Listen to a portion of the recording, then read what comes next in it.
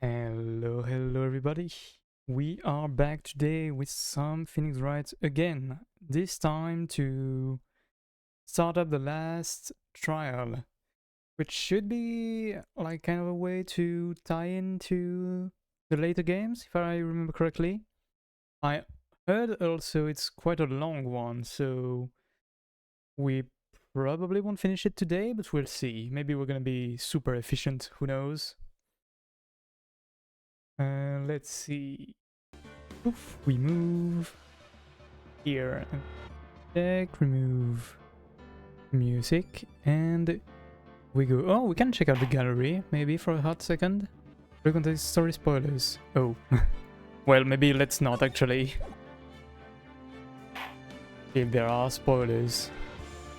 So let's find what this is all about, because trial 4, case number 4, ended pretty much on a on an ending, really, considering it was the original ending. So I don't know in what direction this is gonna go at all.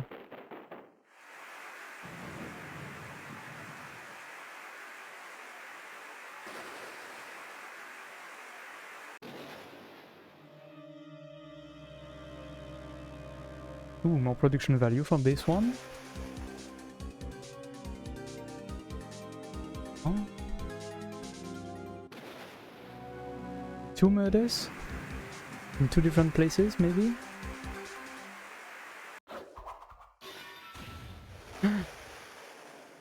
Not the blue badger.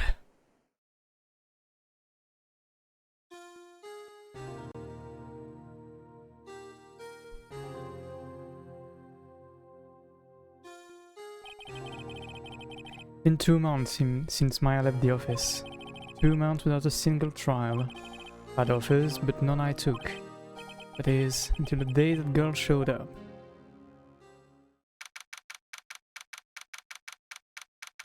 How does Wright still pay rent with like 2 months without work?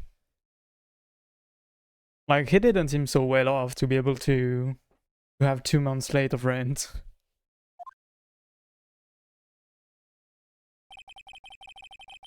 Why do I come here to the office every day? It's not like I want to work. There you are, finally! Where have you been? Ah, how's she called again? I'm trying to remember from back when I played Apollo Justice, but it's been way too long, probably. Yeah, I do remember her, kind of. Have you been? My sister's trial is tomorrow. Do we know you? Who are you? Phoenix doesn't seem to remember. Who are you? Doesn't matter who I am, it only matters who you are. A famous defense attorney, Mia Fey. Oops, well, you got the wrong one. And you are months late. Oh, you're not Mia Fey, are you? Sorry, but Miss Mia Fey no longer is here. So you are? A coffee boy? Phoenix Wright, a defense attorney. I love her face when she writes down stuff. Right. Wait, you're the Phoenix Wright? The Phoenix Wright from the Edgeworth murder case? Yes, that's correct. Edgeworth who was murdered, though. That's relief then, you're better than nobody. I mean, I feel like many people would be better than nobody, actually.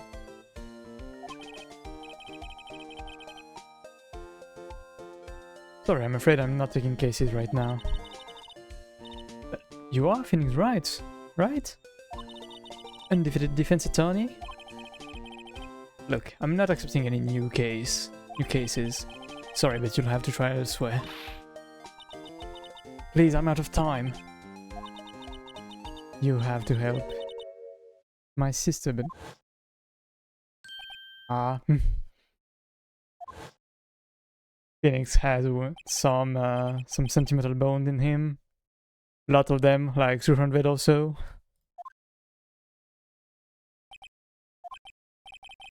Okay, I'll hear you out. Ah, Emma Sky. Yeah, I'm a scientific investigator.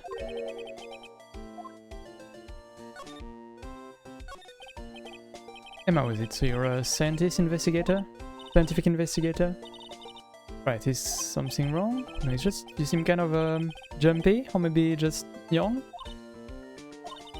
I'll be 16 years old this year. She do be young. She looks older than Maya though. Who's supposed to be older, but height probably helps. I'm set to be formally assigned to forensics in 3 more years. My work is becoming quite well known, at my age no less. What exactly is your current position then?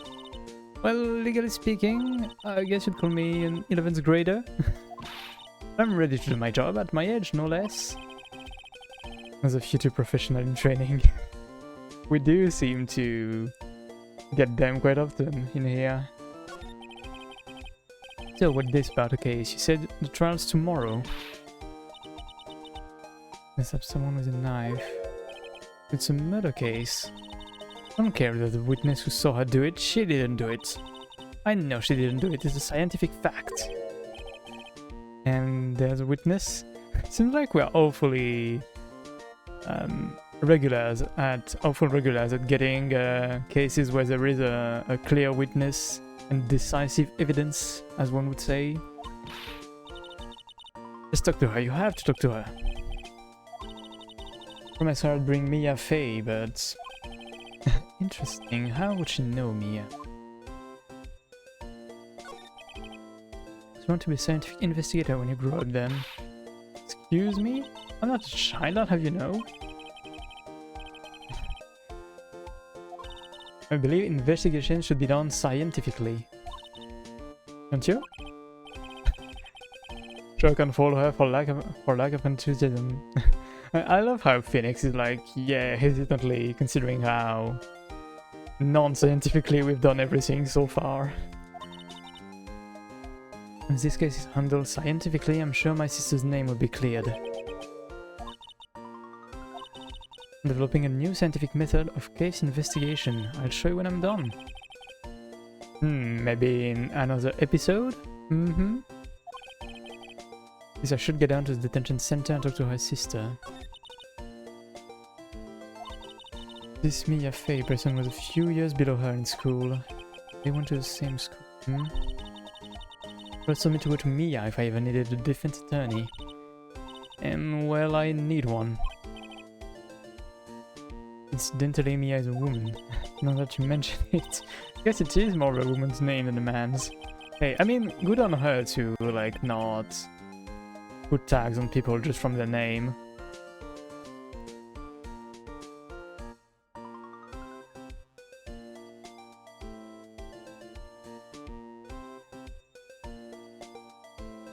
Okay.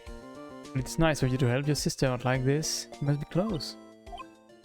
Seems like they had kind of a fallout, maybe, like, haven't seen each other in a few years, probably. Would be my guess. Why? I have no idea, though. Maybe just too much work? Well, actually, when she gets like she is now, I kind of hate her.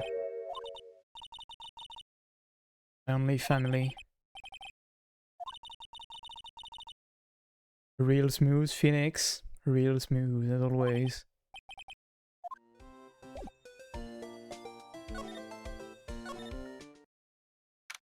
Okay, let's see this sister now. What was wrong with Emma?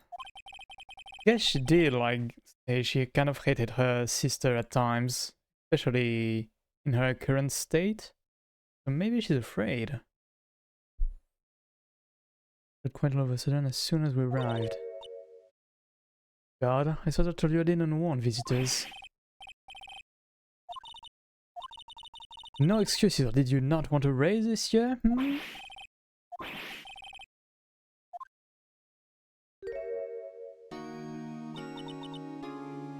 Elena.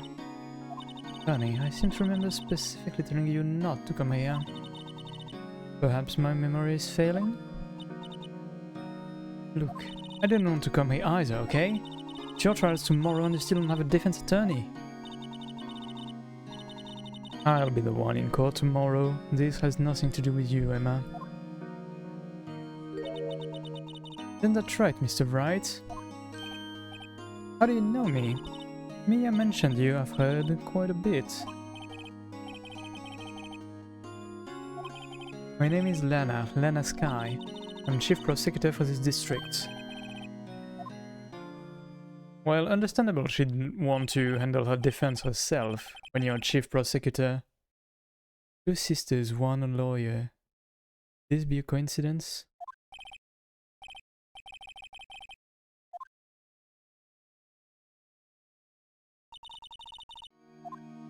Yeah, this is very reminiscent of case number 2. Something you should know from the start. She is? Suspect in this case hasn't confessed to crime. Me. I did it. Well, Mr. Wright. Well, why don't you begin by telling me exactly what happened? Crime took place yesterday, February 21 at 5:15 PM. That's quite specific. It was in the witness's deposition. The witness clearly saw me committing the crime. Aye, that was a bit of bad luck, wasn't it? Crime took place in the underground parking lot at the prosecutor's office. But it was found in the trunk of my subordinate's car. Was arrested on the spot, caught red-handed as it were. Why is she so convinced she did it? Like, I mean, convinced would probably not be the right word, but so insistent rather than she did it. If, wait, what was her name? I have Lana. Shit. Already forgot her name, I'm sorry. Emma. If Emma is so adamant on her not having done it. So, who was the victim? Investigator with the police department. So the correct term is detective. Death was due to a loss of blood. He was stabbed once in the stomach. By you? Death was immediate, but the wound was fatal. Let's take a second to remark. She didn't say she did it. So far, she's only been stating facts, but nothing that would like potentially be a lie. Allow me to repeat myself, Mr. Wright. The victim was a detective. You know what that means, don't you? I'm guessing that it's a very sensible case. Other than that, I don't see what it would mean that it is a detective. Like what it would change actually. Well, it means police department consider it a matter of pride to have me found guilty. They will use any means at their disposal to do so. Yeah, every time it gets worse. So you're the chief prosecutor? That is correct. I'm responsible for overseeing every trial handled by prosecutors in this district. I make sure that prosecutors have what they need to do the job and manage every aspect. Those are my responsibilities in a nutshell. That's an awfully large nutshell indeed, that's a lot of stuff to do. Still, I'm a little surprised. I would think you'd recognize the district's chief prosecutor, Mr. Bright. Oh. In fact, it seems impossible you wouldn't.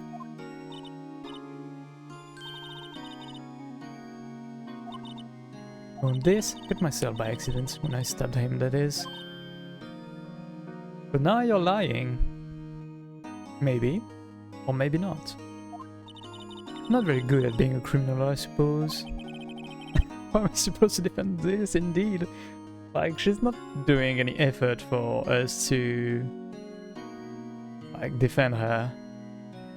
I'm thinking Emma is probably gonna be the one who knows clues and leads here, contrary to Lana.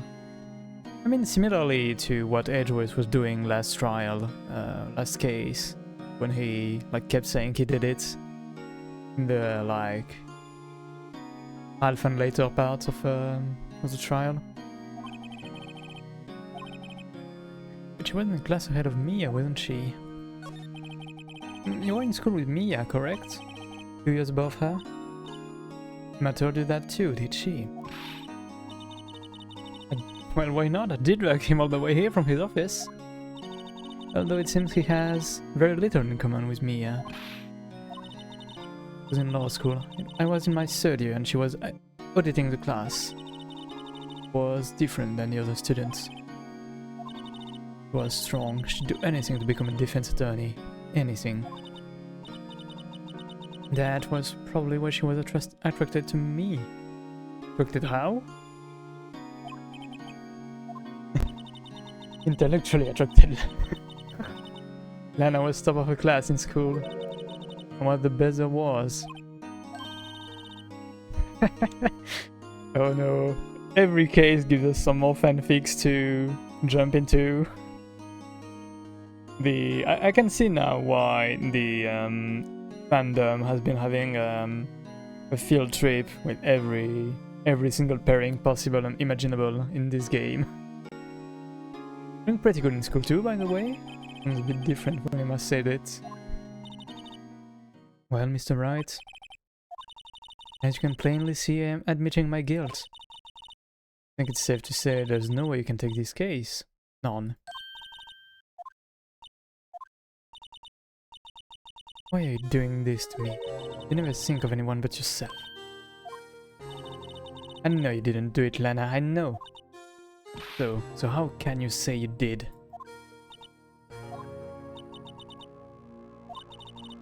Oh, poor Emma.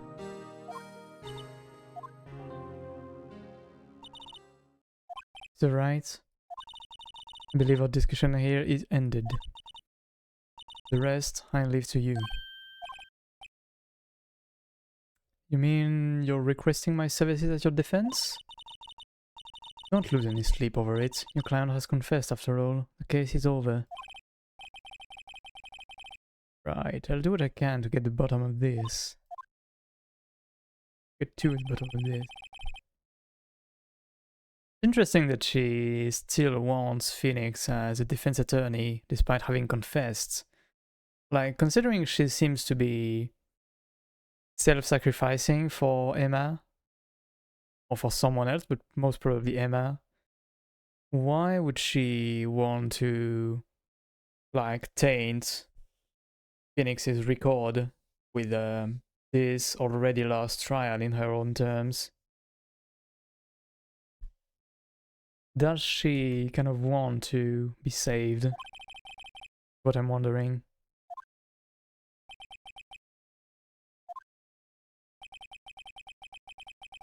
There's something else going on here, and I'm going to find out what. Indeed, we have to find out.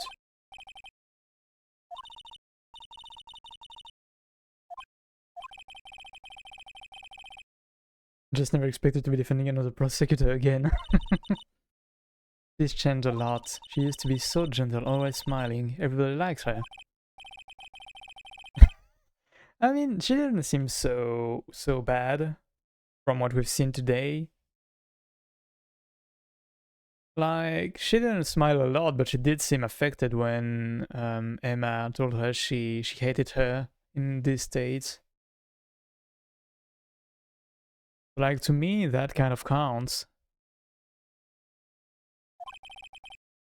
What happened to her? I don't know for certain myself. I think maybe she... well, maybe not. Check out this underground parking at the prosecutor's office, shall we?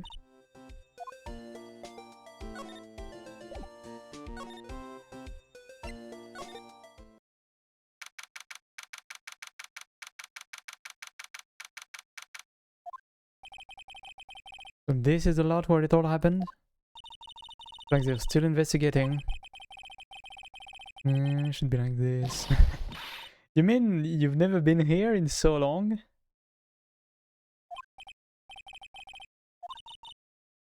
They are going to be my co-workers 3 years from now, after all.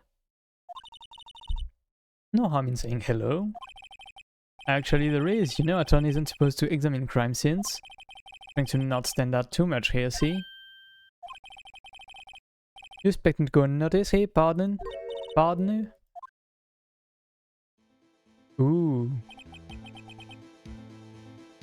We get a new gumshoe to stand in our way. What do we have here? Looks like a Bambina got loose from the ranch and is up to no good. Looks good learn to keep them doggies tied down, partner.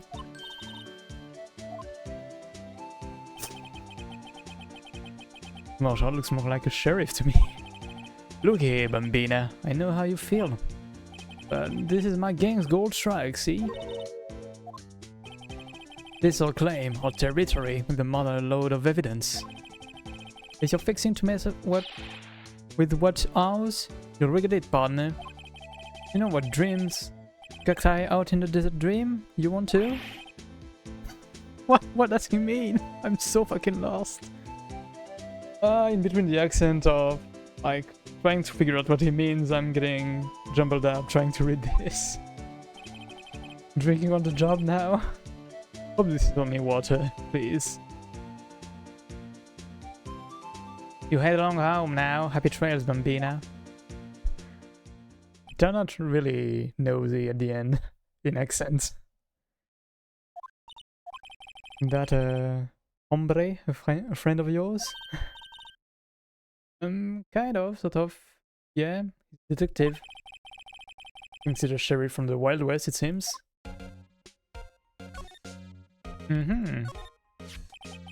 What this? A wallet? Wait, what are you doing, Mr. Wright? What am I doing? I just found this wallet, so I'm handing it over to the police. But it could be a clue. Why would you hand it over?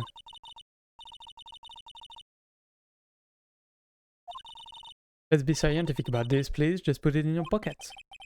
How is that scientific? Sounds like theft to me. Well, wallet found at the crime scene. There seems to be something inside. Aha, so we get a new feature over here. Her eyes are sparkling. You tell she's been waiting for this.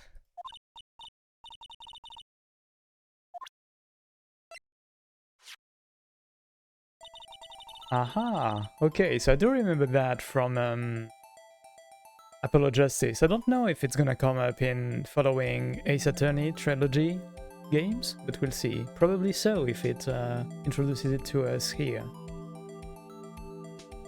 I have to be sure to examine evidence carefully on all sides, and let's start examining from every angle.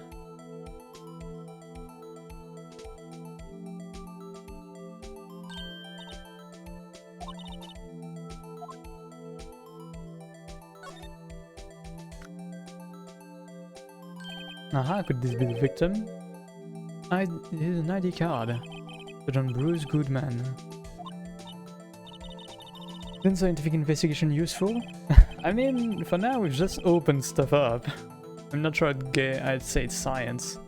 Okay, yeah, Phoenix is agreeing with me, I see. Goodman's ID added to court record.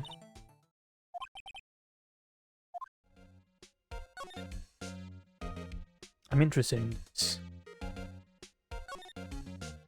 There's cars, little large. Arrow on the ground makes it look more like an entrance.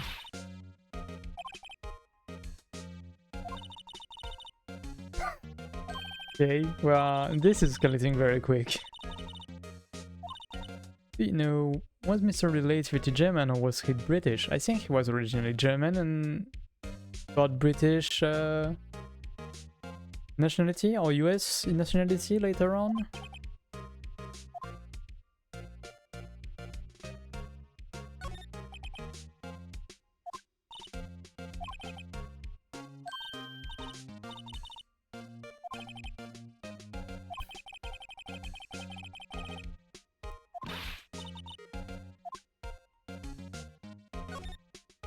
Yeah, we are definitely not suspicious at all, having a 16-year-old and someone with a lawyer badge just like snooping around the scene.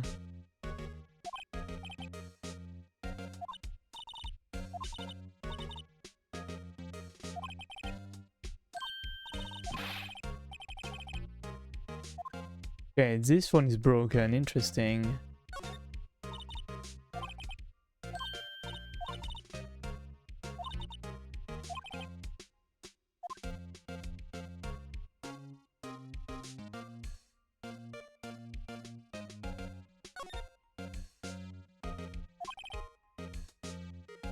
Okay, so it's a glass-walled room.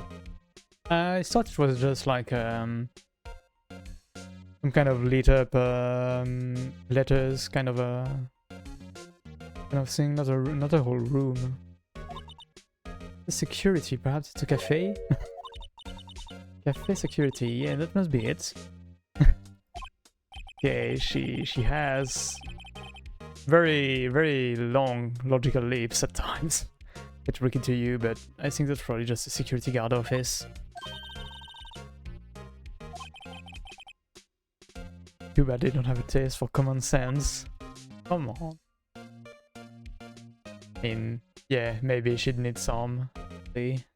Now that you say that. Okay, we've only got the door and this ladder. Aha, a ladder! And that's a step ladder. What's the difference in scientific terms, please? Look at the basic nature of things, Mr. Wright. Okay, so is it gonna matter if it's a ladder or a step ladder? Look at all, that must mean something.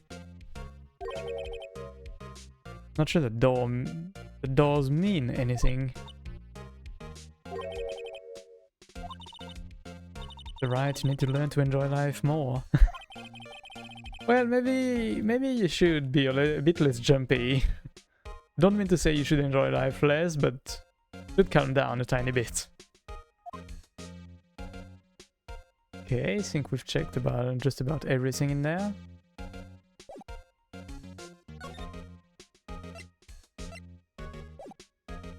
I think.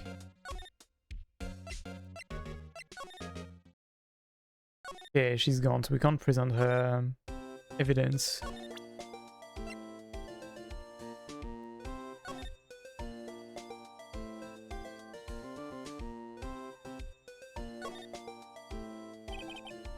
Name and ID number are written here. Sergeant Bruce Goodman. Nah.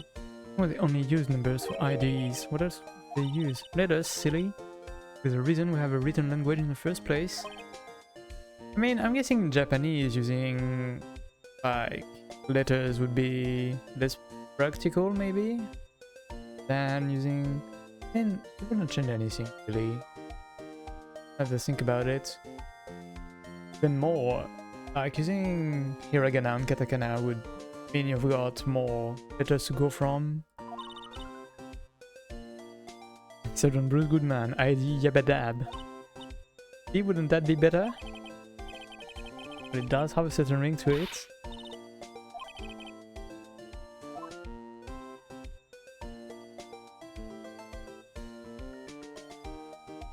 Okay, it's a bit wonky to examine stuff on with mouse controls.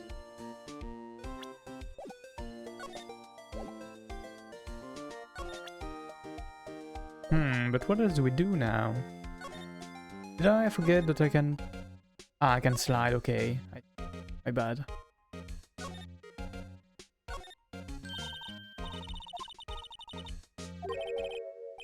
Well, partner, looks like you had no intention of going home quietly. Like I said before, this here is our claim. You best be moseying along, unless you're fixing to bite the bullets.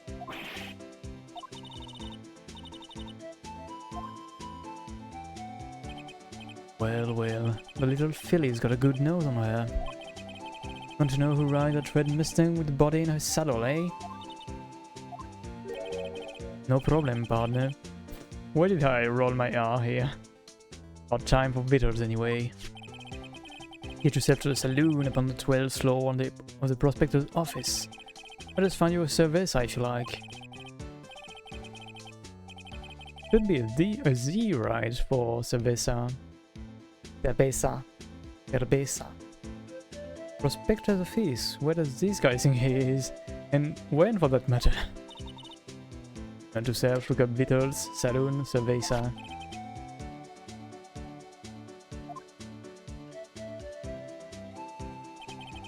In any case, stay away from the car. Can look around here all you like, just keep your paws off our claim. Well, I probably can't slide anymore. Great, maybe there are some clues around here, Mr. Wright. Let's check it out. Excuse me, were you two all set?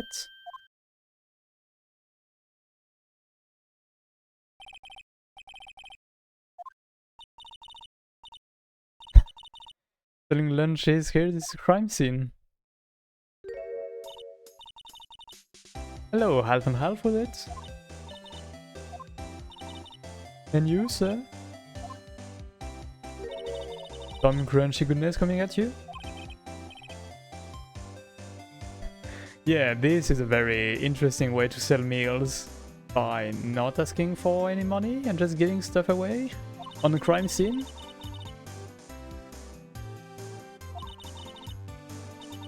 Or are you officers?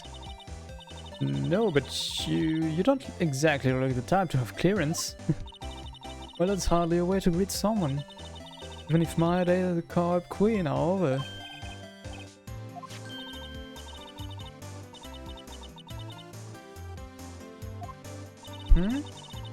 Quite connected to this case, you see. Images are burned into my eyes, you might say. Yes, all the sordid secrets. Would she be the witness? Dear me, you are a slow one, aren't you? I'm referring to the murder, the stabbing of that detective.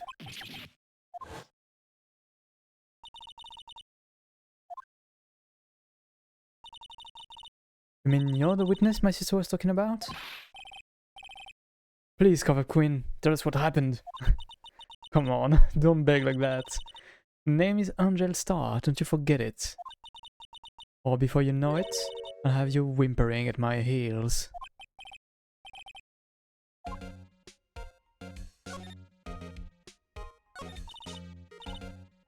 Somehow, I knew.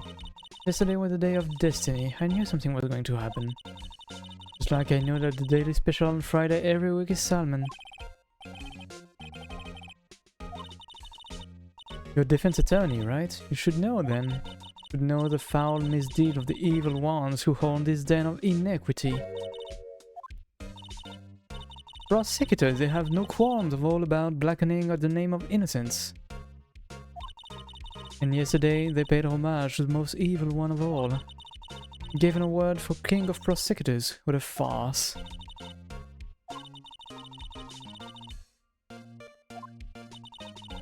Almost compelled to lay their lunches with something foul. You have personal grievance against prosecutors or something?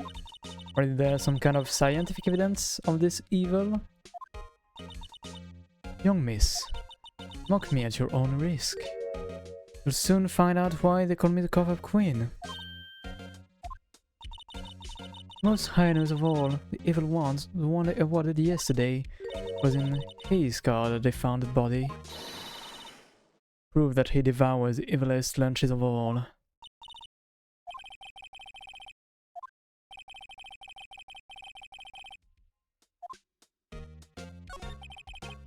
What exactly was it you witnessed, Miss Star? Fascinating spectacle, to be sure. I now feel I know what they say when they talk about a woman's wrath. See Lana Sky with that knife, so... I flashed in anger, bringing him to a sad end. It was truly a sight to see. The sound of his silvery ties to this world being cruelly cut still rings in my ears. And the rhythmic beat of Lana Sky's knife. Of course, it's quite a feat becoming chief prosecutor. How many lunchboxes of sin did she pack to make that journey, I wonder?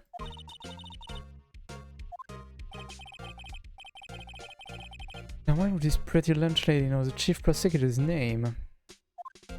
Could she have some beef, especially with Lana Sky? Could we ask you a bit about yourself, Miss Star? Come here every day to sell lunches. I import only the freshest and best from the Far East. Some reason the boxed lunches are hid here. Why not make the lunches here rather than import them? You say something? Only true connoisseurs can understand. kind you can only tell someone who has tried General Tso's Trilobite lunch sets.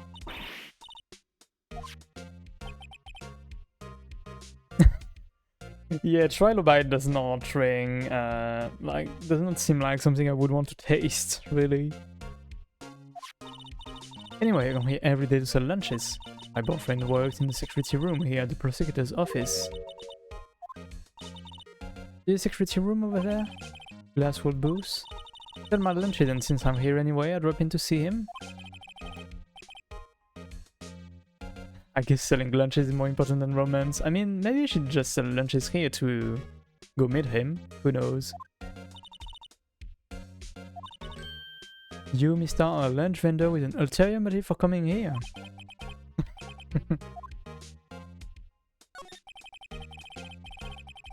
Did you have a bad experience with the prosecutor, mister? Sense some hostility. Hostility, ha, perhaps. Prosecutors are all alike, and the bigger they get, the worse they smell. Kind of like 10-day-old clown in chowder. I wonder if Miss Star was involved in some sort of legal trouble in the past. Yeah, probably. Maybe not herself directly, but someone she knows.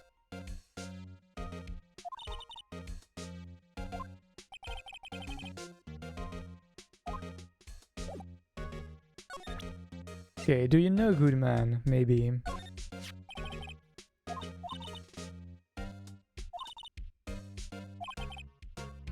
The credit card is an ID card, it belongs to a detective. You're showing this to me, lunch lady, why? It's like showing a fine horn in the hand to a detective. Yeah, why are we always being marked for some reason? Let's present the badge? Question mark? Since attorney must be able to fight. How about you? Do you think you can win? How about tackling Lunchland's Pickle Supreme lunchbox? Soft pickles, kind of a side lunch if you ask me. I mean, yeah, like pickles and rice would be pretty... like it would be okay, but not that great of a meal. Okay, now let's go to the prosecutor's office, I guess. This is... I was about to say kind of a mess, but actually it's only kind of this that looks messy. The rest is fine. It's the kind of room that just screams, I can do the job. With a chain from your office, really? Come on. Look, there's a trophy or something here. Trophy with that shield? Seems broken, actually. It's really enough to display stuff like this. Whose office this is, there must be a real stuck-up jerk. Phoenix Wright, you never tire of prying into other people's business, do you? Could it be Mr. Edgeworth? Long time no see, Edgeworth.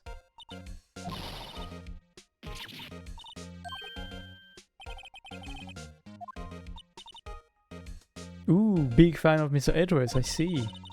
You introduced us once and... assistant, yeah, okay. Well, what brings you here? I'll warn you, I've been known to be a real stuck-up jerk. No, did I? But just Mr. Wright here, he...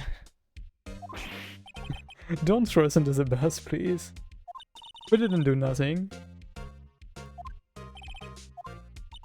Mierder? The body was found in this nasty, bright red sports car in the parking lot. It's his car. That would be my car. What of it? He looks so fucking proud of his car. Proud and maybe a bit embarrassed at the same time.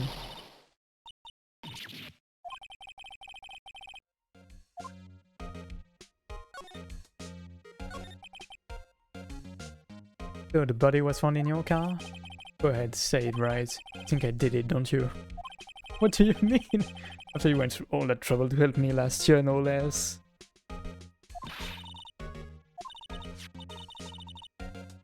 Oh, come on, don't be so sure it's her now.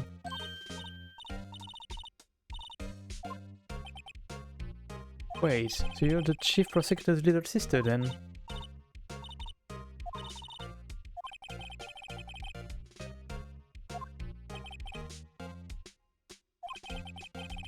I'll admit it was a surprise for me too, to think that my own car would become the scene of a murder. More surprising still, I'm being forced to prove my superior's guilt. Ah, so we're gonna be opposing each other tomorrow.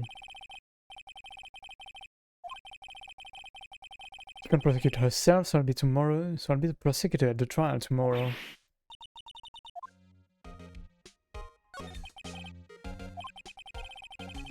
To be honest, it's a bit of a miracle I'm still here at all. Rumors. You've heard the rumors about me, haven't you?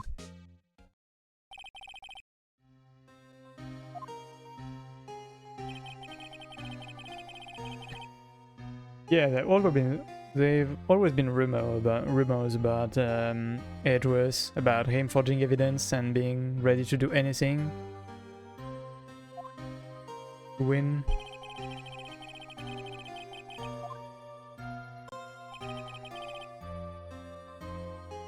Thanks to you, my innocence was established in the trial at the end of last year.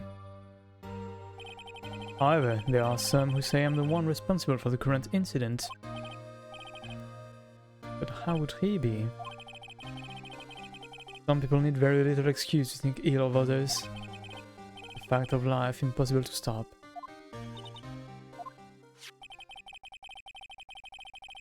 Some of them even go so far as to present me with toys like this. They think it's funny.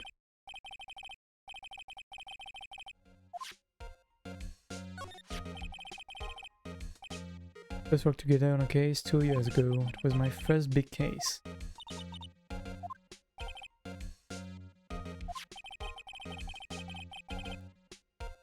Edgeworth really became a prosecutor super young, compared to us having taken a bit of a longer path, I guess. And then I always felt that she was looking out for me, because I was mistaken. But why? Why would he be mistaken? I know she's not the warmest person, but I'm sure she felt some responsibility for you. Then why? Why did she stab someone in the trunk of my car? Not only that, stabbed him with my knife.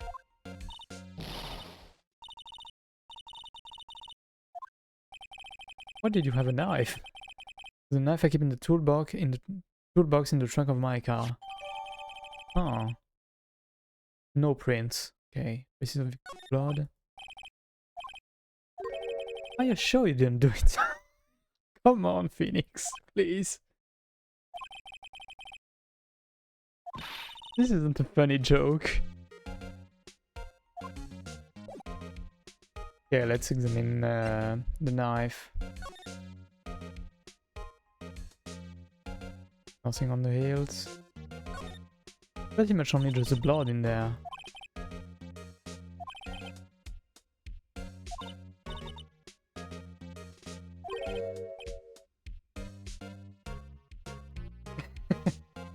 Yeah, the fruit peeling theory seems to hold up way more than Edgeworth suddenly becoming a country guy.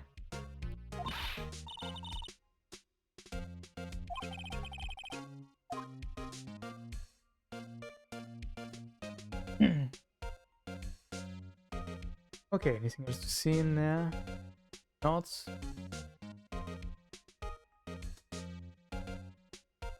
We only have the blood, really.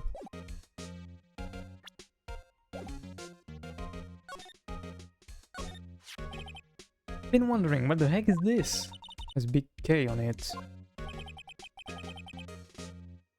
Oh, King of Prosecutors. The King of Prosecutors trophy. What would they do if they elected a woman? Did they have 2 trophies ready?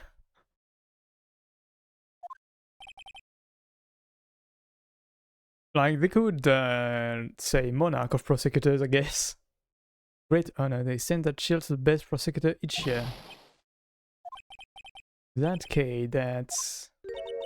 Decent for King? Yeah, you got a problem with that? Didn't design the thing? Kind of like Employee of the Month, only better. It doesn't seem to be taking it very well, though.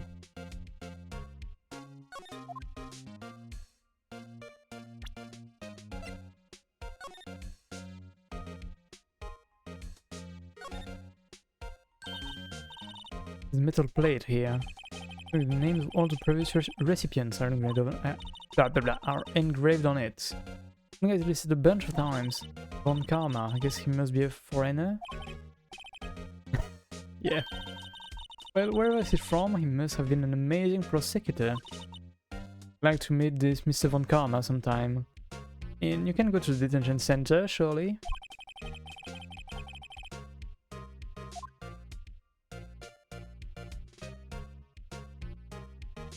I see no name written here. Can we not examine the fact that it's probably broken? No? Okay.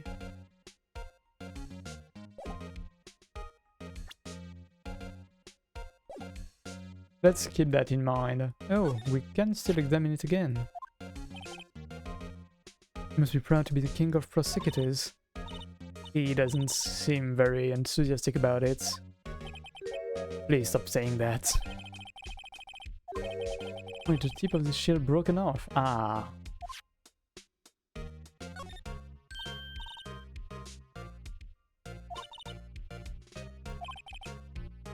Lucky jacket, right, I've never seen him wear it. Sure, there's a story behind why it's in a frame. Could this be something we're gonna learn in the investigation series? Where we play as him, I think.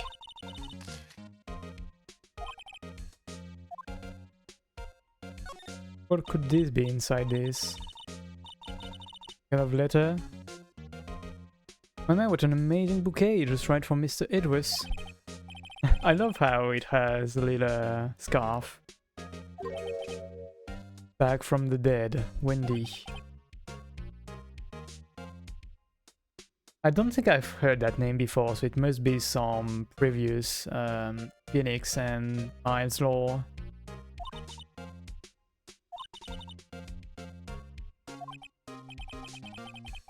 Seems like the Steel Samurai has, like always, kind of has his legs on the floor, like how do I say this?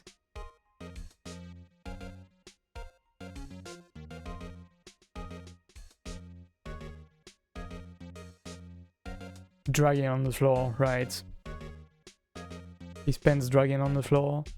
Like I remember back in trial number 3, the Steel Samurai, I was thinking that the size wasn't right due to his pants dragging, but turns out it was just the right size. No wonder that like willpowers easily fail during training with that. Something written on the bottom of his foot. In a rock and a hard place. Wendy.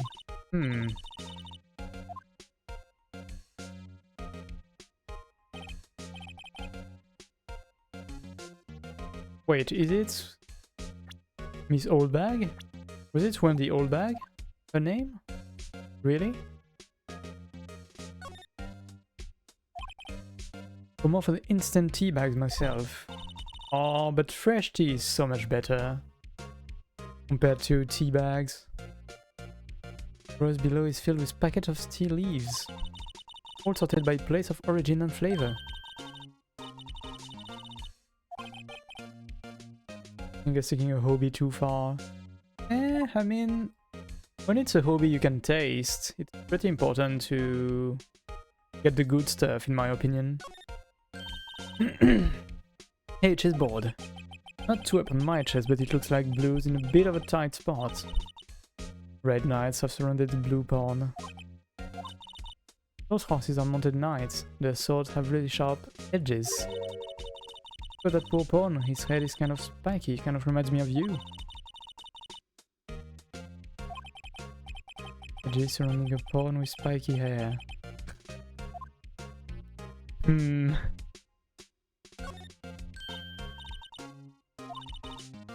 Looked up to the ceiling, there's even a ladder. Edwards wasn't good with heights. Was he? I don't remember that from being mentioned prior. Must have someone get them for him. Oh, yeah. Good old Detective Gumshoe. Why did I suspect Detective Gumshoe? Most of these cases report so closely. Don't say that if you saw him sweating bullets upon that ladder. Yeah, he sure will look less impressive on that ladder for sure. Hello, you righty? Well, his clothes are here because I'm not gonna answer if you don't want an answer. But yeah, don't worry. But hello, you righty? I hope you are good today. I hope you didn't get woken up by some delivery person today.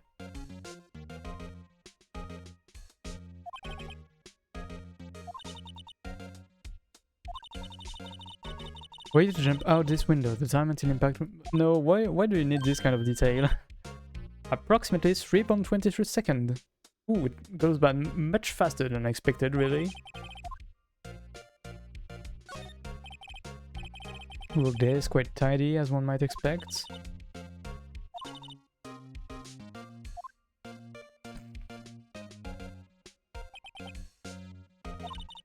Maybe I'll take that name plaque as a souvenir. Yeah, he's surely gonna sue you if you do. Like this makes me want to curl up and take a nap. But he pores over his case files here until the wee hours of the morning. Then he takes off his jacket, rolls up his sleeves. This is some, like, fanfic you are kind of writing for yourself. He goes to sleep using his arms as a pillow. Actually daydreaming about Edgeworth walking. I bet in the morning he has sofa hair and little creases in his cheeks from the seams. Sofa hair is cool.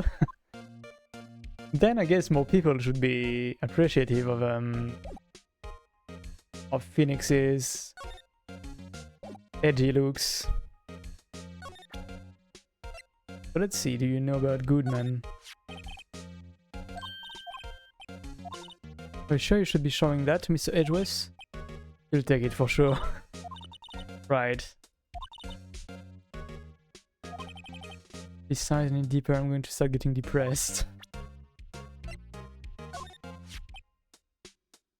So basically, this says you were the best of the best last year, hmm? Can't take that foolish grin elsewhere, right? I lost a day of work to receive that travesty. I had to go to the police department to receive that broken shield. Been there, haven't you? Where Detective Gumshoe works? Yeah. Wondering something about your shield. Why is it broken? What does it matter? I've got more important things to worry about.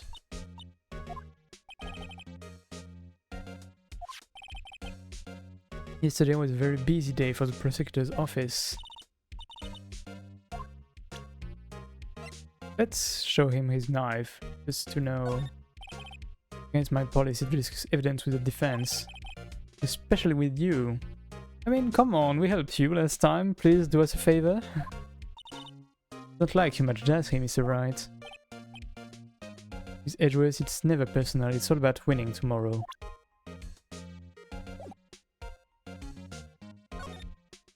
Could you tell me more about yesterday, the day of the murder? Today was annual cleaning day at the prosecutor's office. Working with the police department, we sort and file all evidence for solved cases. Call it evidence transferal. Oh, and another thing, a ceremony was held at the police department. There's an annual review and award for outstanding police officers and prosecutors. Please tell me Gumshoe got an award. Please, he needs a raise. My boy needs some moolah to buy a fishing pole. It is dire these days. And that's when you got the shield? I went to the police department yesterday afternoon. I got back here at 5:12.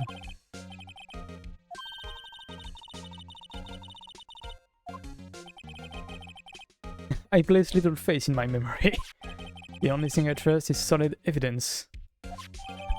Ah, how nice of him. He said that, but he's also the first to hide stuff. I wouldn't say he went so far as forging any evidence, but he does like to lie by omission. This is parking stuff from the underground lot.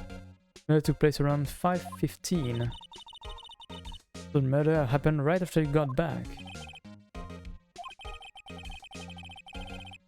I'd appreciate it if you'd direct that suspicious glare elsewhere. With this now.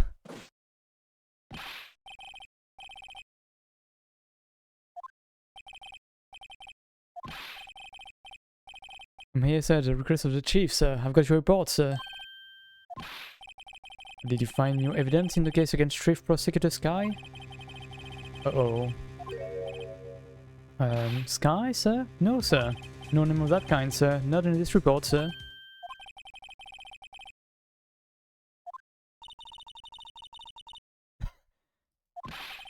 I made a clear request to the police department, did I not? I need to focus on the trial tomorrow, so don't bring me anything unrelated. Sir, but sir... I'm just following orders, sir. They told me to bring this to you. I wasn't aware of the particulars of your arrangement. Give me your name. Meekins, sir. Officer Meekins. Right, Officer Meekins, take your report and leave. And good luck with that race next month. Salary cut noises. But sir, I didn't know. Poor guy, looks like he was absent on the date he gave out brains, and good luck. Let me just do a little something. Where was it again?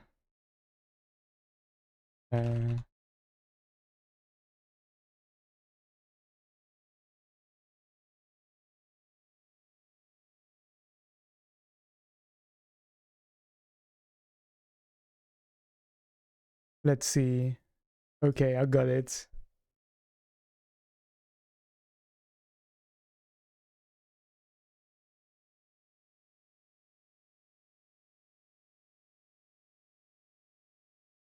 Yeah, let's see, can I add this now?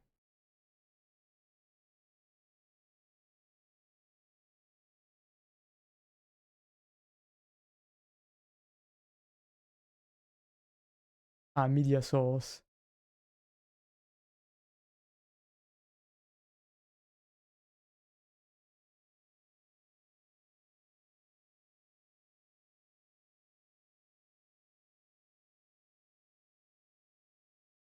Okay, we got it. But it doesn't seem to play.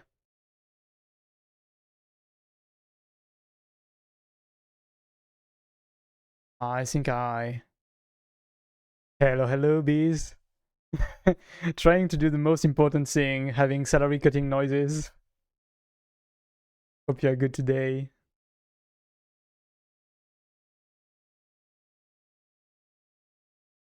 Okay, please let me save this.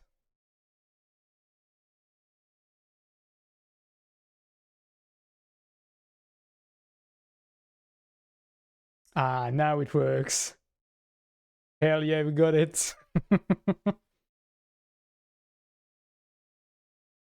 Poor guy. Looks like he was absent on the day he gave out brains, and good luck. I remarked this guy has his hand in a bandage. Maybe reminds us of a certain Lana Sky having bandaged her hand due to handling the knife. As you can see, I'm busy. You may leave now. Victim was a detective from the same department as the patrol man just now. Go down to the police department and ask more there. Interesting how he would not give us any info directly, but still points us in the right direction.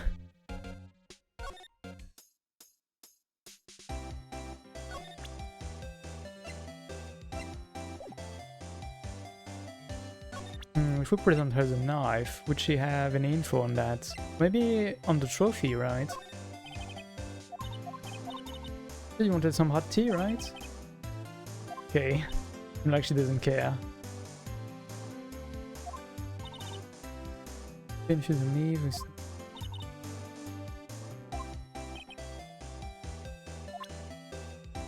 Yeah, blooming in coffee and tea is pretty important. I think it's less used in teas, but you can bloom spices and leaves.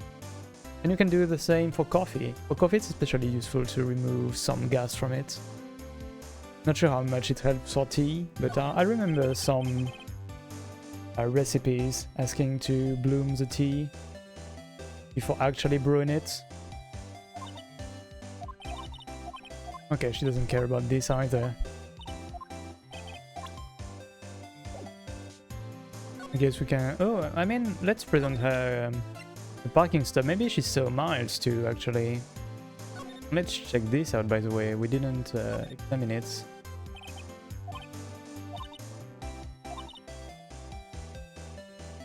If only he was held up with a couple extra red lights. Couldn't have been caught up in this whole affair. Interestingly enough, he, despite like arriving 3 minutes earlier and probably like being nearby when this happened, considering the time to park and all, it's interesting he isn't a witness in this. Okay, nothing on the back. This is an awfully grey back of a parking stub.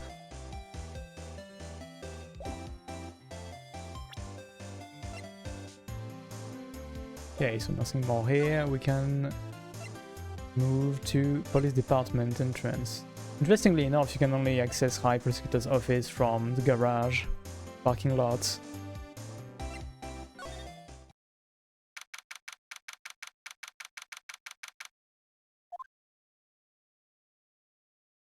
This mascot is kind of messed up right now. Ooh, we're finally here. Why would they put the police department so far away from the prosecutor's office? 30 minutes by taxi, that must have cost so much. Sorry about that. Ah, it's mean that and traffic wasn't even that bad. Police department, huh? I've only ever been to criminal affair next door.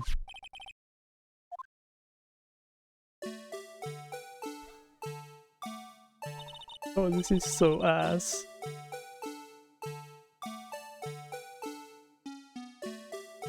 Miles dancing to that song. Disturbing, why does it undulate like that? Wait, I know, this is Blue Badger. He's trying to make him the police mascot.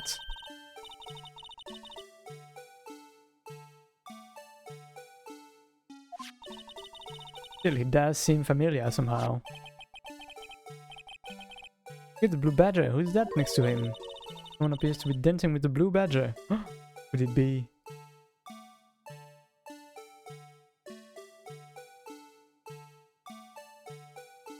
Could it be him? You sure he's running over here fast? Hey, pal, what are you doing here? The Smileline, Detective Gumshoe. Specifically, why were you dancing over there? Dancing to salary cutting noises. Sorry, I just love this meme so much. Living rent-free in my head since yesterday when I saw it first. Well, at least he doesn't seem to be busy. This is our chance to get information. Hey, I'm a very busy man, pal. I mean, not so much apparently. I was wondering about that. Dancing Blue Badger, it's my masterpiece. Oh no, I have to put him back. Gotta have him dance with the Blue Badger. You made this, Detective Gumshoe? Chief threw together some design and I just did my thing, pal. Nice work.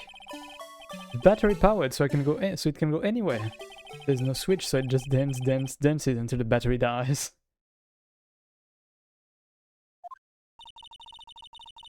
Poor Blue Badger, fated to dance until he drops.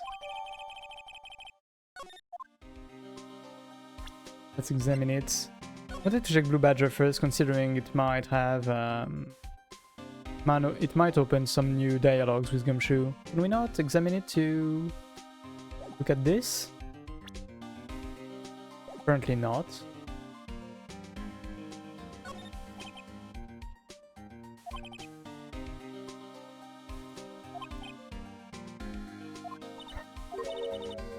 He wasn't saluting, he was wiping tears from his eyes.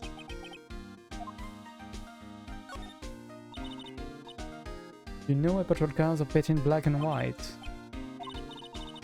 Things are designed after a panda. Okay, what scientific evidence do you have of that, Emma? Not that I have scientific proof, it's just a theory. A game theory! Do you think you mind me asking how you came up with that theory? When I was on a school trip, I saw a patrol car and it came to me. I'd just been at the zoo, see? What about zebras? Or did they not have those at your zoo? Crime fighting campaign. Aren't they always supposed to fight crime? Why do they need a campaign to fight crime? I wonder if they'll be selling fingerprinting sets. That would be a weird toy to bring back home. But hey, Emma would love it for sure. It's good for finding who snuck into the cookie jar.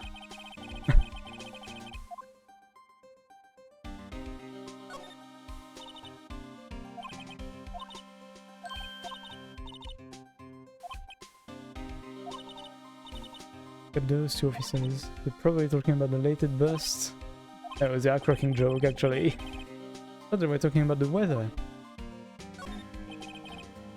Usual wanted posters are hanging up on the bulletin board here.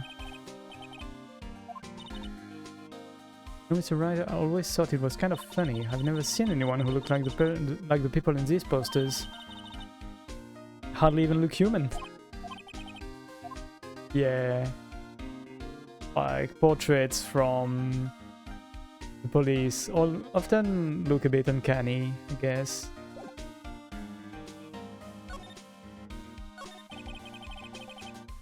I'll give you one word of advice, pal. You better not agree to defend the suspect in this case. Hmm? Well, just that Chief Prosecutor has confessed to the crime. Said she summoned the detectives to the prosecutor's office and she killed him. Yes, well, no, come on, pal, there's plenty of evidence against her. Hey, pal, can I speak to you for a second? Why is this little girl so peeved at me? The relative of the suspect, she's Lana Sky's sister.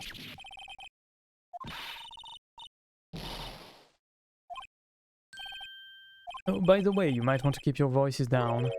Don't want to be overheard using words like faked. Plus, it's a sensitive issue with us these days.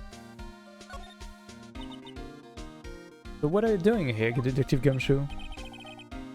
Nothing, really. For someone so... busy, you don't seem so busy, actually. You kicked me out of criminal affairs. Oh, but why? What did you do this time? What do I mean, this time?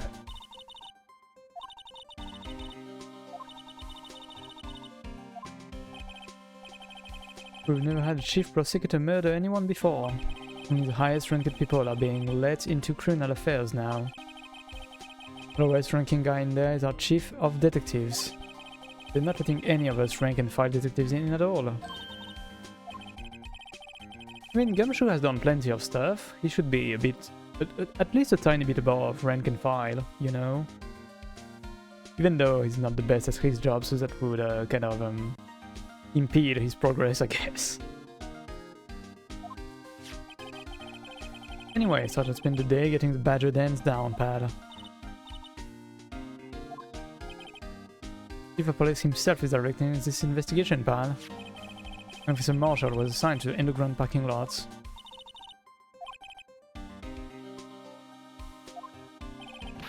Patrolman in charge of a crime scene, it's unheard of.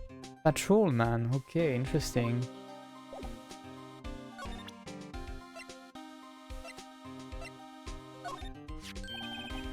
Hey, that's it! The King of Prosecutors Award that Mr. Edwards got yesterday. Oh yeah, the award ceremony, Detective Gumshoe? Of course, pal, I got an award for diligence myself. Interesting. I mean, he do be diligent in the way that he does everything he's told, but also he tends to forget some stuff, so he's half diligent, I guess? Was wondering why is the award a shield? Why is it broken? Oh, there's a reason. I'll tell you what it is later. He forgot. I was proud of Mr. Edwards for winning that award, and with all the naysayers in the prosecutor's office.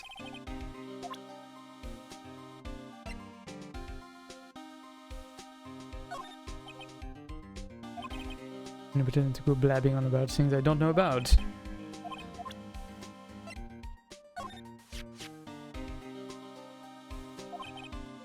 To drive Chief Prosecutor's guy to do such a thing. I mean, sure, of course, someone else really did it. Someone who must have a grudge against Mr. Edwards. Carl and the knife do seem a little too well organized to be a coincidence. So could Lana be protecting Miles, considering he's already kind of in trouble right now?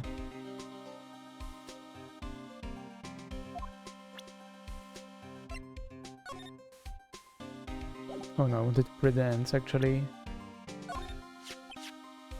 Okay, saying the same about compared to the stub. But did you know the victim? Can you tell me about this? Don't just keep that, you have to turn it into the police. People like you have get me into so much trouble all the time. Gumshoe must drop his card a lot. I mean, I'm not surprised, really. Let's see, Bruce Goodman. Goodman. Sounds familiar. Nah, my mistake.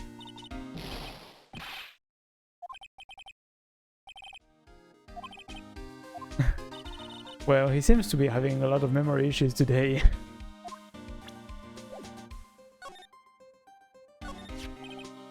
So, this ID belonged to the victim? Was a detective like myself, Detective Bruce Goodman. I think it's strange. I mean, why would the victim's ID card be lying on the ground where we found it? Could the body have been dragged down here, and the ID card fall off? Mayhaps. Well, Detective Goodman should have been at the police department yesterday.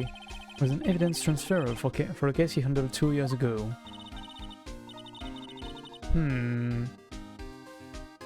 Seems to awfully be similar to when Miles started to work under Lana. Detective Goodman was killed at the prosecutor's office. Well, that's the thing, it's hard to say this, but what is that chief of prosecutor's guide called him out there to the parking lot?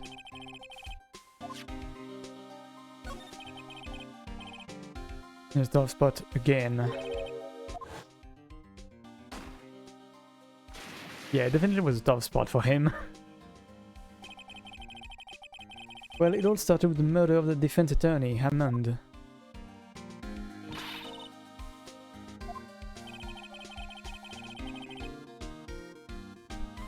Listen, pal, there have always been rumors about Mr. Ed. Namely, one about him being a very good dancer, actually.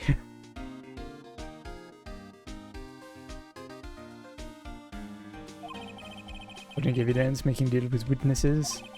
Nothing outright, but there were always whispered rumors. But since he was accused of the murder, no one's whispering, they're practically shouting. Well, Mr. Edwards has always had unusually strong ties to department higher-ups. Only natural that people would be suspicious. Anyway, this latest case has started a new rumor.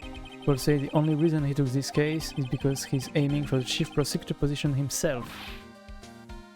So, yeah, I mean, he tried to make Lana fall to take her place. He would be next in line considering Von Karma is out of the picture right now.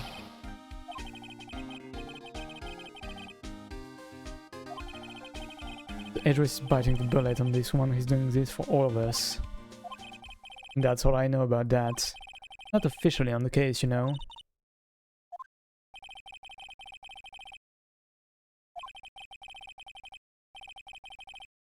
Guy in the parking lot, that would be Officer Marshall, was appointed directly by the Chief of Police. Interesting, considering only the chiefs are working right now on this case, I mean. Kind of Wild West Sheriff or something? No, Jake Marshall's just a regular officer from West LA. Look, pal, let me try to make things a little easier for you. Name this and I'll let you examine the crime scene. Maybe. Los Barretts to investigate the crime scene. Aye. Act like you're supposed to be there and nobody will look at you twice, pal. Well, nice to have Gumshoe with us again. But if Marshall is still here, it's probably not gonna work. It was a letter to, or something to Detective Gumshoe. Annual bonus $20. This isn't a lot of bonuses. Poor guy. I think a couple of zeros are missing. No, that sounds about right. At least in that detective's case.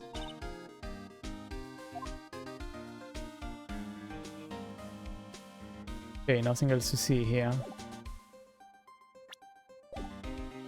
We already have so much evidence and we can investigate all of them precisely. I can see why this is gonna be a long one. The investigation is still going. I have to be getting back to the shop. Looks like I'll be stuck in this bit till the sun sleeps. I'll see you in my dreams tonight then, baby. Oh, still here. Why the surprised looks? Didn't I mention? Got a boyfriend in criminal affairs too. What happened to security guard? Hey, what's wrong, Bambina? Looking like a doggy that's lost its herd.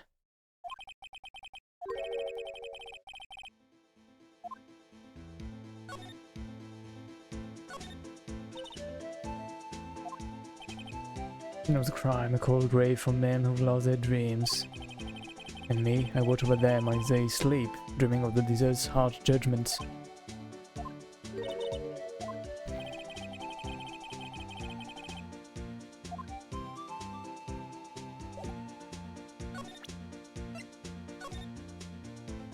I keep double clicking to present, but I can't anymore, considering I can check just about everything. With this, our new fan letters to me go right into the spittoon. A letter of introduction from Detective Gumshoe. May we investigate? Gumshoe, the little co-dog. He holding a birthday party or something? Look what it should say, a letter of introduction says invitation. I think he just miswrote it. No worries, this proof is from Detective Gumshoe better than a blood test. Guess I'd better let you in then.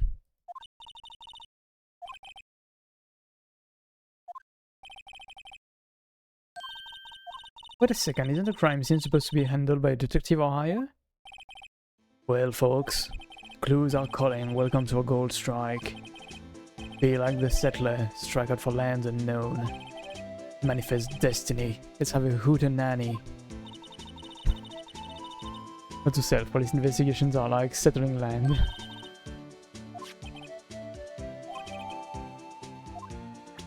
Oh, crumpled and discarded. Please tell us more about the victim. Good men always die young. Remember that, partner.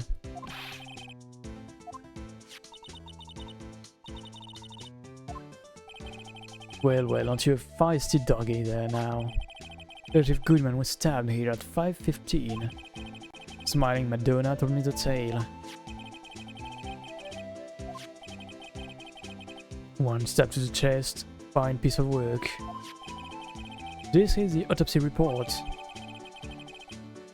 Loss of blood, 1 knife wound. Died within an hour and a half of 4 p.m. And you should mention that, Bambina. Chief Prosecutor Sky and Detective Goodman had nothing in common at all. They apparently worked together on a case a few years back. Goodman wasn't a particularly gifted detective. That's one reason why he didn't do much work with the Chief Prosecutor.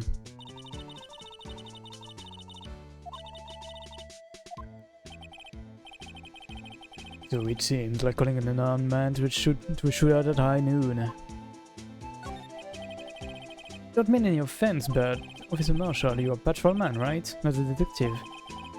You calling me out? They shoot for that in Texas. I was one of them fancy shoot detectives till 2 years ago, to tell you the truth. You're a patrolman now, so how can you be in charge of a crime scene? Nothing good about you, does it, Bambina? So why are you in charge? No reason, we're just short on hands right now, keeping an eye out in the meantime. Odd though, Detective Gumshoe was saying he had nothing to do, nothing important at least. He's nothing but a sad old cow dog that can't find his tail. Maybe it's because he runs with Edgeworth, eh? That cow dog's been kicked out of his cattle run by order of the Chief of Police. Just he don't realize it yet. Kicked out, interesting.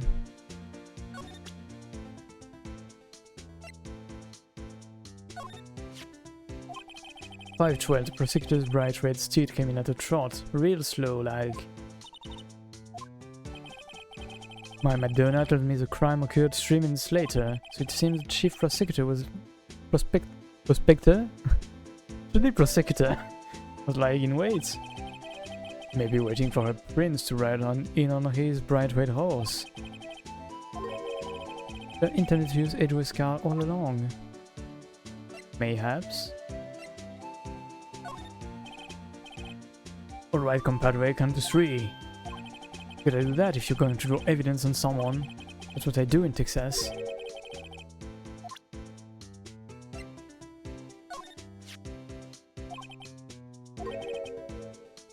Find a good distance away from the crime scene. Good distance in this rat hole. If you want distance, get yourself to Texas. This is a tiny little crime scene in a tiny little town with tiny little evidence. What difference does a few yards make, compadre? Look at the suspicious evidence, think of Texas. There's no better way to study than to hang out with the pros. Anything else we could ask about? Let's show our badge. Oh, we can just examine it. Holy cow, that's a big screw on there.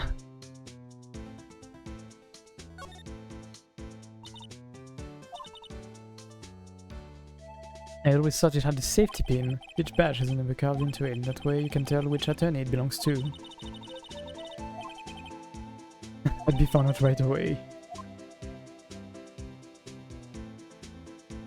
So is it bolted onto Phoenix himself?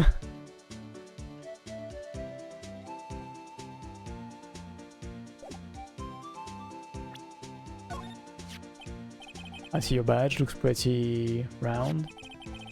Oh, badge is a star, a lone star shining in the nighttime sky. Actually, isn't his badge this, actually?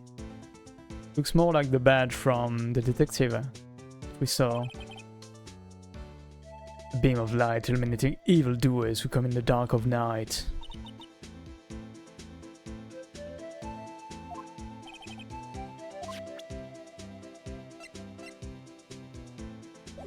Okay, probably nothing too important here anymore. At least not to show to him. This looks like a cell phone. Scientific analysis would suggest it belonged to the victim. I don't think of anyone else it could belong to. Might as well check it out. Tutorial time?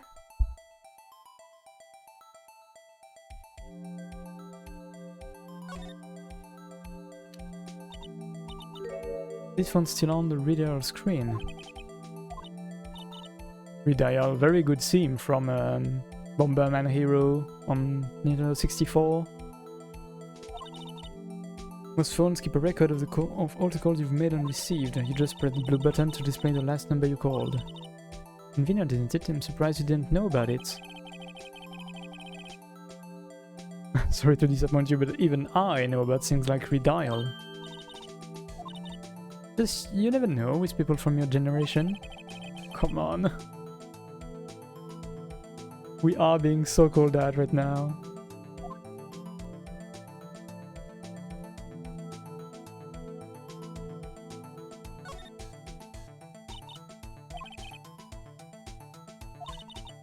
I got mine, it's a pink princess strap. Ah, another fan.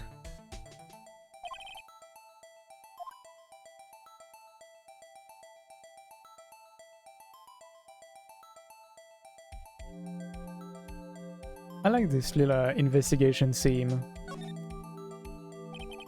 Now to see who the owner of this phone called last. Self-defense attorney didn't think first, he just pushes the button.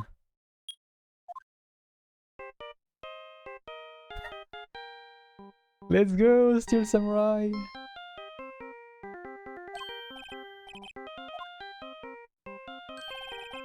Hey, what's going on over there? I see you, partner. You pressed redial on that there phone, didn't you?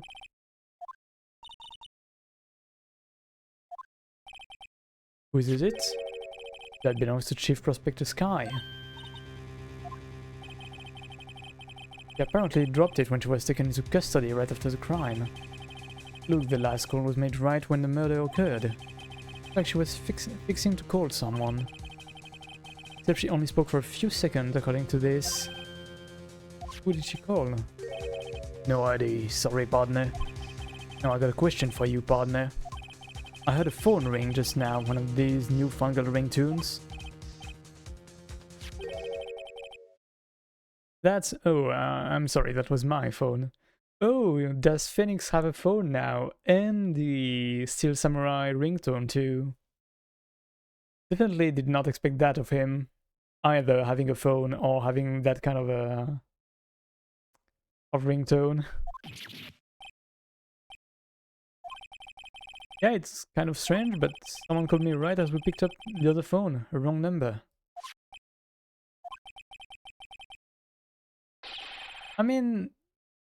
why do you say that, Phoenix? Most likely than not, it was actually that phone that called you, and you should know if you read the number. He should for you that in Texas, partner.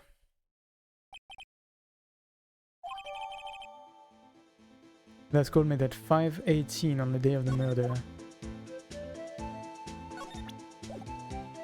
Right. No, okay, I wanted to check out the phone again. Can I know the number? No? Probably not.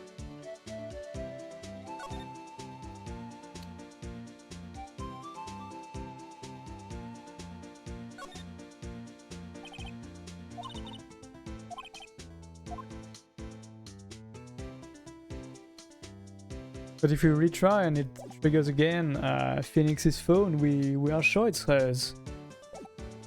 Or like, just check the number, please. Come on.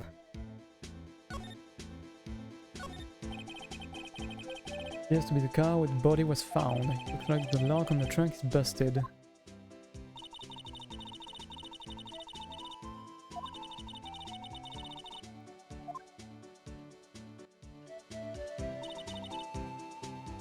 It's a luxury car, it just screams I have money to burn. Yeah, prosecutors get the big bucks. And you don't? Please, up your tariff a bit. A block is a area reserved for prosecutors. The attorneys are relegated to B block. Remember the day when I will be able to park my car here. But didn't you say you wanted to be a scientific investigator and not a prosecutor? I'll go over to B block to buy my hamburgers from you, Mr. Wright. I want a burger now. I have lasagnas.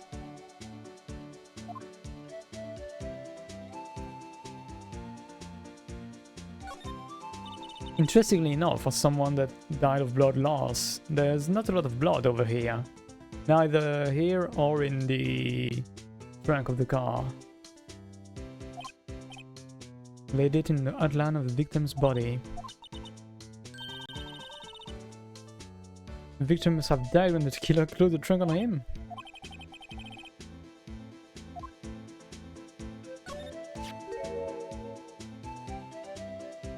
$6.75, 12.2. Right? This looks like a note of some sort. Goodman. Okay. 67S, 12.2. I won't say it, I won't say it. You know what, but I won't say it. There's a name printed on the paper about that. Goodman. It fell out of his pocket when he was killed. Am I supposed to know? Not to sell for deductive reasoning, but to edge where it's not right.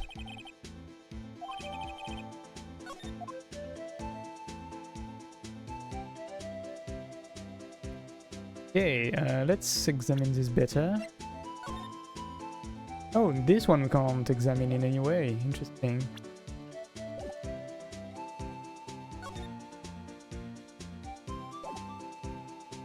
Could we present him that?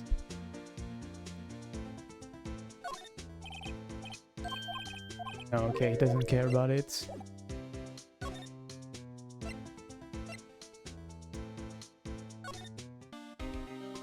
Would Gumshoe know about this?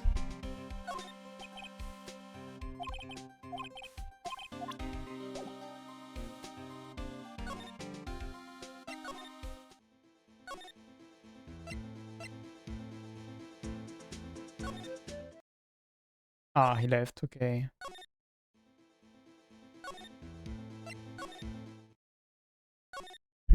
So I guess I have to show something specific to this guy.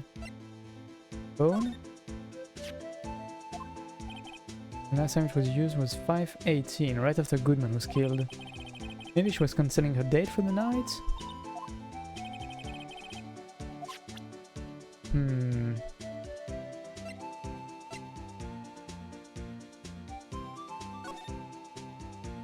It was caused by a 4.5 inches knife. A single stab wound was found.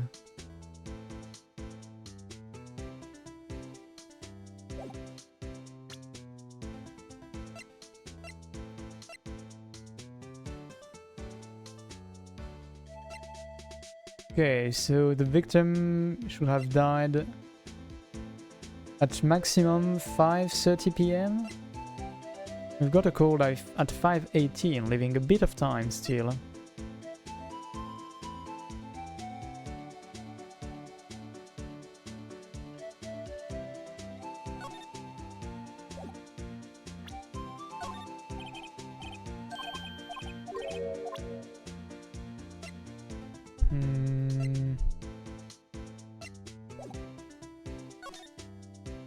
Okay, did I miss anything to examine from here? Maybe.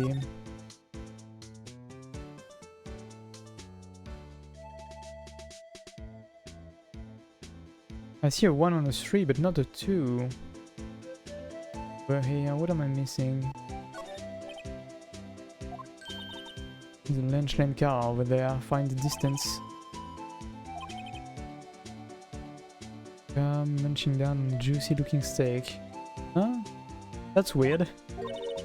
That strikes you as a little creepy.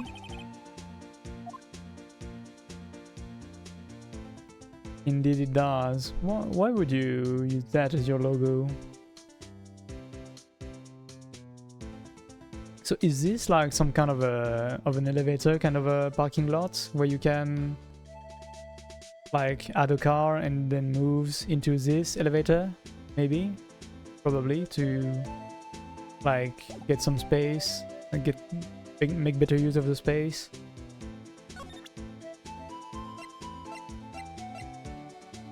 He doesn't know about this, neither this or this. I think the only thing I haven't shown him is this.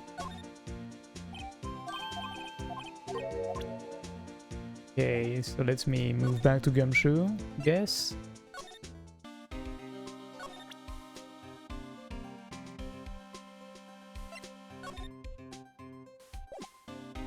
Every time.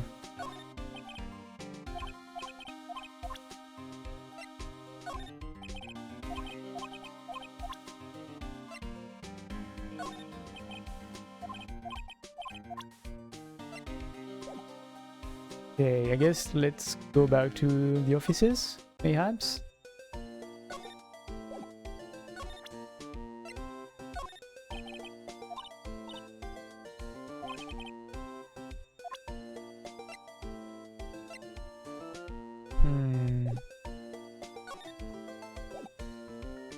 Gumshoe definition of boy failure himbo.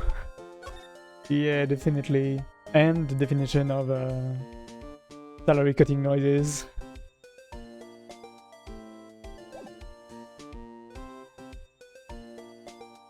So what do we do now? I feel I've presented just about everything that felt at least kind of logical to just about anyone. Just about everyone, rather. We presented him all of that. Did we show the knife? Or the shield? Toy shield suit the boy well. What exactly could you shield with that? Toy knight, maybe? You have anything good to say about Mr. Edgeworth? Not like him, right? We get the point. You know, when I was a detective, I got one of these. You have a K for King of Detectives on it? You could use the same shield over and over. Not to sell the prosecutor's office and the criminal affairs are surprisingly cheap. You know it, they've gotten cheaper with every passing year, I tell you. Ah, okay, I forgot to talk about Lana Sky, my bad. There's no connection between Detective Goodman and my sister. That's correct, but there's a gold mine of evidence against her. And the prosecutor tomorrow... Prospector to... He keeps saying prospector, I'll stick with prosecutor if I say it on accident. He's none other than Edgeworth himself. I'm afraid your sister's fate is decided, Bambina. Many condolences. Hey, Bambina. You and my sister, you... Ooh! We're there in a relationship. I apologize, Bambina. Something must have gotten to me. Maybe that dry wind that's blowing through the prospector's office. Dry wind or ill will? Someone's up to something here, but who? Suspicions about Mr. Edgeworth have been flying around for nearly 2 years now. What evidence and arranging testimonies, you mean? He was unbeatable because he did whatever it took to win.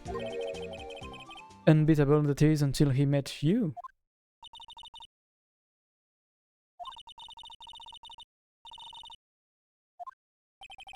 You follow the rumors about Edgeworth to their source. You find one person, they're off limits, untouchable, you might say. I hate to say this, but it's your sister, Bambina, Chief Prospector Lana Sky.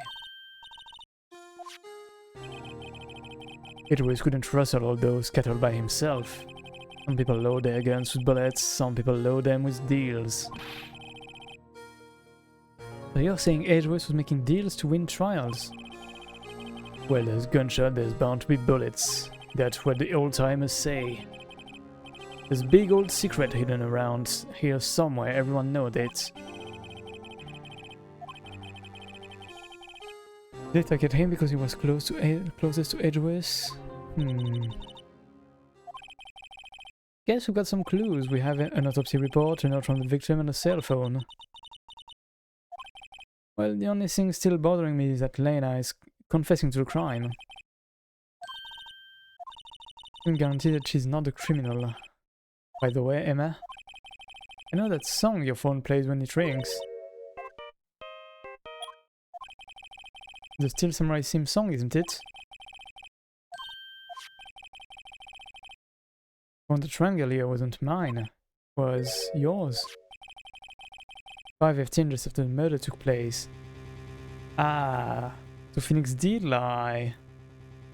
And for once he was very convincing at it.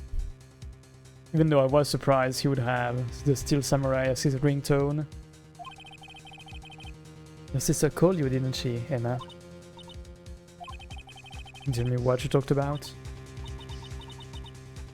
She hung up right away.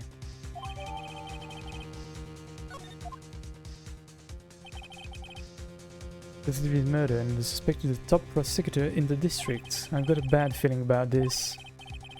Like, maybe I still don't know everything that went on here. Probably not. Considering the trunk was busted, I'm guessing the body was moved.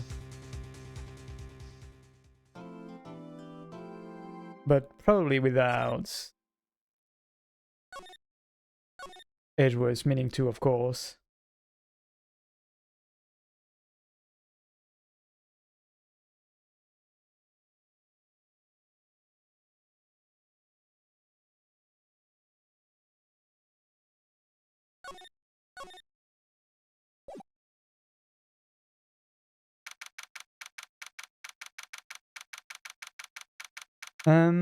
Actually, I think I'm gonna take a short break to get some food and all. As always, I've been very behind on taking care of myself, so I'm gonna grab some food because I'm starting to get quite hungry, and we're gonna start the trial right there once I'm back in Munchies mode. I'm gonna give you all some music. Back at, let's say, 40 should be fine. Up, up.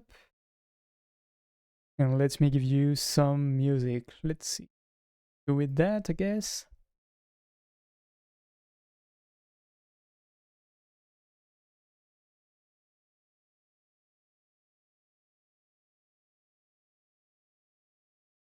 Okay, I am back with a coffee for later and some lasagnas. So let me just move everything. That. And add the little munching tag. Don't worry, I will not munch in your ears, of course. But yeah, we can start this investigation while, this trial, while my lasagnas are cooling down a bit. Let's see. How did the investigation go yesterday, Mr. Wright?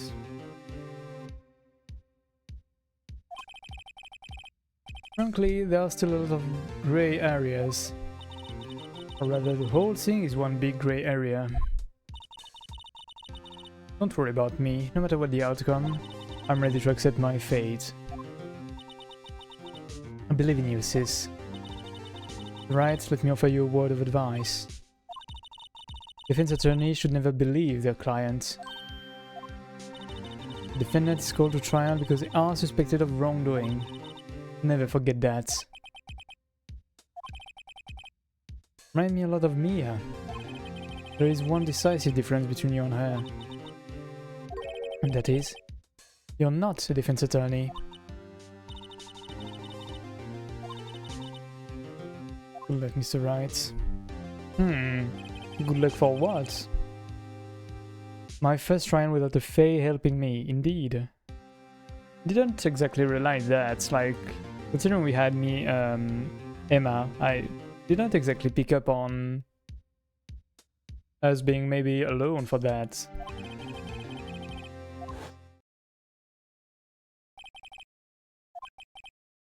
I have to discover the truth all by myself. Unless Emma comes in.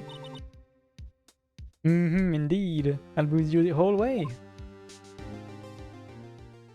Can she even come in?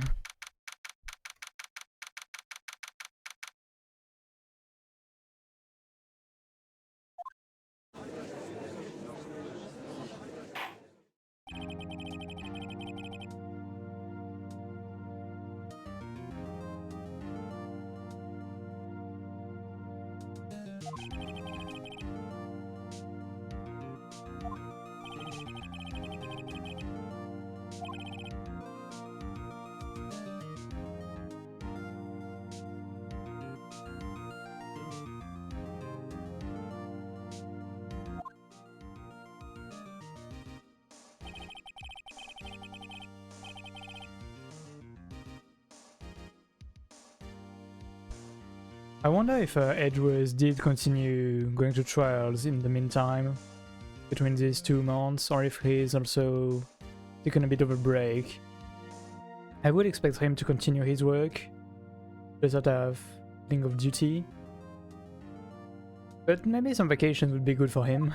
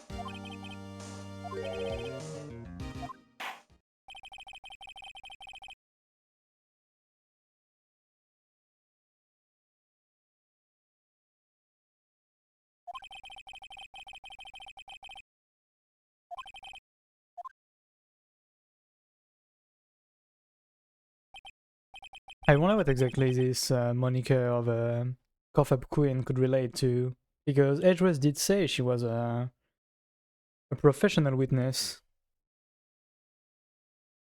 And I've seen you somewhere. You ordered the caviar lunch, right?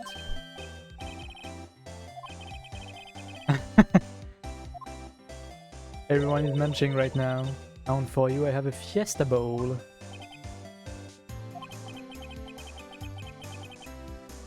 Will the witness state her name and profession? Did you order the fingerprint lunchbox? It's too early for lunch. Your name and profession, please. Well, Your Honor, how does it taste? This is why everyone raves about caviar. It's so tasty it hurts. We thought caviar would taste like pickled tapioca. Name, profession, now. Me? The name is Angel Star, don't go forgetting it. I find myself running Lunchland these days. That what you wanted me to say, Mr. Edgeworth? Very well, witness. Please describe the incident to us. Prosecution will wait, I'm not finished eating. Come on. As you know, we usually call on the police to provide a description of the crime. Your Honor, as Mr. Edgeworth has said to the court, I am a professional. Until 2 years ago, Miss Angel Star was a special investigator with the police. She was a first-rate homicide detective. Did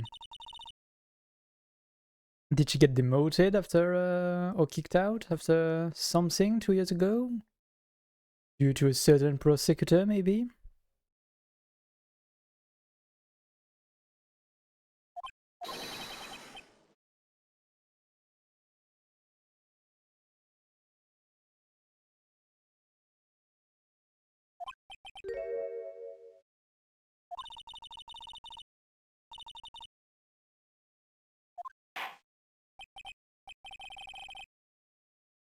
So I'm guessing it's cough up in the way of when she interrogated someone, they'd cough up to the crimes.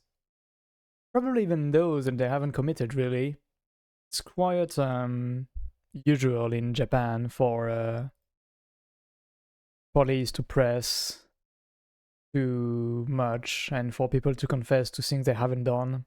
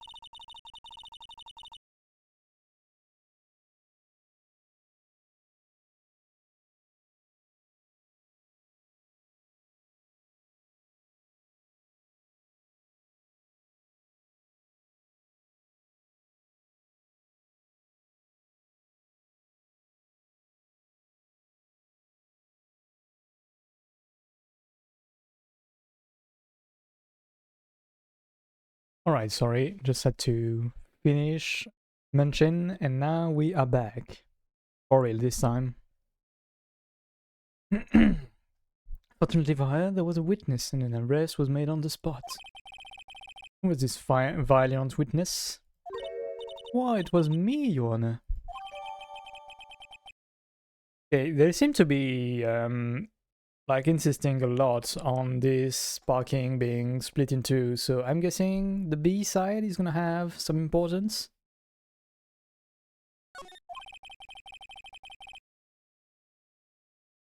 For now, what I'm thinking is that maybe Angel Star did it and tried to put like Mars in to like have Mars be in trouble by hiding the body in his car, and Lana kind of jumped in to take his place as a main suspect, maybe? Or like at least she's keeping like her like role as the first suspect, because the second suspect would become Edwards, probably. That's what I'm thinking for now. We'll see if that checks out. Witness, did you see the very moment of the crime? Of course, Your Honor. Immediately after that, I apprehended the chief prosecutor. You just like arrested her like this when you're not a police officer anymore? And when she was supposedly armed? It does seem rather cut and dry, doesn't it? On Mr. Wright. Can't agree on principle, Your Honor. I think that some poor losers are unwilling to accept the truth, Your Honor. Will I proceed to crush what little hope they have remaining? You can, then give them your worst, Miss Star. Why are we always against everybody? Come on. The judge isn't even trying to hide who he's siding with. Somehow, I always knew a day like this would come. I was on my way to deliver a lunchbox to my boyfriend. I sensed something. Perhaps it was my finely honed detective intuition at work.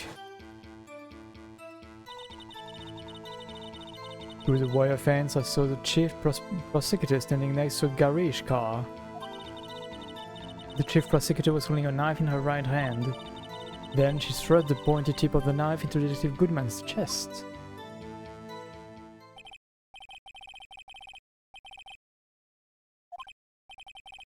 As you can see, there is no room for doubt. There is a lot of room for doubt, actually, because what time would that be? At 5:15, right? Or 3:15? No, yeah, 5:15. I think when it's pretty clear that from the autopsy report that the knife, I mean the stabbing, should have happened at 4, right? The key point of the testimony seems to be nothing other than the point of the knife, which she saw being stabbed into Detective Goodman. So, how does it feel to be so utterly crushed? Still thinking about that. Hey, well, you may cross-examine the witness. Let's do just that.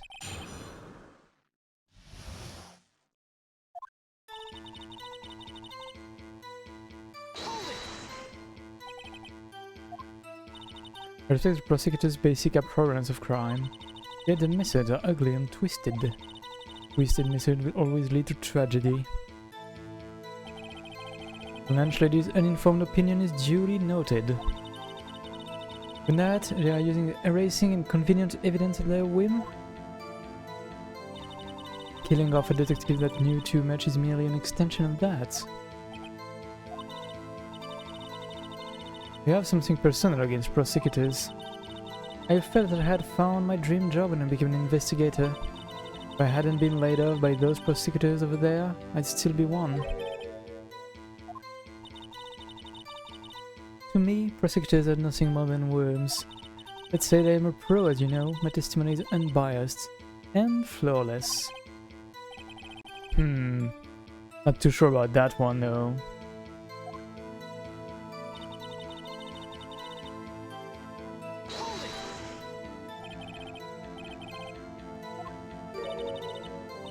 Not that boyfriend, the security guard. Yes, this boyfriend, that boyfriend, and the other boyfriend. Care to join? The yet another boyfriend position is still open for applicants. As the judge had to sing before replying. Security guard room is in the lot in A block. Step on the second level so you can see everything from there. So how did she go there though? Because she'd have to park in the B block. Did you bring your lunch boxes by car? So I'm a visitor now, I parked in B block.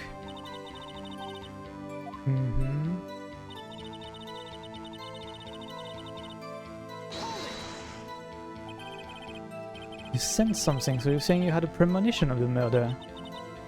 But like, how would you say?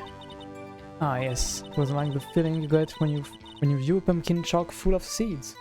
Huh? What do you mean exactly? I have no idea what that means. Speaking of a detective's intuition, isn't the victim Mr. Bruce Goodman also a detective? Yes, well, he was a young cheese. A pale, white cheese, not yet tangy, with experience on the streets, greenhorn. Maybe she didn't do anything wrong, like doing such a precise metaphor on cheese. Like, she can't be bad. Then it must be hard, yellowed, and sharp as a tack. Oh no, with the odor of an old cheese to match. Yeah, she didn't take the metaphor too far. In any case, there in the lot, I felt something stirring in the back of my mind. Through the wire fence, I saw the chief prosecutor standing next to a garage car.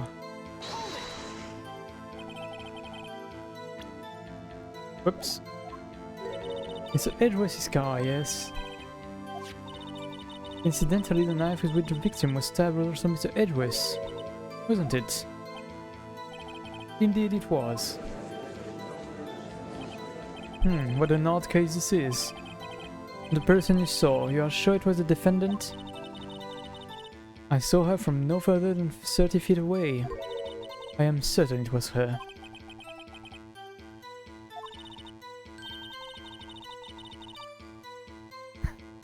Even if we don't have any proof, we can always nitpick. And your testimony clearly stated the following: prosecutors are nothing more than worms. Ergo, you are a biased witness. You might want to keep those silly opinions to yourself in the future, rookie. Rookie? Unless you're willing to risk the consequences of doubting me. I fry you like a fritter, crispy on the outside, chewy on the inside. No, that wasn't.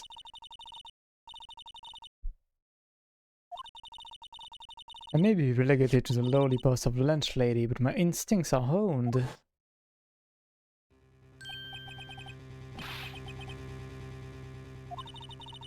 The moment I witnessed a crime, my reflexes took over on snap. I took a picture.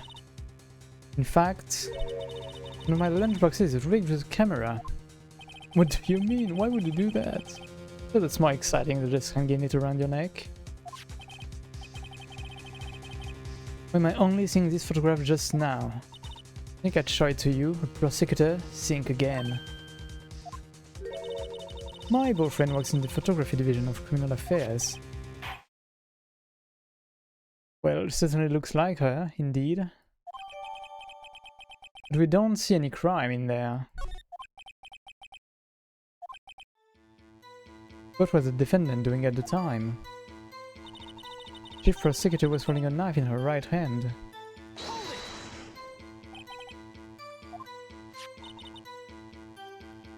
Punches long blade. It's your knife after all. Yes, that's about right. Prosecutors are by nature very well versed in the location of a man's vital organs. I'm sure it was easier than boiling an egg for my egg salad surprise set.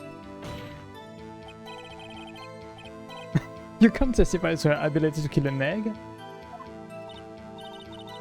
Perhaps a chicken salad set would have been a better metaphor? Then she thrust the pointy tip of the knife into Detective Goodman's chest. I would like to press on this to maybe get an hour added to the testimony.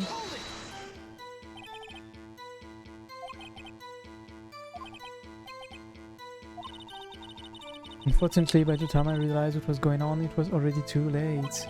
I mean, she snapped a picture. Yes, the next moment, the Chief Prosecutor brought down the murder weapon.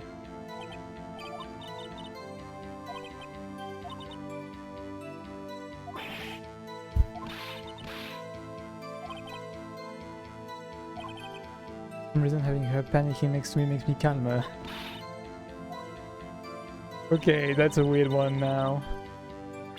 What can we present exactly?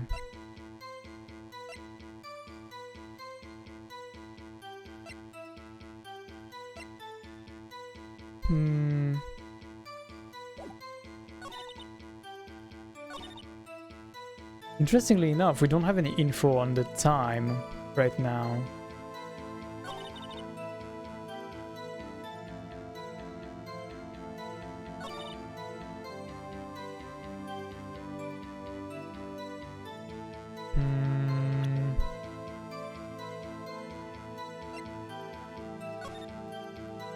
No, that's not what I wanted to check. Crime photo.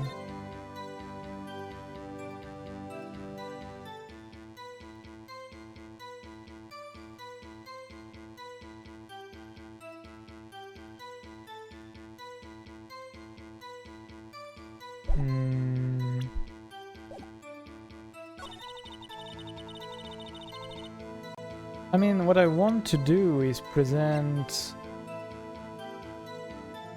this autopsy report. There was only one knife wound, and it happened long prior to when she was seen, right? Yeah.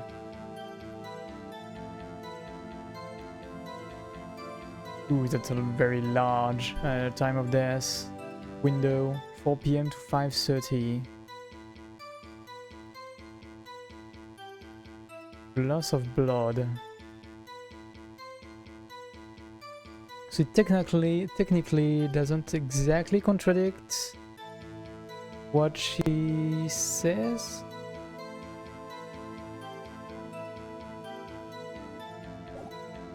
Oh.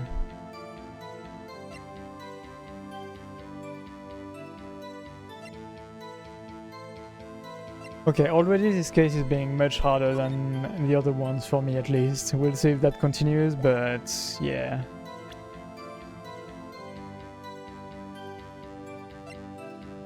The phone doesn't exactly contradict anything she said either.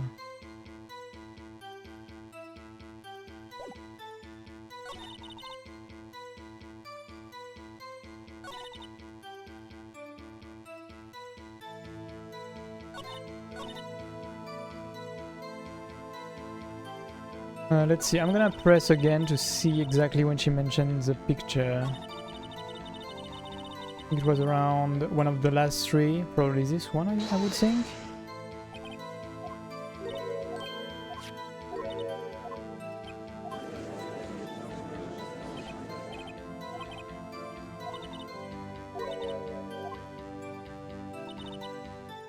Okay.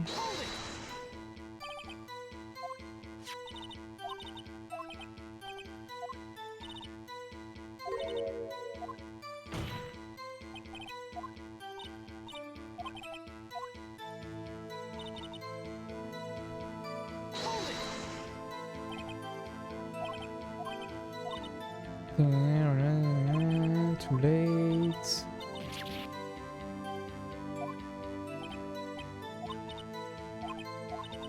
Yes, it was before that she mentioned the picture.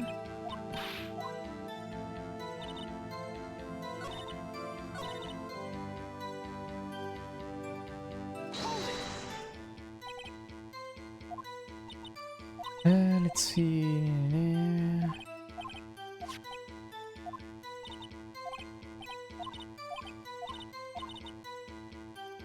During the lot, I felt something stirring in the back of my mind.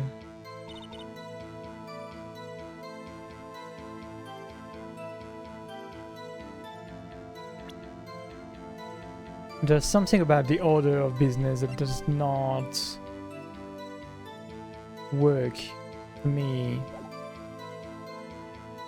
Like, she saw her standing next to the car, and then she mentions her holding a knife in her right hand after opening the trunk.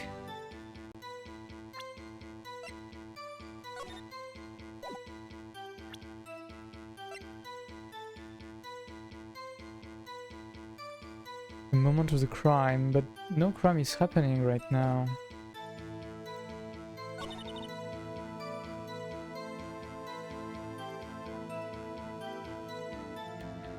I'm not too sure about this, but I'm gonna show the autopsy report.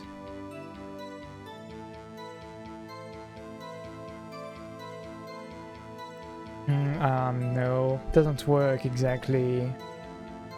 I mean, if we extrapolate a bit on the cause of death being blood loss and all, we know it has to have happened, like, he has to have been stabbed before 5:15, but right now it doesn't exactly contradict anything directly.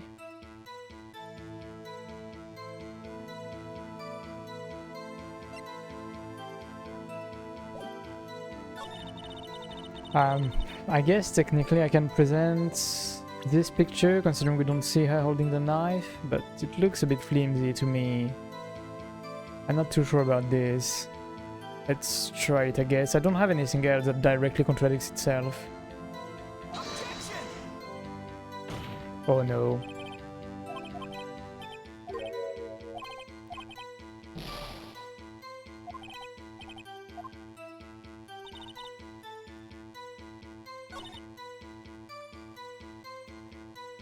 I guess next best thing to present would be the autopsy report right now. Don't see anything else I can do, so I'm gonna try that, I guess. Wait, did I present the wrong evidence? Did I present the parking lot floor plans instead of a crime picture?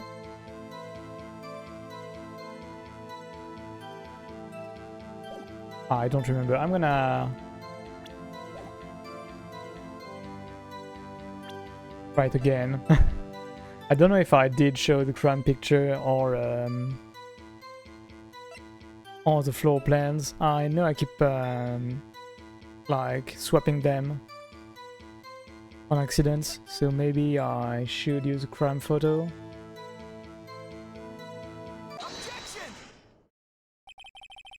Ah, okay, I did choose the wrong evidence. Whoops. You saw Miss Sky stab the victim with the knife. As I've already said, yes. I swear it on my finest salmon swirls lunch. But isn't that odd? Look at this photograph. This is a photograph you took of the very moment of the crime, is it not? Then why was Miss Sky not holding a knife? Mr. Edwards, your thoughts? Objection. What objection? This is a weak-ass objection. That had to be the weakest objection ever, Edwards. Yeah, really. Yet it was still stronger than your ever feeble mind, Mr. Wright.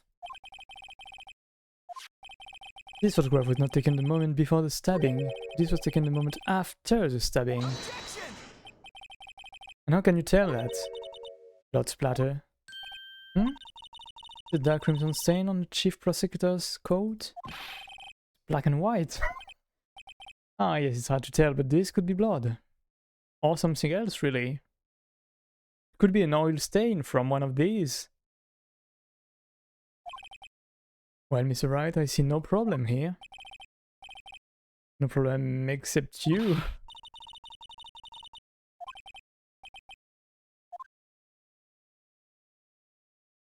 But what can I object about?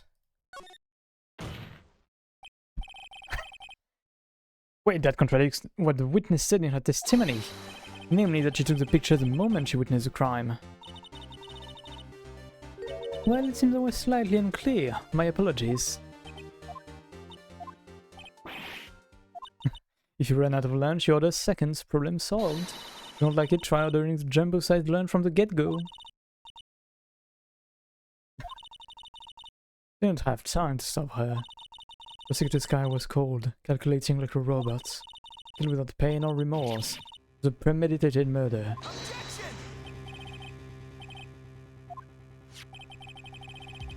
Look at the chief prosecutor's hand in that photograph. Ah, yeah, the gloves. Surgical gloves made of sin rubber, most likely. Why would she have those on? I mean, they are gathering a lot of details from a black and white photograph. To me, it didn't seem obvious that it was surgical gloves. I just thought she had, like, she liked to wear gloves, I guess. It fit her... It fit her costume and all, to me. If it was not premeditated, she would not be wearing those gloves. I mean, if it's surgical gloves, sure, but it doesn't seem to me like they have to be worn.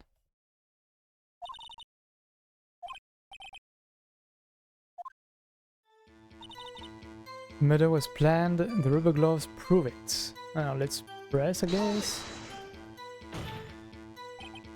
And it was just in the habit of wearing gloves, like driving gloves. Gloves were admitted as evidence when the defendant was arrested. There were rubber gloves on the kind used for autopsies. In other words, when the chief prosecutor came to the crime scene, he came to do murder, the only possible conclusion one can make. Everything was planned, it was a premeditated crime. Can we get the gloves as evidence, please?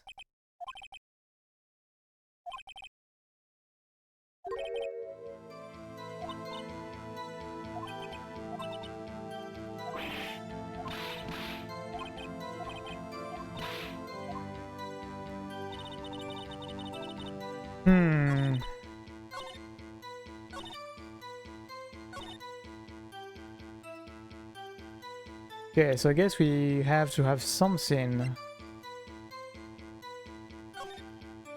about the glove in there. Wound was cold, a single stab wound was found, but yeah, no prints on this, right?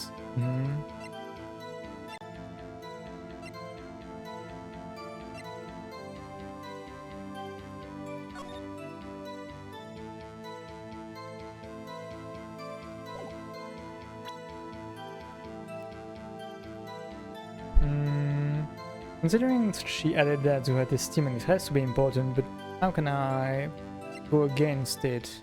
My issue.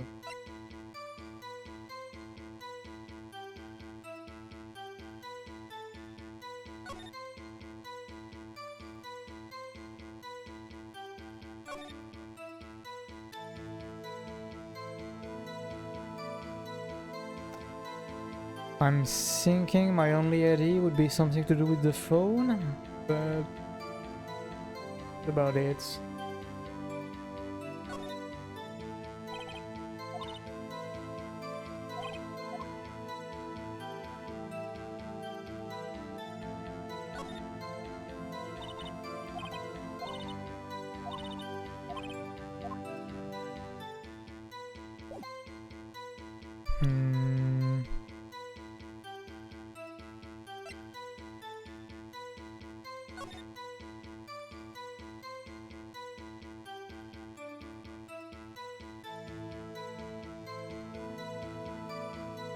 Yeah, my issue is very much with like I can't get this out of my head due to being loss of blood and like the time span being so large. It technically does not contradict Lana having done it in the parking lot, but it should have.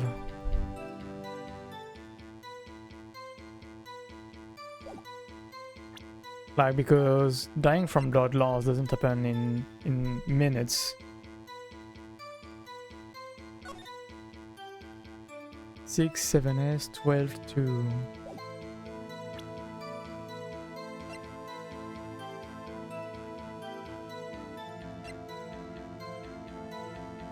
Wait, do we have to read it from the other side?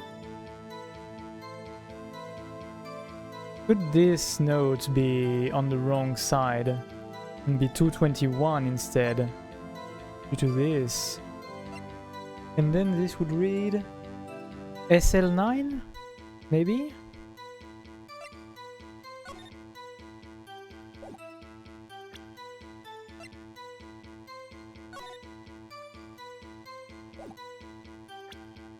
I'm thinking this note is not being read in the right side. But it does not help me at all right now.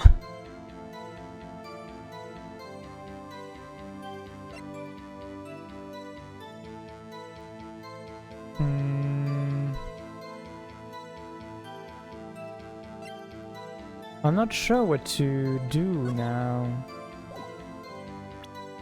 But it was planned, the rubber gloves prove it. We don't have anything that directly contradicts it being premeditated, I think.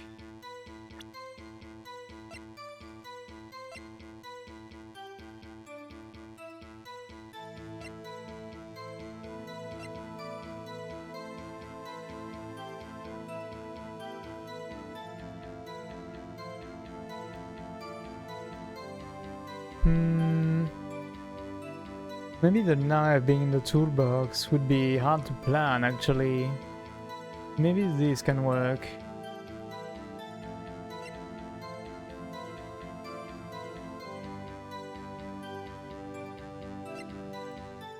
So she couldn't have been waiting for Goodman in the parking if, like, with Edgeworth's knife, considering it was in the toolbox.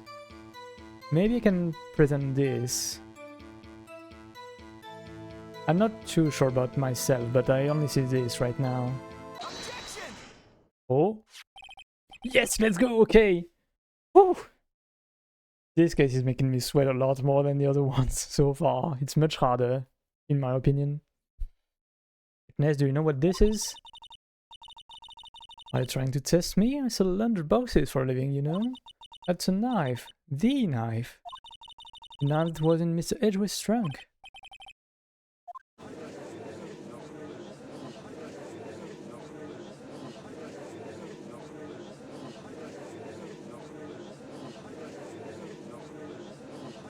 Mommy, are prosecutors bad people? Defense has a request. We ask that the witness provide an accurate testimony. In your testimony, you stated that Lana Sky planned this murder. That's why she was wearing those special gloves. Like a natural conclusion to me, the gloves do indicate planning. However, why would she not also prepare the most important thing, the murder weapon? The knife just happened to be in the trunk of that car. Ladies and gentlemen, if you're going to plan a murder, you don't forget the weapon. Don't give people advice on how to prepare the murder.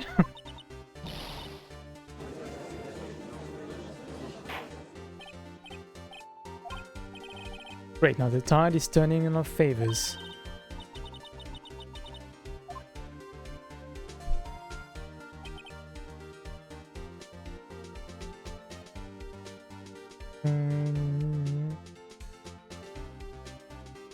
Okay, sorry, just a second.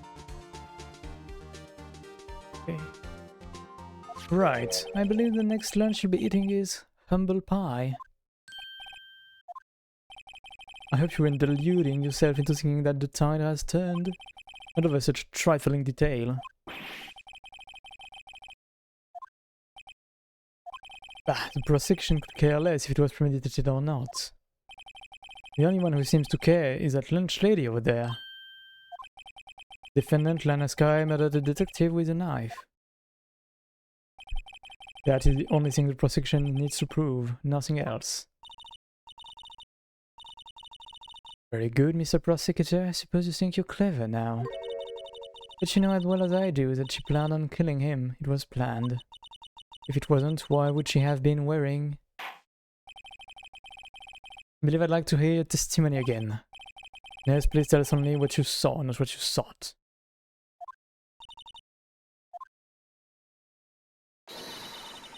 My powers of deduction are not to be underestimated.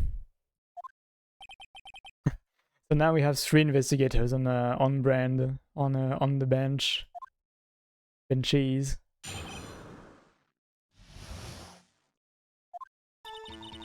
And this guy intended to murder Detective Goodman. That's why she called the victim all the way to the prosecutor's office. I'm sure the chief prosecutor had a grudge against the victim. Nothing else could drive that human machine to plunge the knife in again and again. I see 2 potentially contradicting things in there. First, plunging the knife multiple times, and second, calling the victim. How would she know that? The last call we've seen was to Emma Sky, not to the victim.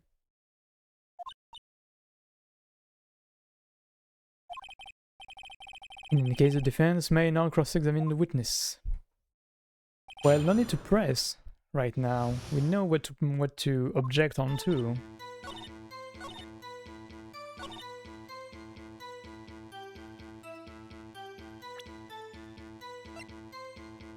One knife wound. Objection! You say she stabbed him again and again. You couldn't have witnessed that. Are you testing me? Then I'll test you. With my moss surprise. I'm afraid the moss is growing under our feet as we wait, mister. I don't have to explain this. But take a look. The autopsy report states that death was due to a loss of blood from 1 stab wound. Why is he taking up our efforts? Like, come on, we said that first. Come on, no eyes on Phoenix right now. What about my objection? No one noticed? You got the crime scene set, right?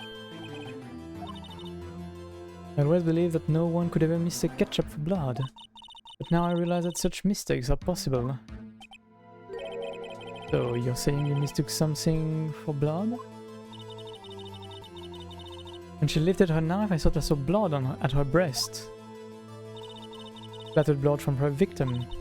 That's why I thought she must have stabbed him at least twice.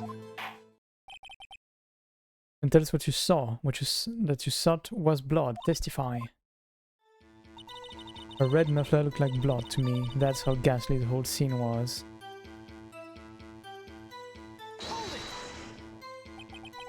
Her red muffler? Yes, like a scarf. The chief prosecutor always wears one around her neck. She can be easily hanged at a moment's notice, I suppose.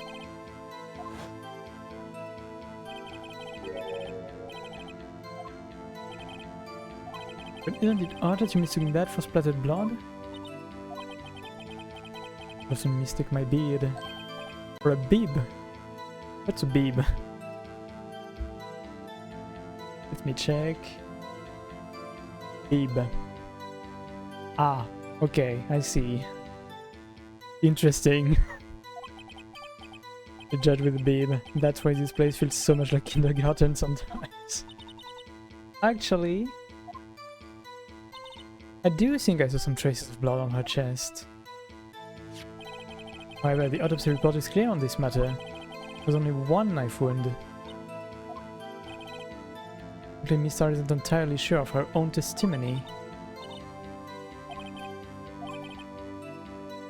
Miss Starr has turned out to be as short-tempered as she looked when we met her. Turning her abilities as a detective really set her off. Clockwick burned out the fastest, it's a scientific fact. I'm not sure it's more a medium, I would say. Wouldn't it depend on the size of the candle? I mean, add more wax and even a really short wick would burn longer.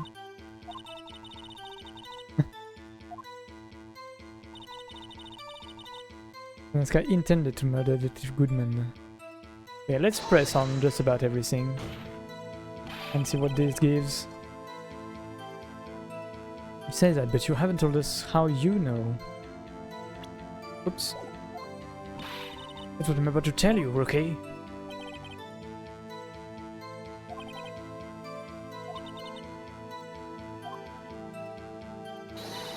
Never interrupt the storyteller. It's like pulling a bun out of the oven half-baked.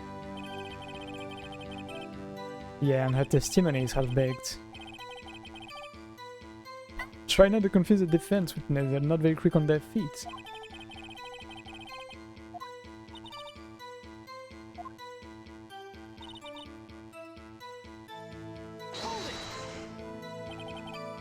You have no proof that Miss Kaya called him there.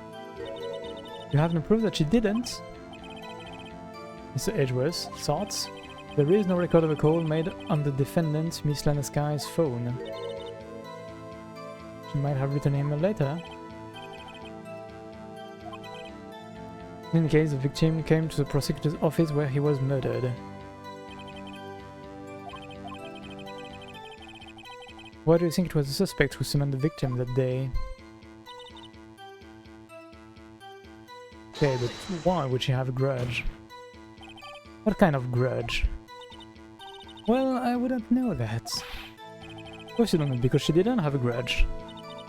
Rookie. I have a lunchbox here. Now, what's inside? Some new proof? See, we agree there is a lunchbox here, but we don't know what's inside. A person's life is like a lunchbox with pretzels, don't you agree? Life is just like a box of chocolates, is what you're trying to say?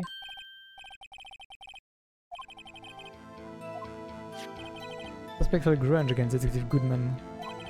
Will you tell us your basis for thinking this? Simple. A red muffler look like blood. What do you mean? This does not link to one another.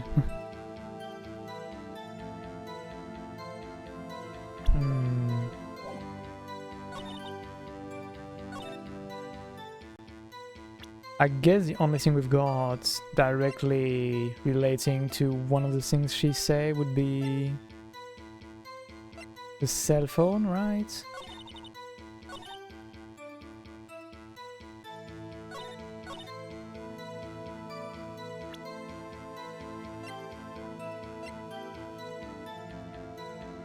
I guess I can try that, but it's a bit of a stretch, really.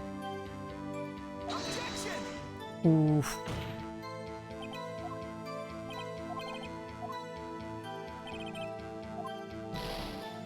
We are getting so many penalties today.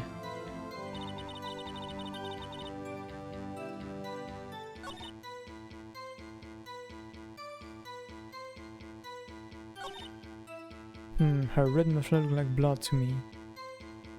But what can we say about this?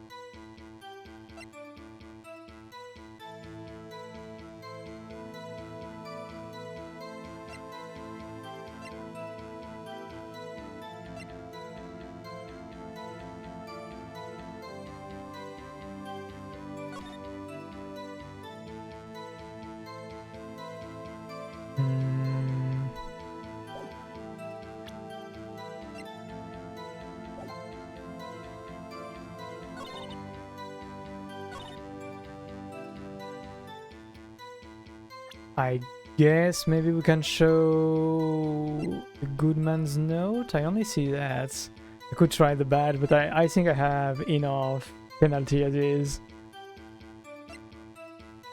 I guess I can try the notes. I only see that, otherwise that could go against the victim having been called. Oh no.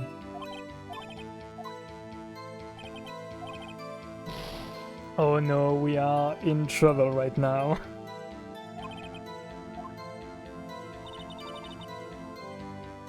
Okay, let's press on everything again, I guess.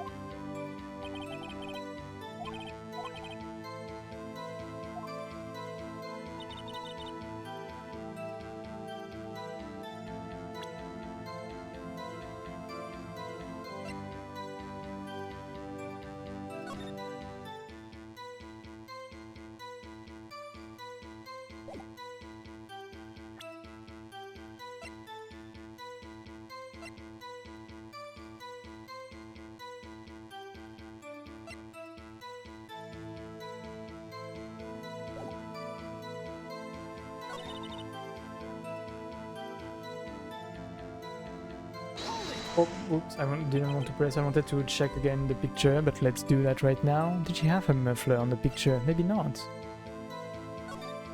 Aha, she didn't have it. Okay.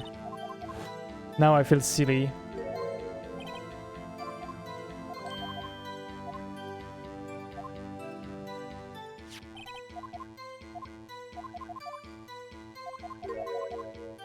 I'm losing so many points on like big oversights.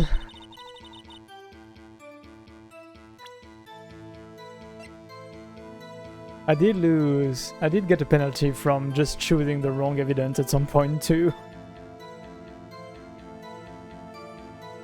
Objection! Mister, I demand an explanation. Witness clearly not suited for detective work. The suspect was not wearing a scarf or muffler of any kind when she stabbed the victim. And you proved it yourself. With this photograph. But that can't be! Only a professional lunch lady could be so utterly clueless. Come on, Edwards, don't judge people on their kind of work, please. Congratulations, perhaps you finally found your true calling in life. Harsh words, but good. I love how the judge is like just a commentator on all of this. In the end, Mr. Edgeworth prevails. Come on, bro is stealing our thunder every time. Interesting that he's helping us right now. Seems like he doesn't want Lana to be convicted, actually.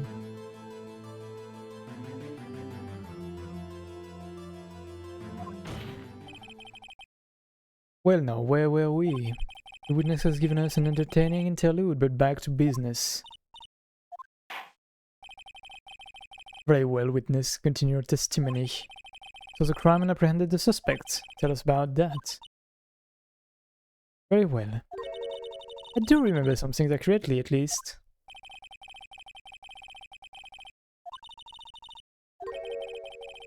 The part where the sister stabbed the victim. Yeah, we haven't found any proof against that so far. This next testimony might just be the moment of truth.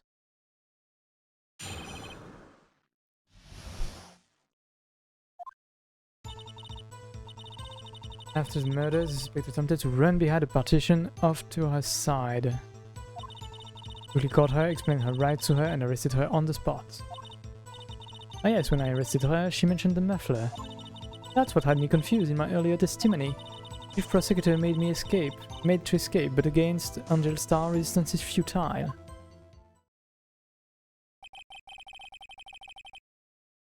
Ah, quite determined about this scarf, aren't you? Strike like a snake and bite like a cobra. That's me, Angel Star. First of all, a cobra is kind of a snake. Don't bother me with details unless you want to get bitten. The rise is weak against poisonous snake bites. Very important not to self. The prosecutor tried to resist, but her efforts were in vain. She knocked my hand aside, kicked over an old drum. An old drum? Had to imagine. Oh, she's beautiful but deadly. Predator, this one, a leopard woman. Very well, Mr. Wright, your cross-examination, if you will.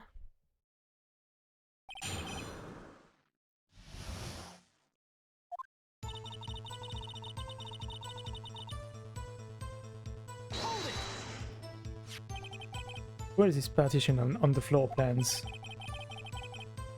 This wall indeed.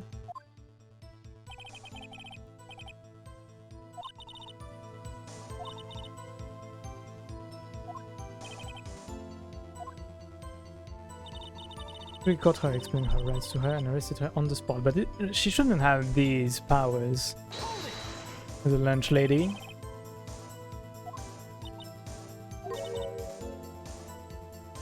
Okay, how far away is 30 feet away? 30 feet, 2 meters. 9 meters away, okay. Not too far away, but she was supposed to be on the other side of the fence. Yeah, press her down. I'd like to see on this floor plan just to be safe. Hello, hello, Covered Up. Hope you are good today. Good to see you here. Lunchtime car, she was a visitor, thus she was parked in B block. So you witnessed the murder from here? Would make it about 30 feet from the car, yes? Is that correct, Miss Star? There was a chain link fence in front of you. I went over it, of course. That's some athletics right here. I have taken her a little time to climb over the fence. Couldn't have gotten to my sister that fast. Yeah, that fence was about 9 feet high too. It doesn't seem so easy to climb. Especially with how Miss Star is dressed. Doesn't seem to be like practical for athletics.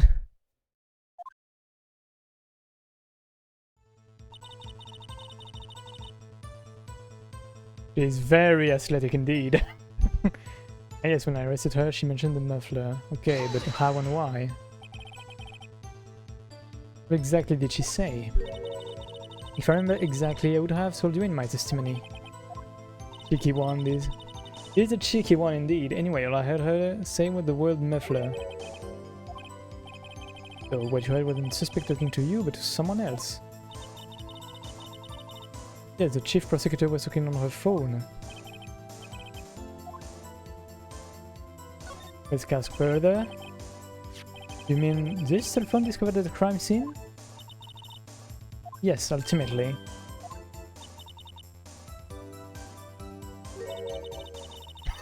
My memory, it's like a salmon heading upstream, you see?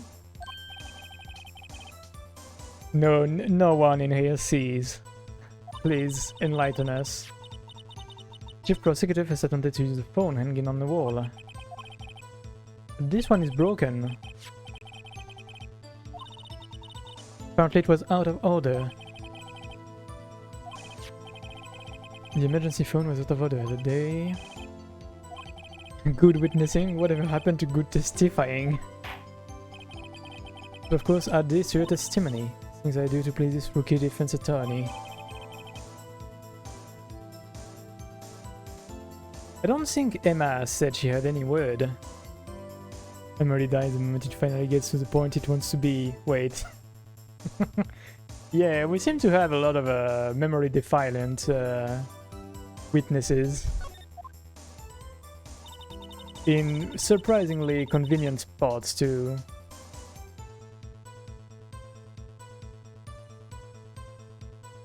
Tried the phone on the wall, but had to use her cell instead. Do you think you could restate your testimony for the court? Only saying this one time, so listen close, rookie.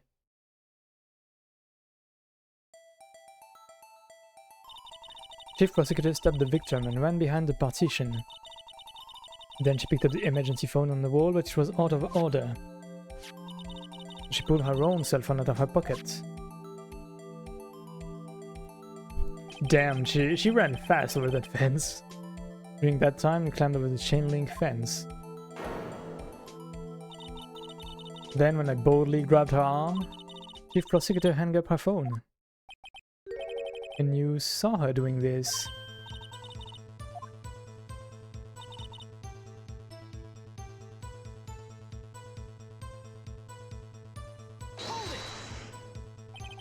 Made to escape, can you be more specific?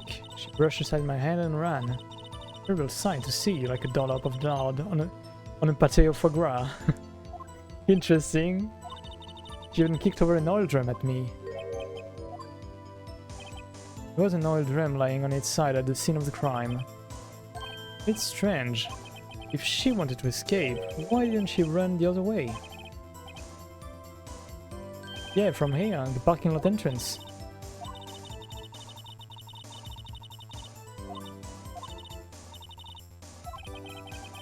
I wish we could solve a few mysteries before finding more. Yeah, we keep piling up new stuff we are wondering about, but we haven't really rejected anything yet.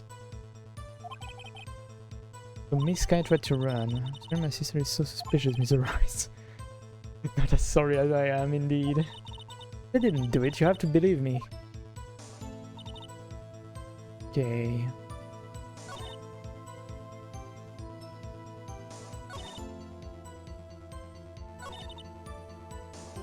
But I pretty clearly remember Emma mentioning she didn't hear anything on the phone.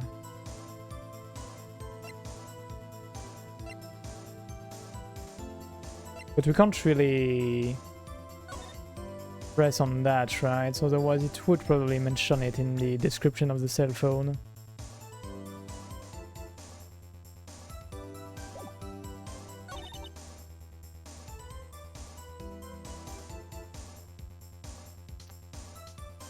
I'm not sure what to present anything to contradict right now. This case is proving to be so much harder than the preceding one to me. I don't know if it's the same for everyone, but like to me it's at least twice as hard as trial number 4. All of a sudden it's a bit jarring, I guess I would say.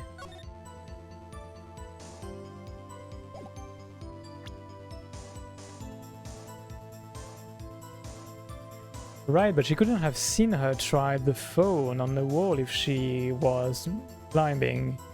So let's pretend that, maybe. Okay, we have to plunge into the unknown. Objection! Okay, let's go, we got it. Miss Starr, I have to conclude that you have a personal grudge against Miss Lana Skye. Objection! The witness is a former detective. Her testimony is unmarred by personal bias. The date for the DS version of the first 3 games had been out on GBA. Yeah, it's really a high jump, really. Now it reminds me of where I was stuck on Apollo Justice when I played it long ago.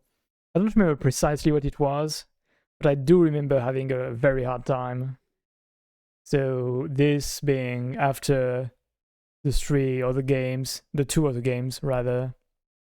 Probably why, yeah, indeed. Case 5. Indeed, we are here, Twig. We are having some issues. You can't see right now, but we've had quite a bit of penalties. One that could have been easily dodged if I was more, if I took more time to read, really. Who would have thought you would be my knight in shining armor, prosecutors? You who together with the chief prosecutor kicked me out 2 years ago. Well, Miss Starr, this is a fatal contradiction with your testimony. How do you explain this? I don't know what you're talking about. Mess with me, I'll make you cough it all up. Let's look at the floor plans. Let you witness the crime from this point. However, if that's true, you couldn't possibly have seen Miss Sky making that phone call. I believe you see what I'm getting at. But the emergency phone was on the back side of this partition. If indeed you were in B block, you couldn't have seen it. Okay, we might be on track to not lose at this first part of the trial, at this first day. Simple, Your Honor. She's not coughing up lunch, she's coughing up lies. That's quite a claim, Mr. Wright. Perhaps you will allow me a question. That's exactly what lie the witness had told the court. Here's where the counterattack begins. I can't afford to get this wrong. The witness lied about... I mean, where she saw it. I'm pretty sure she lied about all three of those, really, but... the most probable lie would be this one.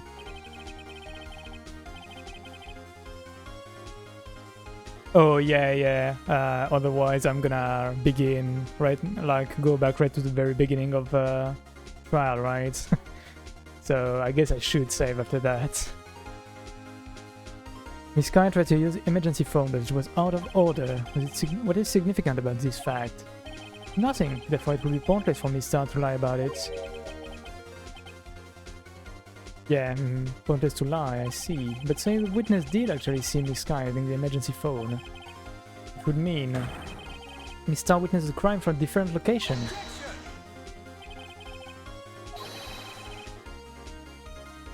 Now that's a pointless lie if I ever heard one. Before you call my lie pointless, at least let me tell it. Let me ask a question to our clever wordsmith, Mr. Wright. Just where was the witness when she saw the crime?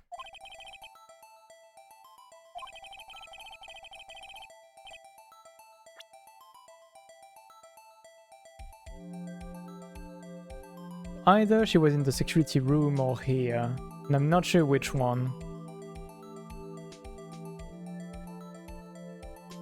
And I can't save right now. Whoops. Well, timing is bad. I have two ideas and both could be wrong. I'm gonna try security room. Considering she managed to see here and here. Basically, security room or here would be the only two spots where she could see both telephone and here.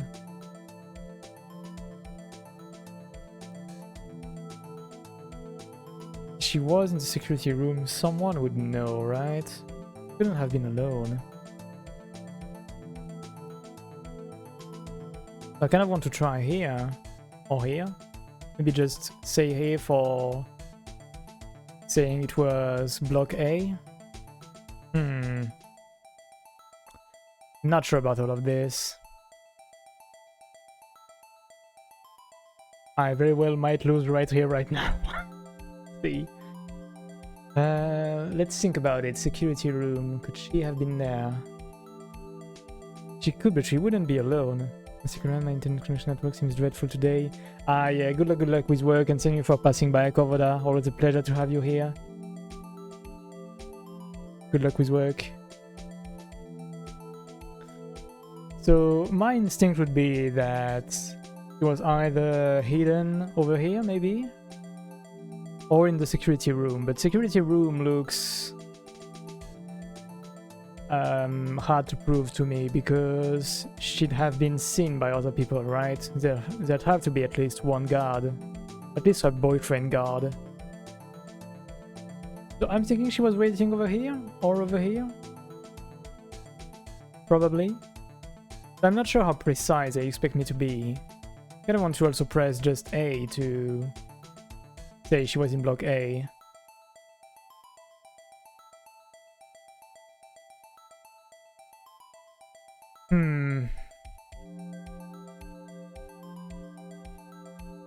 I don't want to try here.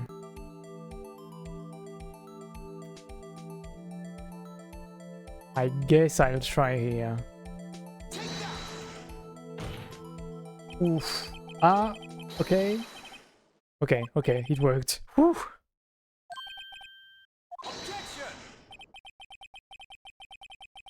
That would allow her to see the emergency phone, yes, but if she was there, she would have been able to arrest her well before she dialed her cell phone. Doubt my speed, I can run 150 feet in 9 seconds, you know? I don't know how much that is, but certainly faster than Olympic record is my guess. Is that really that fast?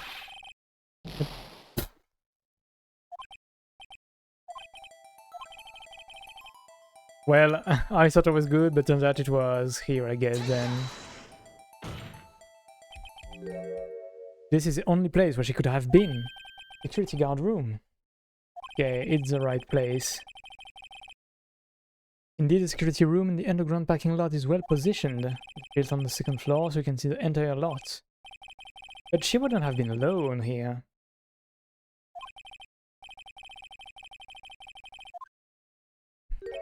But in this case, Your Honor, the witness not being part of the prosecutor's office couldn't park in A block. The only place where she could have seen the crime and the back of the partition is here.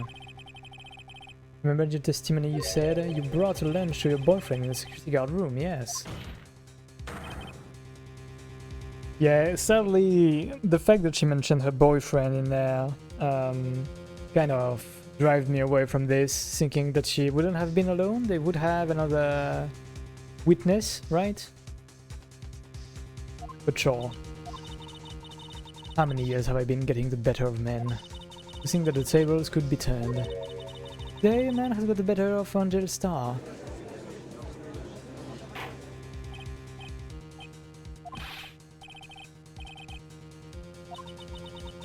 I'm not turning back. The guilty will be punished.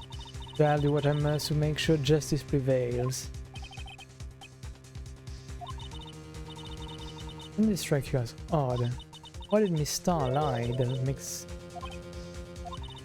Could have just said she saw the crime from the security guard station. Wouldn't change anything.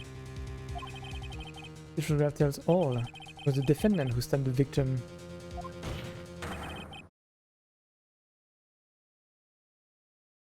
That truth still stands. Actually, not so much, really.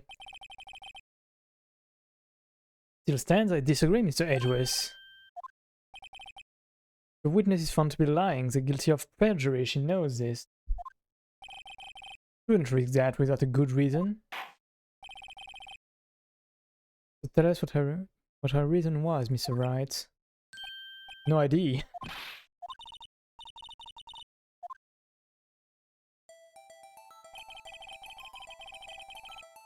Now witness a crime from the security guard station. But she lied and said she saw it from B block.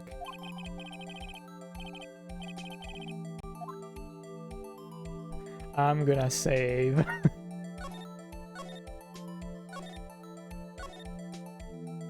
I'm on the edge of dying right here. Angle of view to the crime, distance to crime.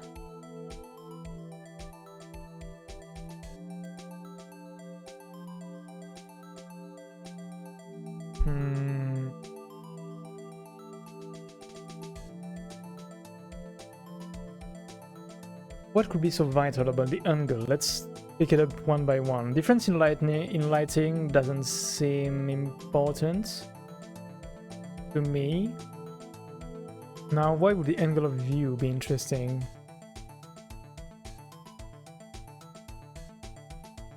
Maybe it could be important about the angle of view so you don't see that Goodman was already dead, or at least already unconscious.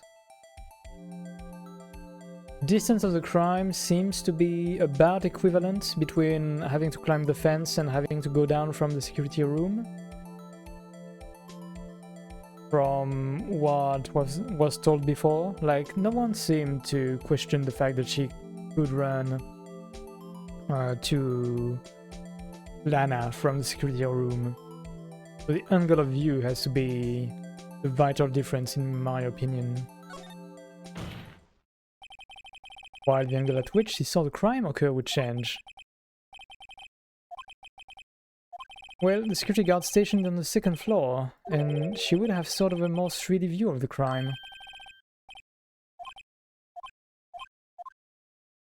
What? No! No!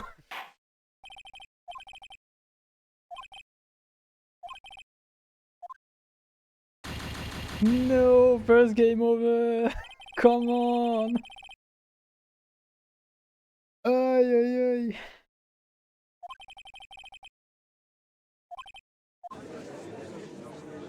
Oh, she's got something in her hand. Oh no, it's just her injury. Oh my god, that is so brutal. You just go back there. So, I mean, distance to the crime, right?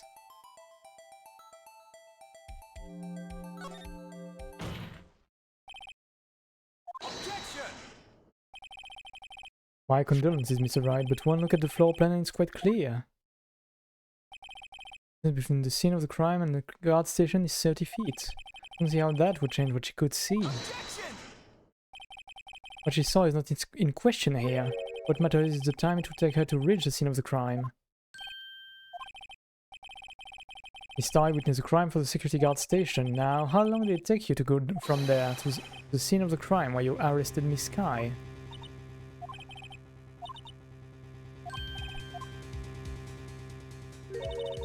You ordered the squid wheels, right? I was bringing a PB&J lunch to my friend, to my fresh boysenberry jam to my boyfriend. Boysenberry? First time I hear of this. What is this?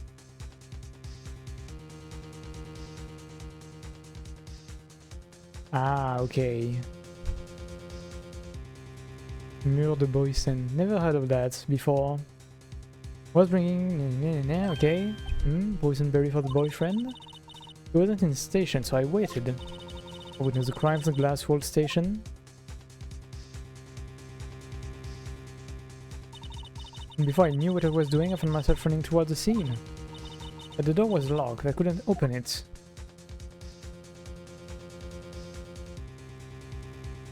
That's one hell of a difference in time.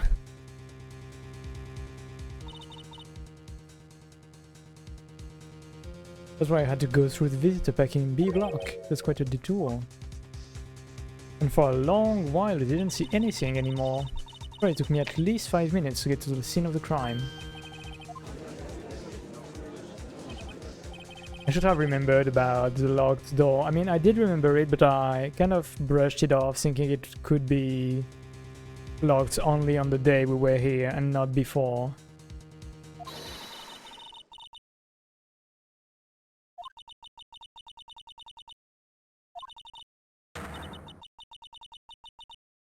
I swear it on my finest plastic spork. That's a very low engagement kind of swear. I have a point, and the spork is a wonderful invention. This is bribery.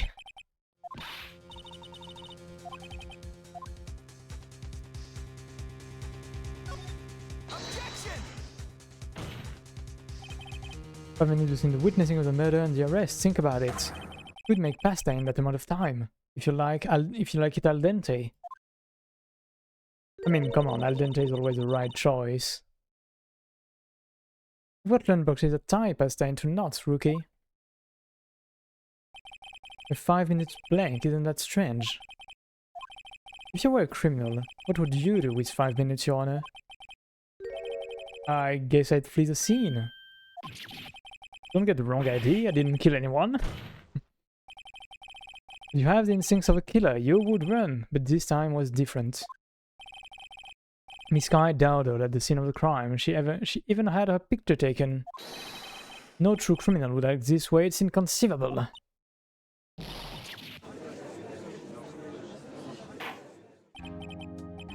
Well then, it seems we've come to the end of this testimony. The witness has a grudge against the defendant and a blank in her testimony. Mr. Edgeworth is the next witness, ready to go. Unfortunately, I appear to have overestimated this witness on account of her professional history.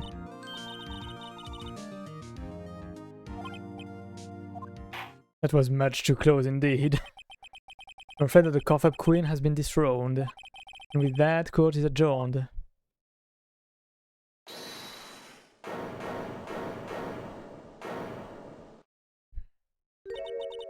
Mr. Edgeworth, you ordered the squid wheels, right?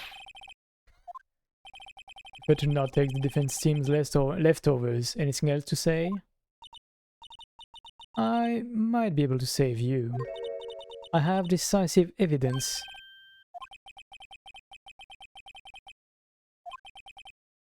My apologies, but we have no further questions to ask of you, Miss Star. Ah. Is this your jumbo lunchbox? He's so excited for the triple-decker. Out of deference to the witness determination, I'll allow one more testimony. Let's hear about this decisive evidence. Like the Lunchland motto says, you won't be disappointed.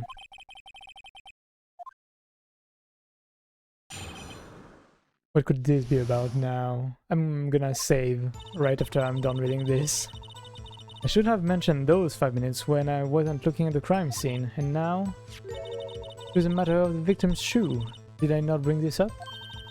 2 types of blood were found on this shoe. One was of course the victim's, and the other blood type, like that of the defendant, Miss Lana Skye. This should prove that it's flawless, decisive evidence.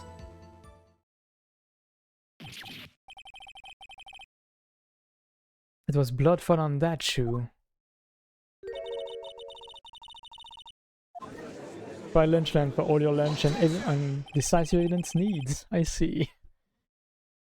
Well, this is kind of the, like, large array of services you propose at Lunchland. Why is this the first time I've heard of this evidence? Simple, as I've already said. I don't trust you with evidence, Mr. Edgeworth. That's why I took the liberty of investigating this myself. And you had blood tests performed? Didn't I mention? I have 3 boyfriends in forensics. We are at like 5 boyfriends already. In any case, Your Honor, I can't accept this as evidence. You must know the 2 rules of evidence law. Rule 1, no evidence should be shown without the approval of the police department. In other words, this shoe is illegal evidence, at least for the time being.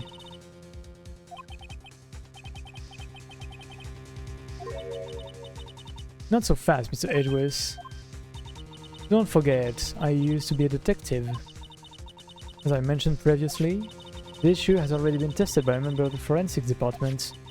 As you can see, it was approved by the police department as of today. Even the general public can produce official documents, official evidence, Mr. Edgeworth.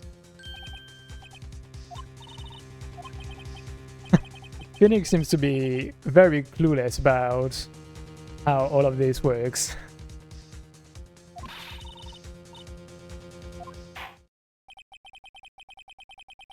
The prosecution's complaint notwithstanding, it appears that this evidence satisfies the first rule of evidence law. However, it seems you have yet another count against you, witness.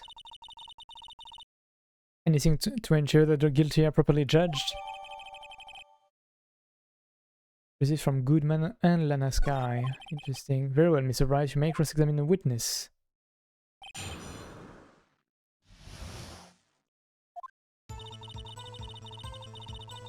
Okay, first, just in case I misclick something, let's save.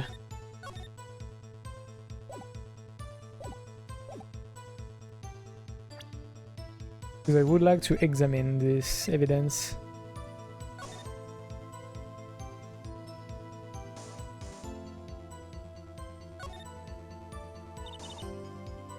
Okay, so here is the sister's blood.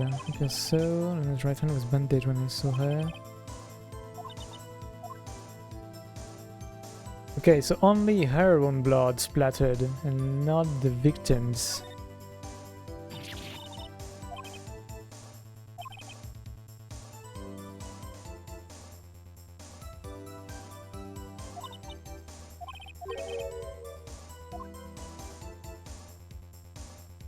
It does seem to be an important clue to me, yeah. Let's see.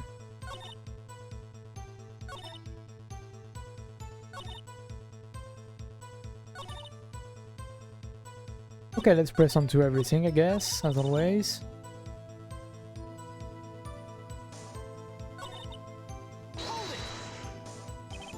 And you found this shoe at the scene of the crime.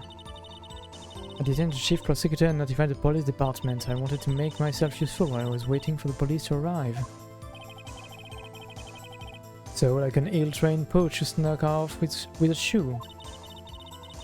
I was afraid someone would erase the chief prosecutor's crime. This shoe is my secret weapon if that should happen.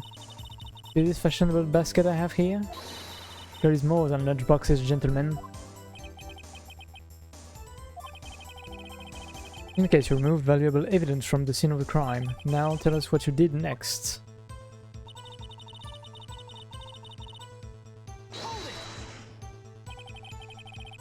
So you brought it to the forensics department. If you're going to submit something as evidence in court, you need it approved.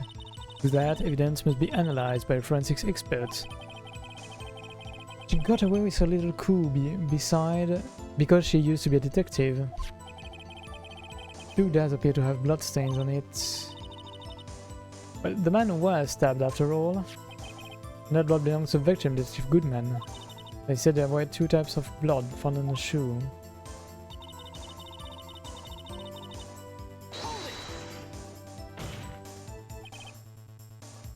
We've defended the blood test. You claim to know something about blood tests.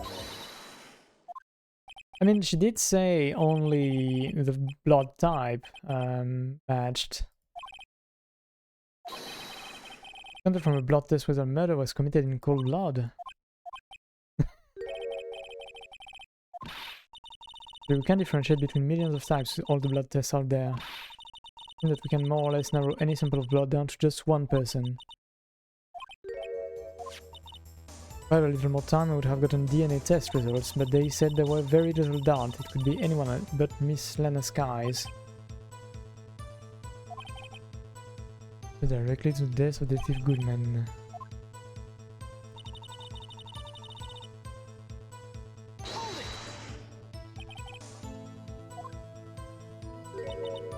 You ordered the peppered fish guts, right?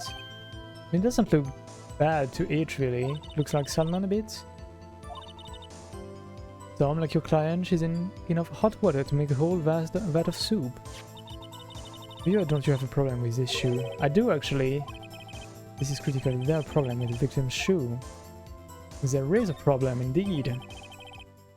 I'm not imagining things. I'd say there is one critical problem with this evidence. A clear contradiction. I'd give you a peppered fish gut now.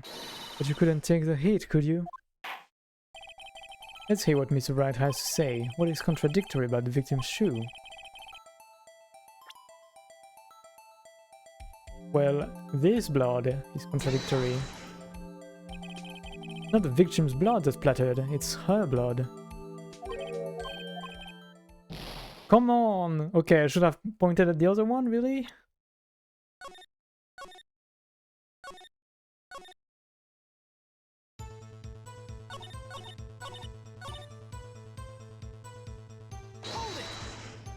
Now that feels bad. Because, like, pointing at either splatter should work, right?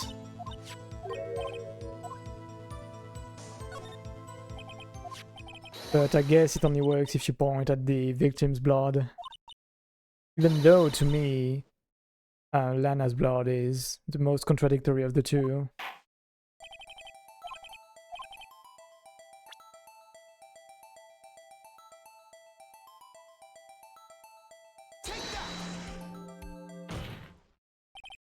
I wonder if you noticed. There's blood on the bottom of this shoe. Don't mess with me, rookie, or it will be your blood in the bottom of my shoe. Indeed, there is quite a bit of blood on the bottom of this shoe. Makes sense, the victim was stabbed with a knife. What could possibly be contradictory about blood on the bottom of this shoe?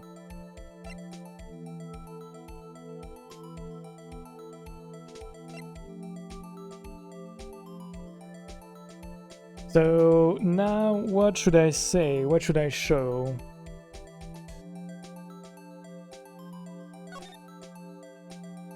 Could be this, because there's no blood on this shoe apparently for now.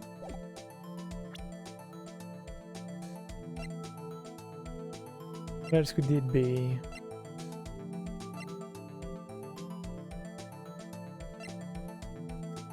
The knife too could be the one, because like it would cause splatters, so I'm not sure which one to say for this one. I think the picture to me is more damning as contradictory evidence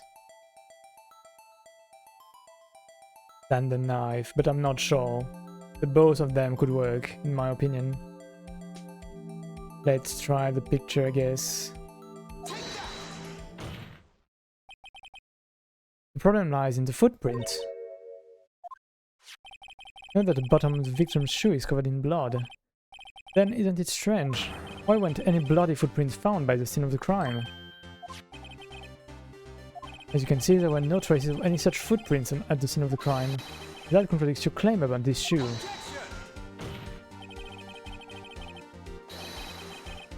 This picture only shows part of the floor, so there could have been bloody footprints. Then where are they, Mr. Edgeworth? Because we checked the scene and found nothing of the sort.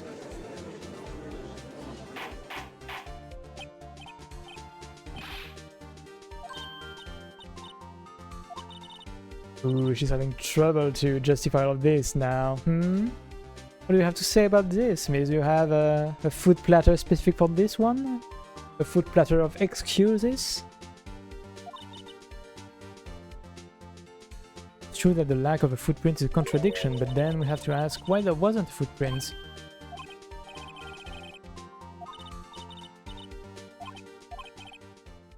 Hey, I don't know why it's not there. Let's go to finding contradictions.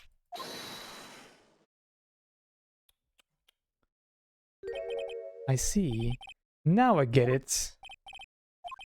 Our witness is more devious than I gave her credit for. We were hoodwinked to the very end. But she slipped. There is one more vital hint to the truth in her testimony. Think back to when she told us about apprehending the suspect. The chief prosecutor tried to resist, but her efforts were in vain. She knocked my hand aside, kicked over an old drum. Oh, she's beautiful but deadly, a predator, this one. I thought that was a strange thing for the normally cool-headed chief to do. Now, witness, allow me to ask a very simple question. This old drum, was it empty? I'm not sure I like your attitude, Mr. Edgeworth. Though apparently you're not the slowest conveyor belt in the lunchbox factory.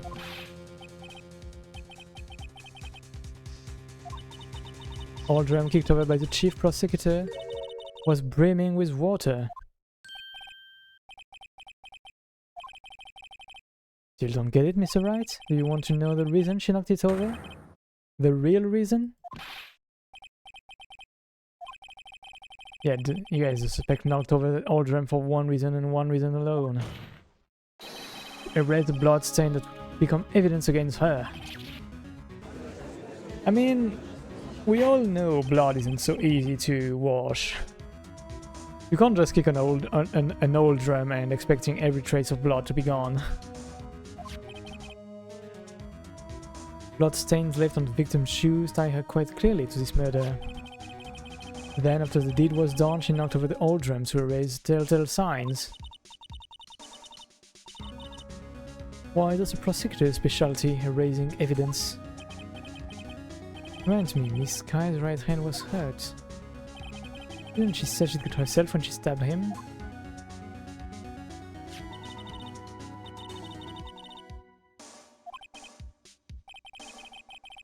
See no reason to prolong this trial.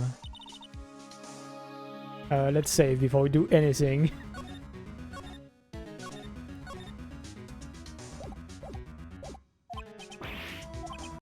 The sister has confessed the crime and she tried to conceal it. But she didn't do it. There is no need for further debate. Verdict, Your Honor. Very well. Could have been lying about the water.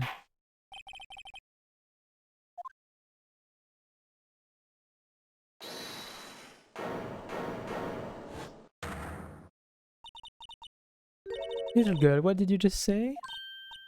Me? Did you say that I, Angel Star, was on the prosecution side? Saying my sister hid evidence by raising the bloody footprints.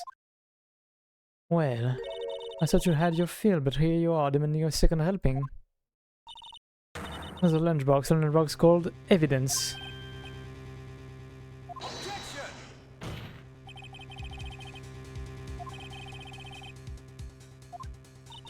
Your threats don't scare the cough-up queen. Look at this.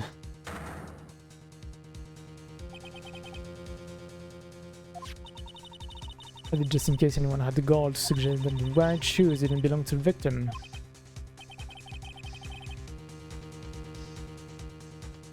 I mean, she does seem to be wearing black shoes in the photo from just before.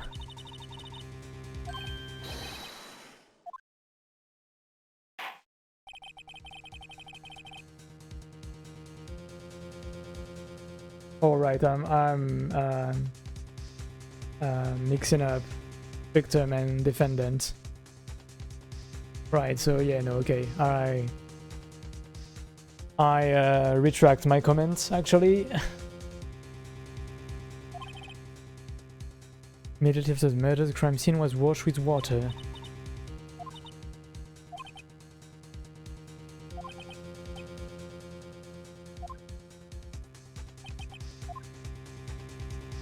Nah, we have to do something. Right, wait or not. Don't be so quick to throw in the towel. Self up off the asphalt, take another good look. Don't give up, not until the bitter end.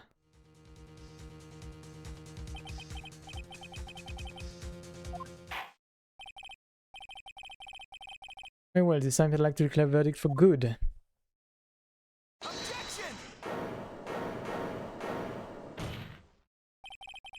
Your Honor, wait. What is with you people? Can I hand down my verdicts in peace anymore?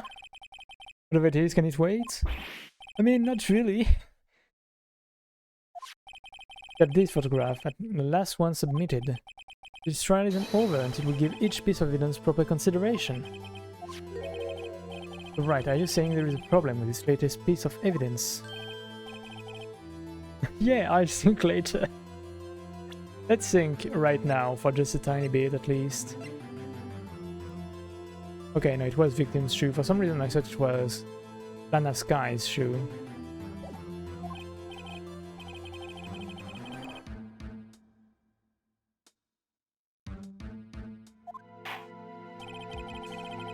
So since we've come this far, we should give every claim a fair shake. Very well, Mr. Bright. Show the court the problem in this photograph.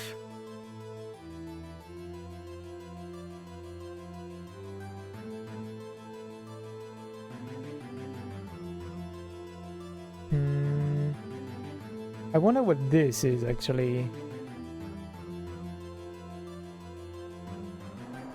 The shoe wasn't on the wet part actually. It couldn't have been soaked in blood on the bottom, right? We do already see Lana Sky's blood on it though.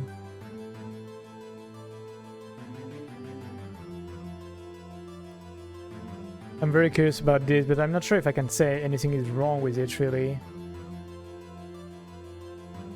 I mean, sure, it shouldn't be here, in that way it's wrong, but it doesn't contradict anything directly, what I mean, further.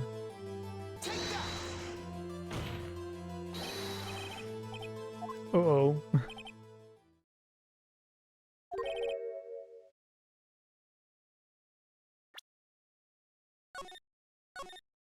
Well, I guess it was about the...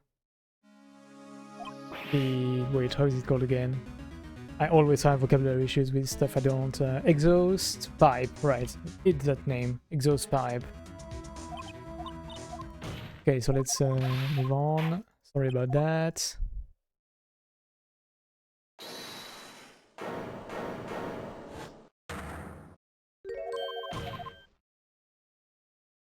Should have saved again, my bad.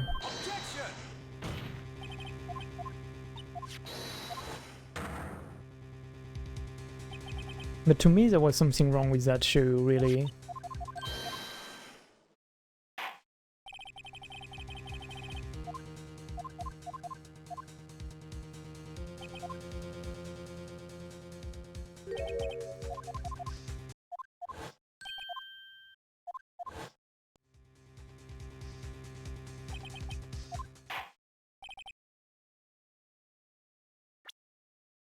Okay, so let's save again, just in case.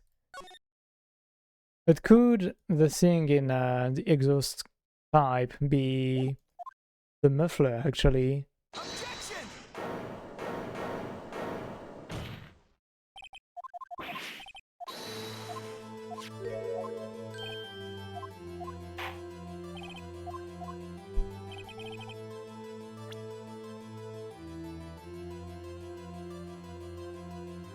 Could there be anything wrong about the knife? Not really, that I see. Only thing wrong I see would be this, right?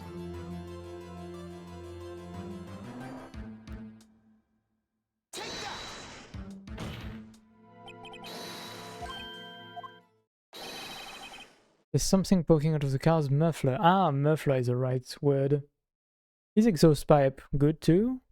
Right? Should be. Muffler. Oh no, okay, wait. There's something poking out of the car's muffler. Okay, so for a car, it's also named a muffler. But I was mentioning the muffler like the scarf, rather. Ah, okay. Silencing parts. I see. So this is supposed to be a muffler, not an exhaust pipe? Pot d'échappement. Exhaust pipe, tailpipe. Okay, seems like the both of them work, like exhaust pipe or muffler. Sorry for that. Wait just a moment, Mr. Edgeworth. Just said muffler. However, I see no trace of a muffler or scarf of any kind in this photograph.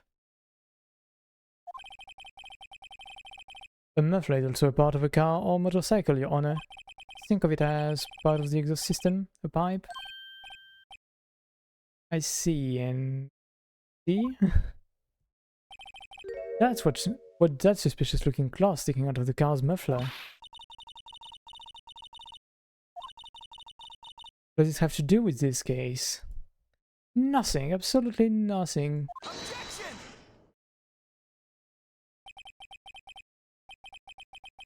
Sorry, Mr., but it's not going to be that easy. In fact, you've already told us why this is important to the case. Said as much in your testimony.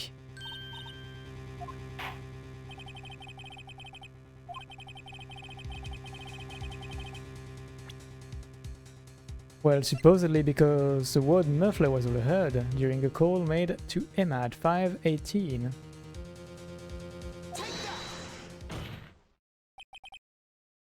Miss Starr recalled the testimony for the court. I arrested her, she mentioned the muffler. That's what had me confused in my earlier testimony.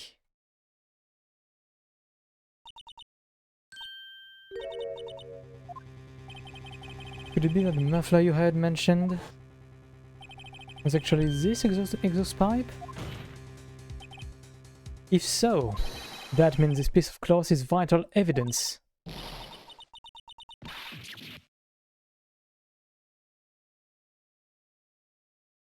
Okay, so did we get the case adjourned, please?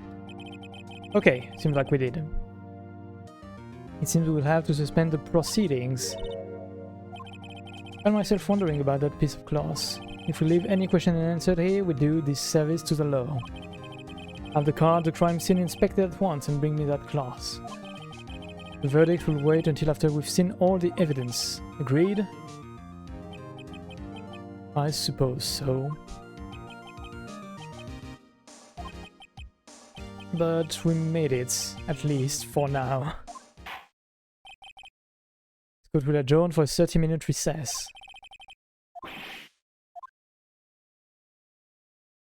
Okay, so we don't swap day, we continue onto the case directly.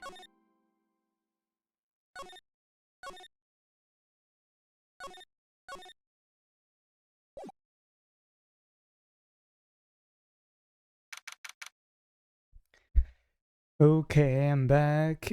Just a second, let me up here to get that. And let's go again.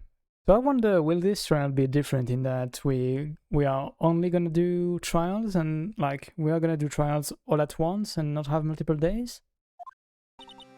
They would have, like in preceding cases, this would have warranted a new day of trial instead.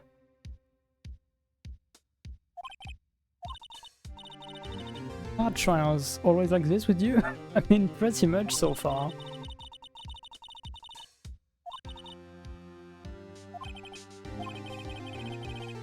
But today we're swimming in quicksand. So what happened to your sister anyway? Apparently she got called off to the judge's chambers. There's something to do with that piece of glass.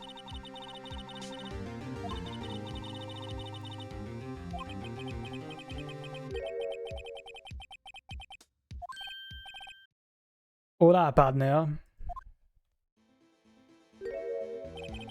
They say you show red claws to a bull, it'd fire up its temper.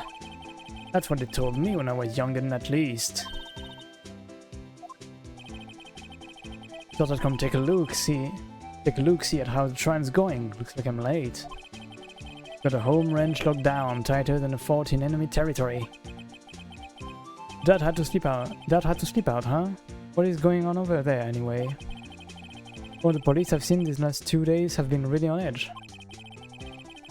Don't you got enough on your plate without worrying about other people, compadre? You could be worrying about the chief prosecutor's taste in mufflers, for example.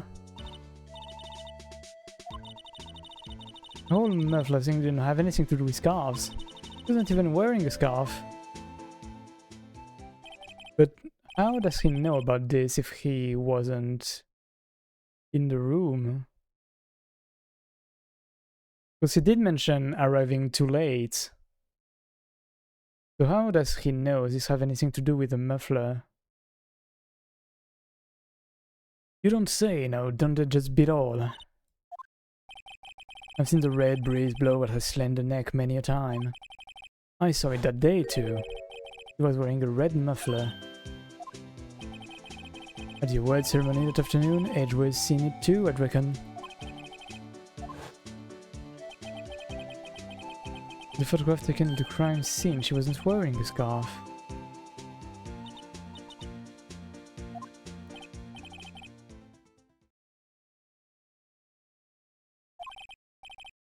Well, it's about time. Remember, partner, sometimes you gotta grab the bull by the horns. Sometimes you just gotta let that bull go where it will, time will tell.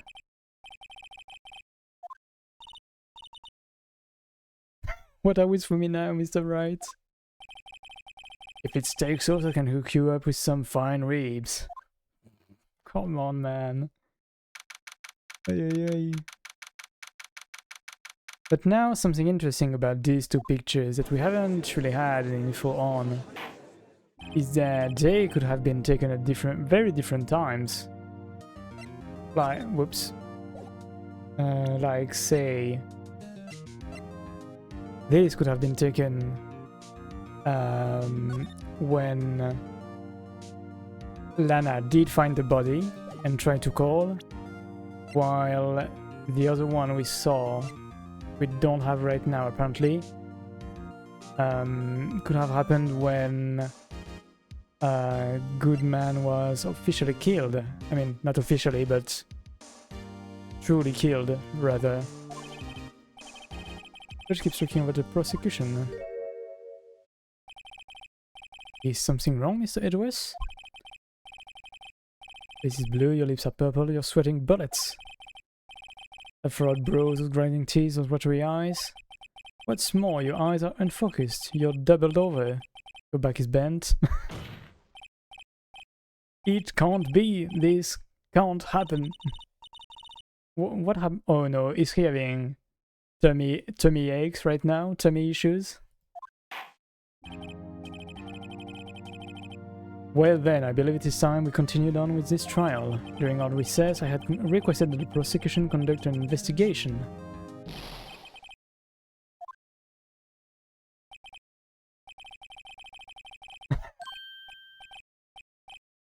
Excuse me? Knock knock?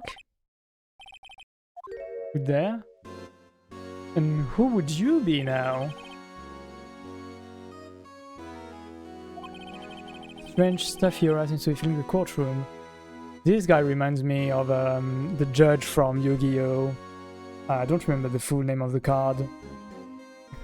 But he does have that kind of towering feeling, I guess. And square head.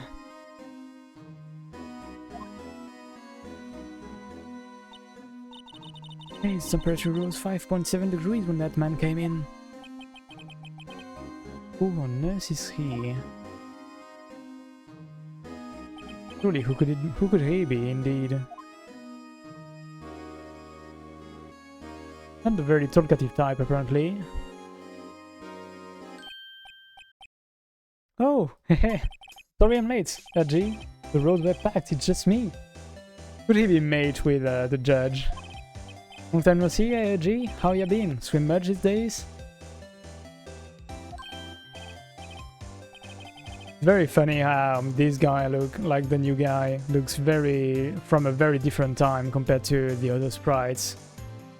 He's so much more expressive and detailed, especially when you compare to the judge, for example. Ah, hello, no, I've been so busy. Busy, smeezy, G, my boy, you have to make time to relax. I'm afraid you're right, very afraid. Sorry, but who are you? Aha, so you're right, the attorney. I've heard good things about you, son. So sorry about our little Worzy giving you all that trouble, eh? You know, we should all go swimming together sometime, jolly. Little Worzy. You don't know the district chief of police?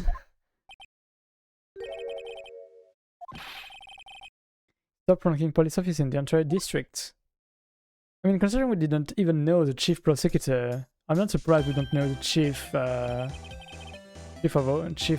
police officer. Name's Gaunt, Damon Gaunt. Pleased to meet you, everyone. So, to what do we owe this honor today? It's been over 2 years since we last came to this courtroom, hasn't it? Seems like a lot of stuff is referring to 2 years ago these days. Well, it's Worzy here, look at the poor fellow.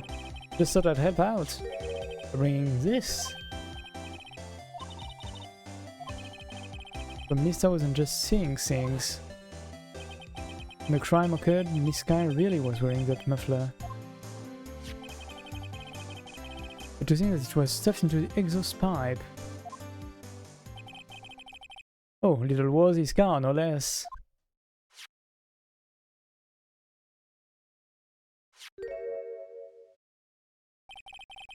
It's quite embarrassing even for us.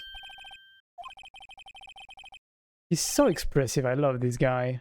Maybe I'm gonna learn to hate him, but for now I like him. What is called a switchblade knife, quite perplexing this.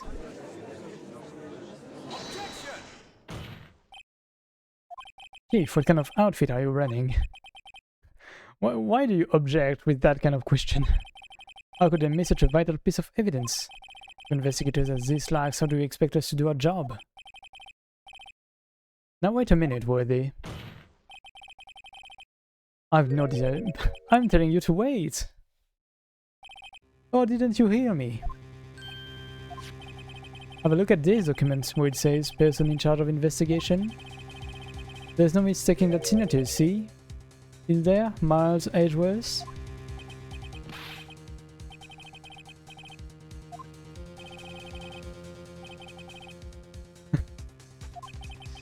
But you're the person in charge. I'll expect a written apology. Don't be too upset. We'll find a way to clean up this mess that you made. Ooh, he seems to be more devious than expected. First time I've seen Mr. Edgeworth at a loss for words. What kind of major blunder is unlike you, Mr. Edgeworth? Don't accept this new evidence. I'd like to ask the defense a favor first. Just to be sure, I'd like to take a look at the blade of this knife.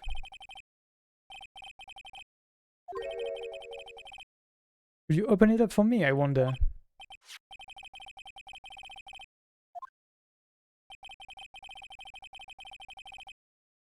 Look at my finger, Mr. Wright. I wouldn't be able to pound my gavel anymore. Yeah, but if I cut my finger, I wouldn't be able to point it at people anymore. Or slam the desk, neither.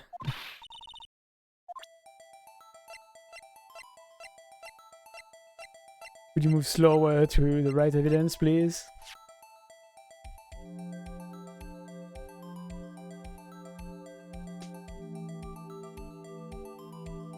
Ah, SL92. Now this feels familiar.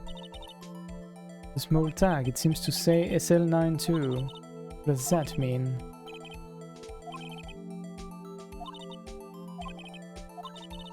I'm not certain, but I get the feeling I've seen this somewhere before. Actually, I do too. Letter like this, or letter that looks a lot like this somehow.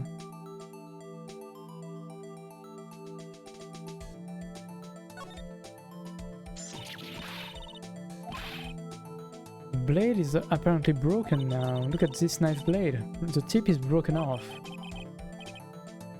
This dark red stain, blood.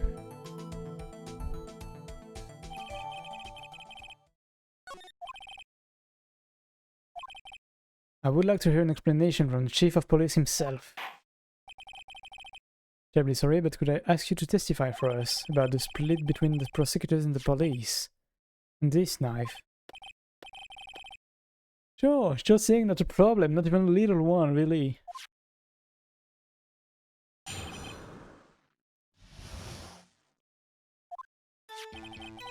This knife is special, but I can't say how here. Unless there's evidence to prove a connection between this knife and Goodman. That was a bad day for the department who went in any shape to do an investigation. Detective was killed at the police department. See? What a mess! Time of the crime? 5:15. Scary coincidence, eh? Not officially linked to this here case, so I can't talk much about it. This is quite brief.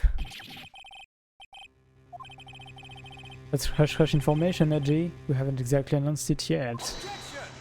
Ah, I thought he was mentioning Goodman, but was it someone else?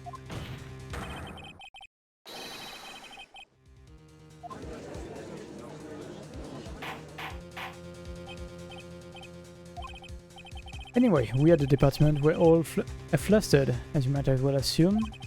We're in the middle of a top secret investigation. Don't tell anyone, okay? I think we understand the police department situation. Well, Mr. Wright? Yes, we do have 2 murders indeed, which we did see in the opening sequence. Chances of that are really slim, scientifically speaking, of course. I'd like to exercise my right to cross-examine the witness. However, keep your questions focused on the case at hand.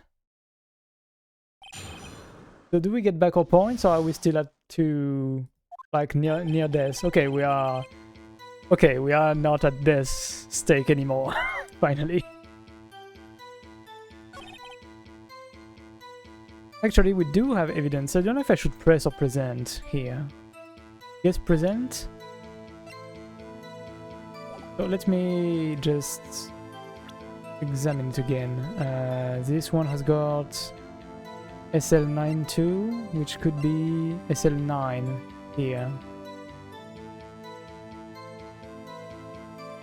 But I don't know if I should present or press, but I'm guessing present.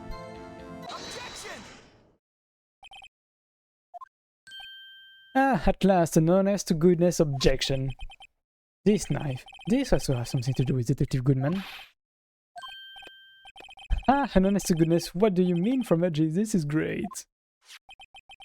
Look at the tag on this knife. It reads SL92.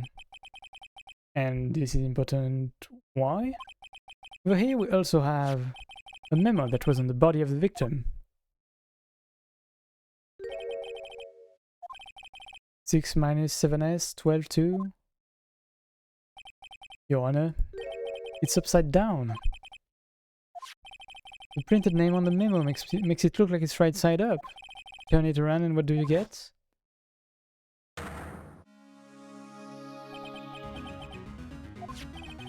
Whoever wrote this note was holding the paper upside down.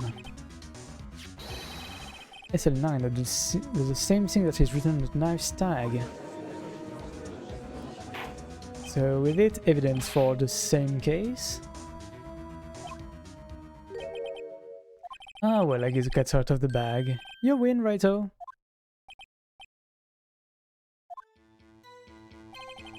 This knife was evidence in a case. It was stolen from the department's evidence room. That was a bad day for the department. We went in any shape to do an investigation. He was killed and now...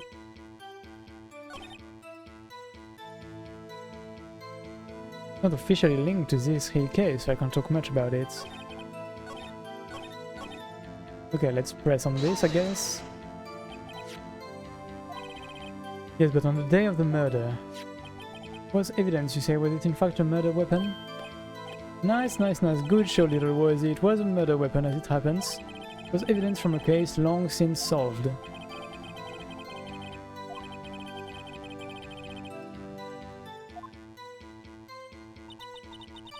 Hard to think there is no connection here.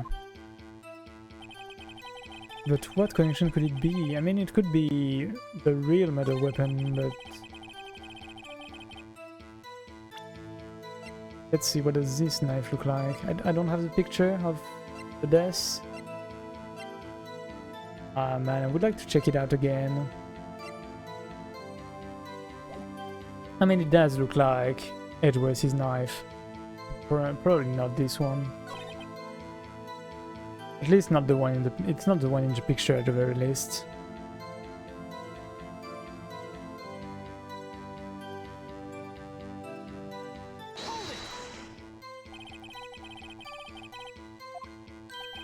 Got a good look in your eyes there, right, oh my boy. Sharp, hungry. So, something did happen and why wasn't I informed? Weren't you informed? Well, why didn't you ask? He does have a tendency to not say anything until asked, so fair. No matter, I understand you were busy. What with Lana's case and all? Well, what happened? What happened at the police department that day?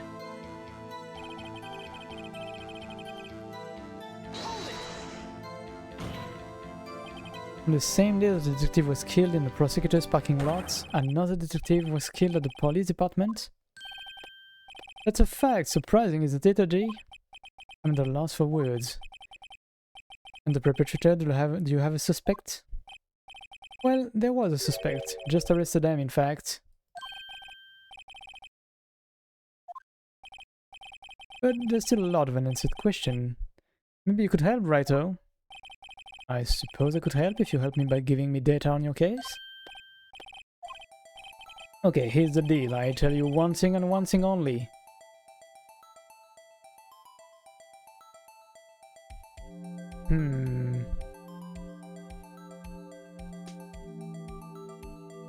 Okay, what would be the most important?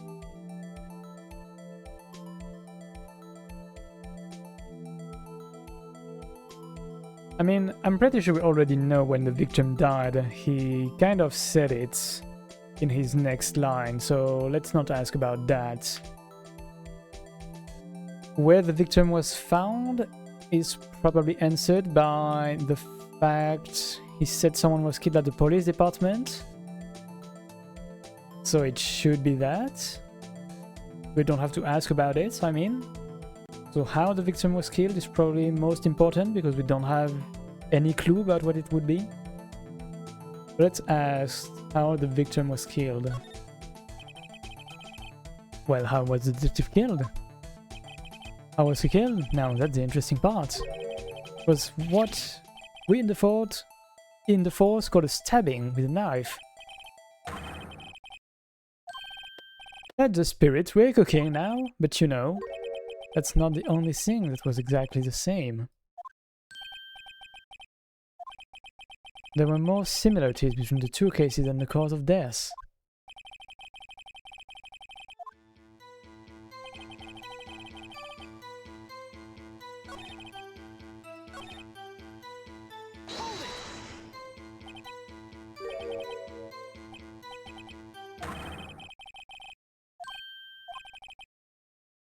When isn't it a murder at the prosecutor's place and a murder at our place at the very same time?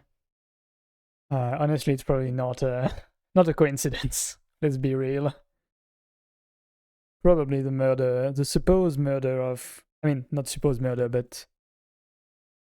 like the scapegoating for the case of Mr. Goodman is probably used to serve as alibi for the second murder, if I had to guess.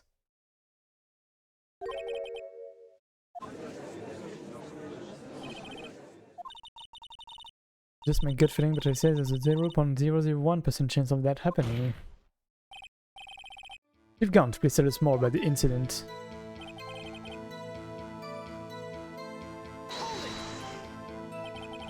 How can we say there's no connection? How? Because I'm the chief of police. I can't just say anything I please, right? So you understand? Well, if you can prove there's a connection, more power to you. There's really something that ties the two murders together.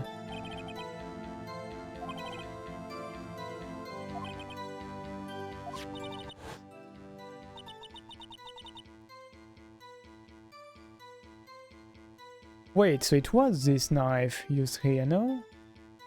No, it was in the muffler, right. This one is Edward's knife. The handles look similar now that I keep misidentifying them. Sorry. Let's check this knife out. Okay, let's check the knife. We do have something we haven't checked on it. This right here. Okay, but I do have... Can I check the blood or what I suppose to be oil?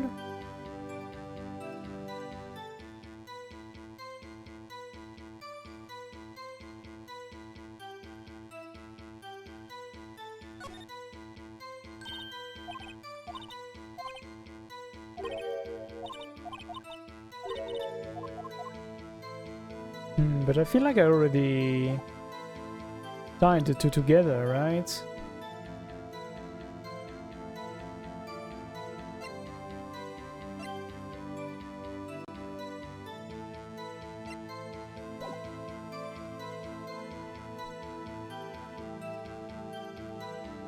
Was stolen from the department's evidence room.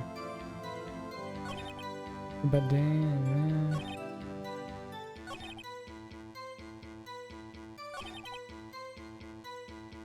Okay, I'm gonna save, I guess, and try to... I feel like I've already done that in another part, like at the very beginning of his testimony, so I feel like it's weird to present either the knife or the note, but... like, to me it's pretty evident the two of them are tied, and I feel like we've already presented evidence about this, so it's weird to me we have to show something else about the very same matter, really?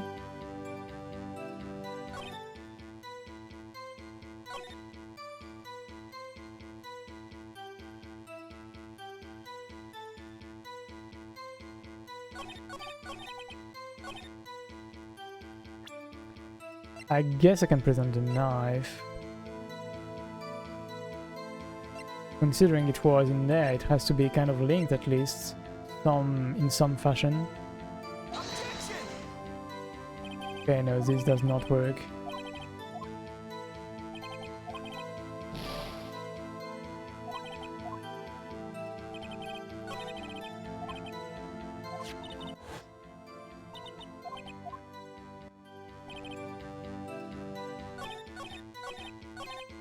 Let's try presenting the note again. Objection!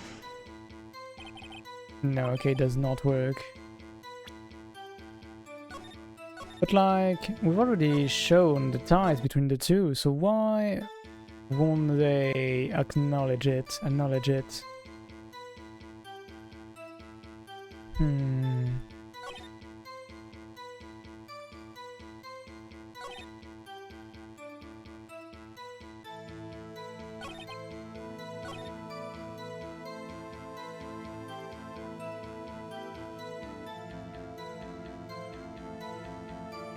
I think I already pressed on this, but let's do it again, see what he says. This knife was stolen. Devil murder. It's another weapon.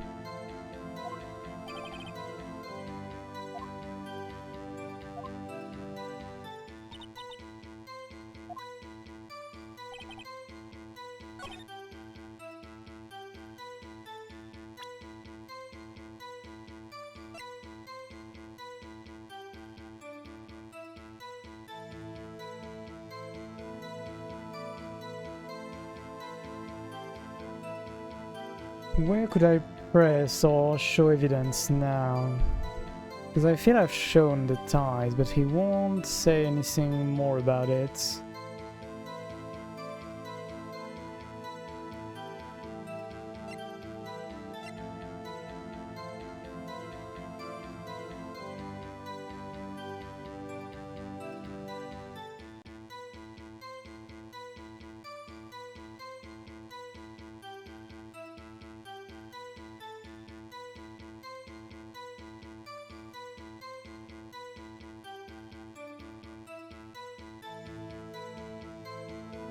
Hmm.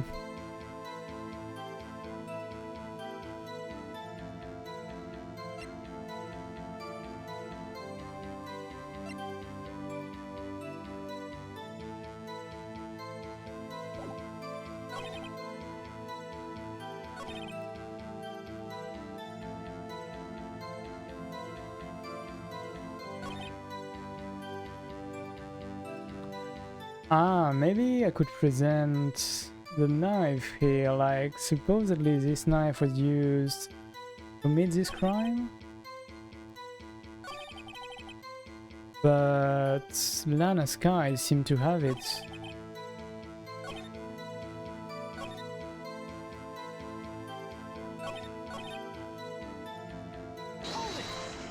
Did he mention the knife being like what was used to kill the detective in the police department?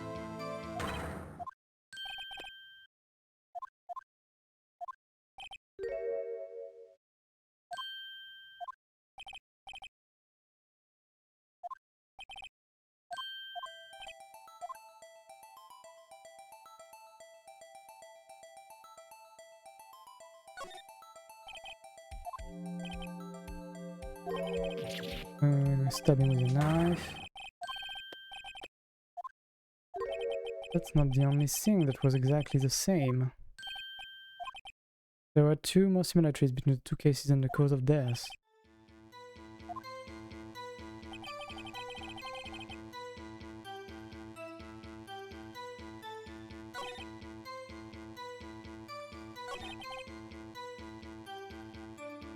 Do I have any evidence that would link to the time of the crime?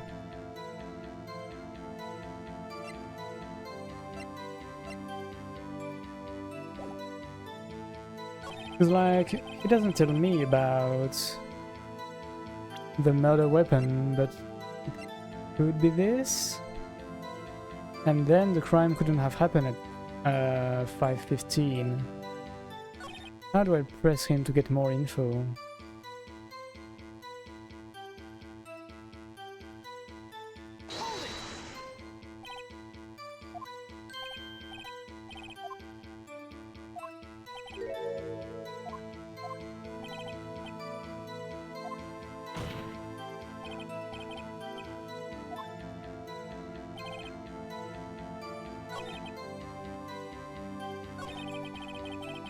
Because if I can press, I can only ask him about time of death, how the person was murdered, and where. But we already know where and when. I guess it doesn't hurt to press and ask the other questions, considering I can press again after.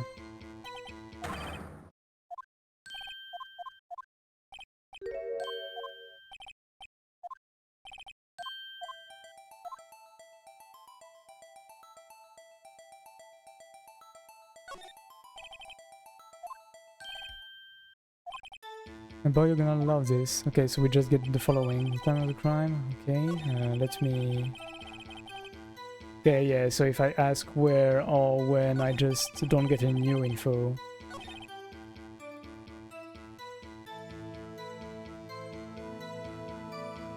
But what kind of triggers me a bit is that we don't get any new info from asking him about how he was killed.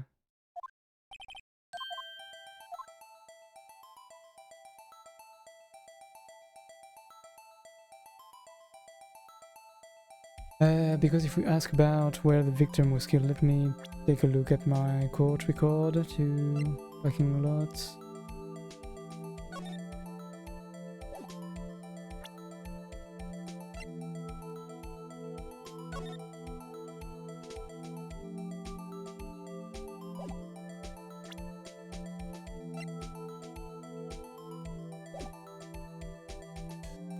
Yes, I'm gonna ask where the victim was found, but I'm... Like, we already know. Maybe he's gonna give more details on it.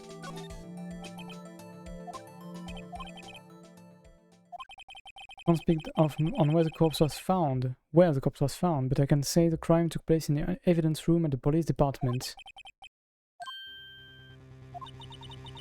Evidence room, didn't he mention that in his testimony just now?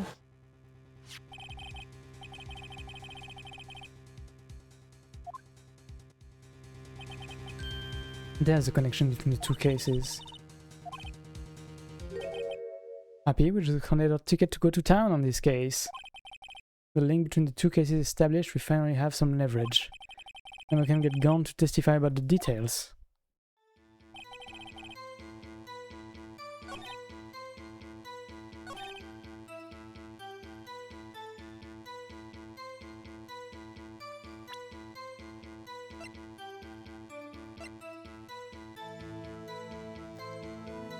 Okay, but I guess I can't... Where did I try again to... I think I tried to present a link here. But maybe I can show the knife here, considering what he just told me. It's a bit weird that we have to deal with contradictions that are not in the direct testimony for once. I'm not too sure about trying this, but it's basically the only place I see all of the information gathered to say there is something weird about this other murder.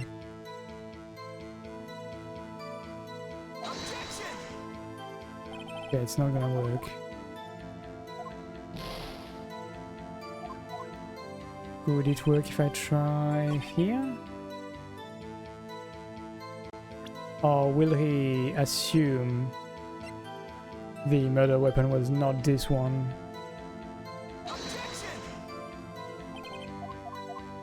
Yeah,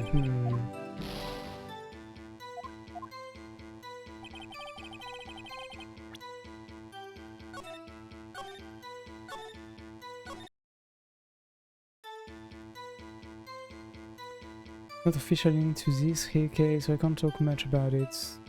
What do we have that link the two?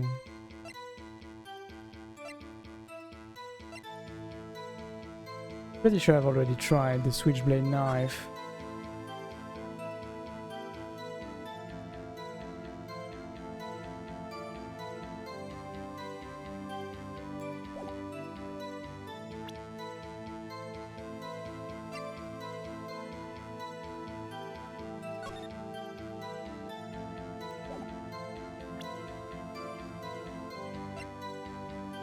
Hmm.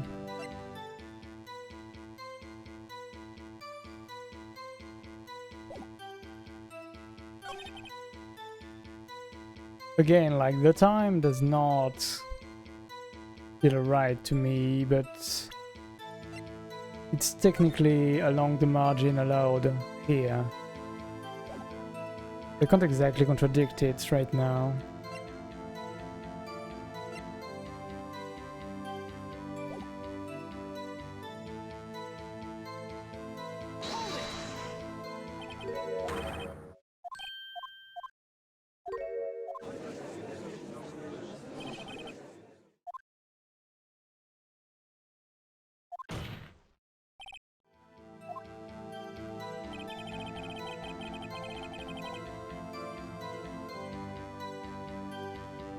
The fish are linked to this here case, so I can't talk much about it.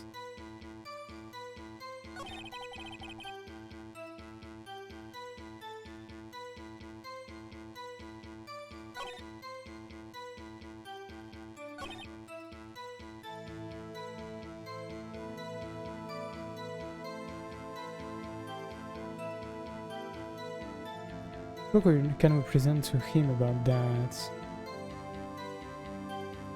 We can present the knife considering Lana had it, but like...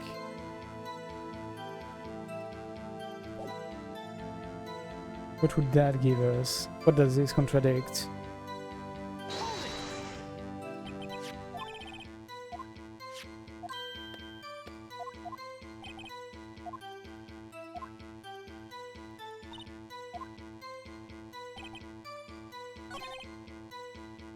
Should I show the knife right here to say it was the scene of a crime?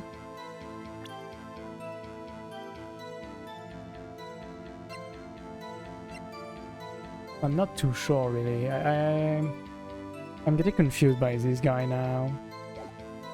Because like, I feel we've got all the info we need to contradict him, but no direct sentence to contradict onto.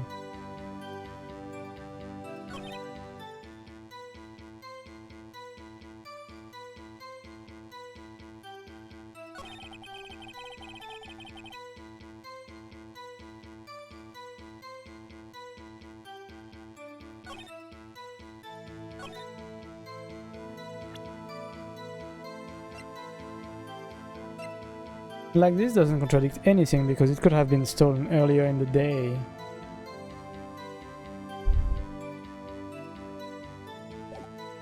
Let's ask again about the murder.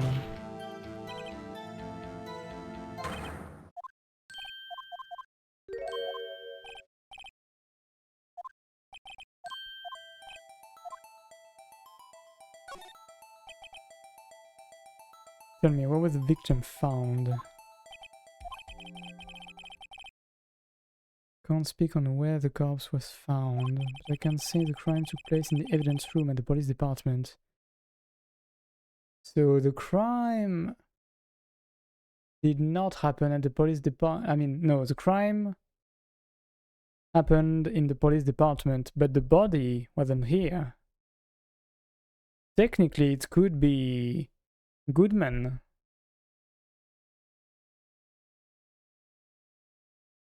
Right? No, but I've at 5:15 Edgeworth was already back at the prosecutor's office with Goodman's body. In this room, didn't you mention that in his testimony just now?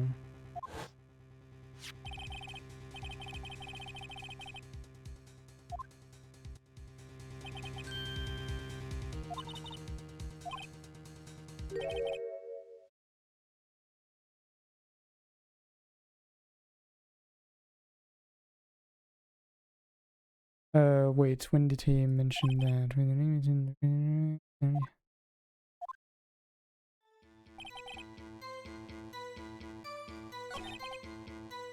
Yeah, let me re-ask that question to see exactly where they wanted me to press on with the knife. If I understand correctly what they want, actually. So let's see if I get that right. But I feel I've tried already what they want me to press on by presenting the knife. This knife of evidence in a case it was stolen from the department's evidence room.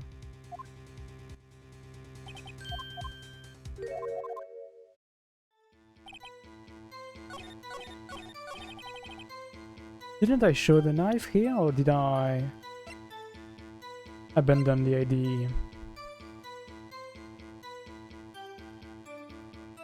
Guess let's try. Nope. Okay.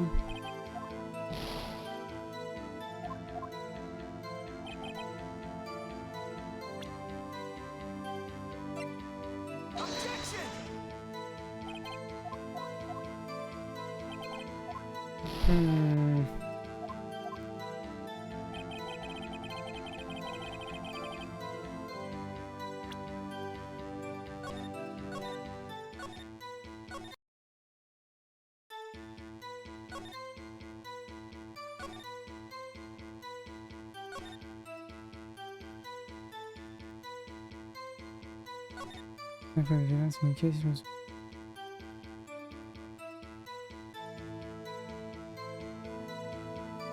Yeah, it was building.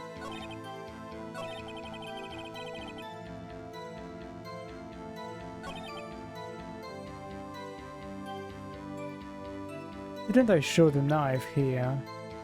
Or did I forget?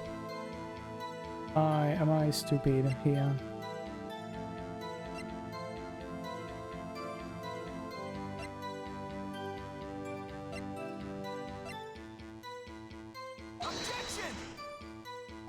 Yeah, no, I already did that.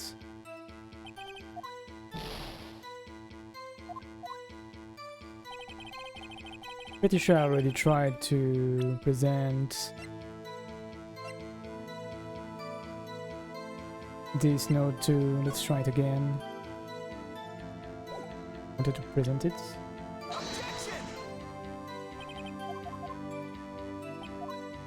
Okay, let's... So what I'm thinking is maybe I need to press on differently.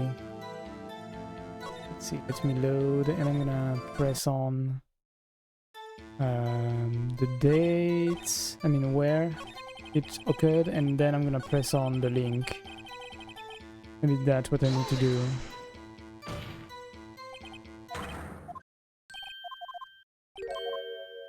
Maybe because I didn't press on when I had all the info, it didn't let me try to press further. Where the victim was found. Yeah.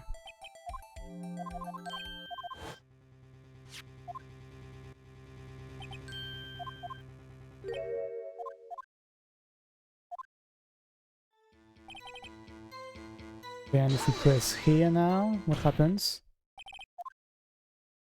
Ah, okay, so I needed to press a second time after having gotten new info. The connection between these two cases has already been proven. You don't say, well out with it, writer, what's your connection? Connection is the place mentioned in this testimony we just heard. The knife found in the lot was stolen from the police department's evidence room. Not to mention the victim had on him the case number of the knife's evidence tag. And we also know that the detective murdered at the police department was killed in that very same evidence room.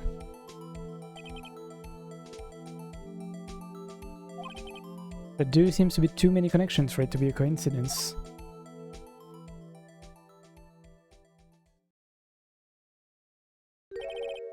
You two make a good pair. It took my men 2 days to find out what you deduced right there. Request that you release your information on the victim at the police department. See, that's the tricky part. It hasn't been announced yet at all. Can we get the information unofficially?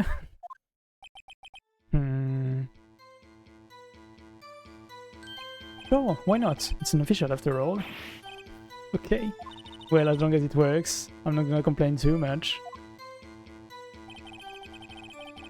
I'll cooperate, but I can't reveal the name of the victim of the department, okay? So, let's press on. You're going to tell us a little, why not tell us everything? Well, case information is sticky stuff, you have to do everything properly.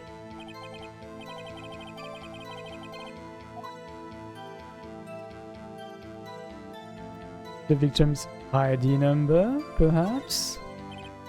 Oddly specific question to be able to ask. Sure, why not? It's not like you'll be able to tell who it is from that. Of course not, you won't tell me the name after all.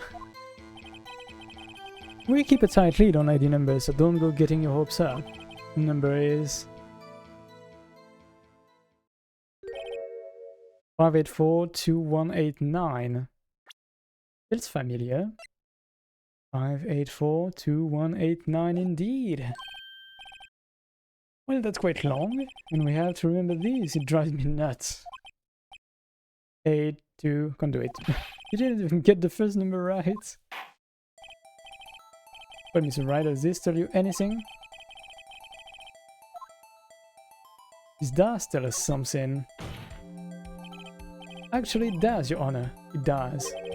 I think.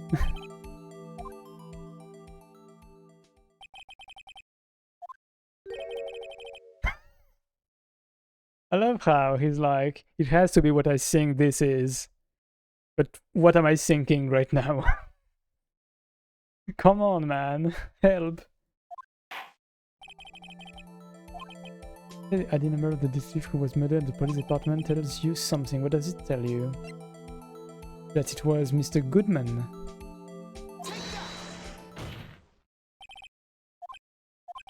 Witness. What is it, Mr. Wright? You're grinning like a schoolgirl on prom night. Come on. I got confused. Just come out with both guns blazing like you always do.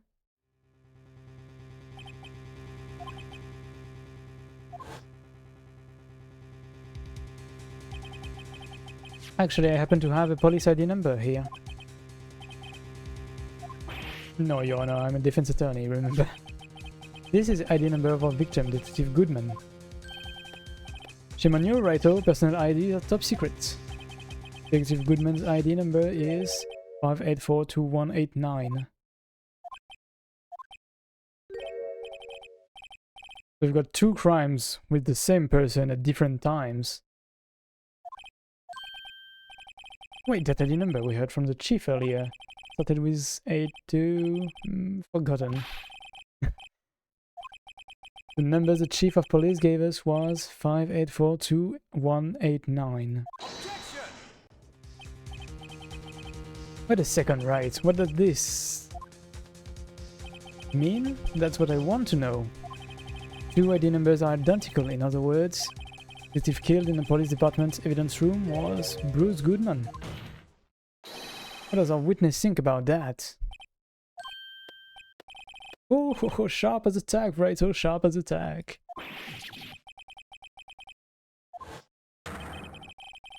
Still at 5:15 in the underground parking lots. Yet, Detective Bruce Goodman was also killed at the police department, in the evidence room, at the exact same time.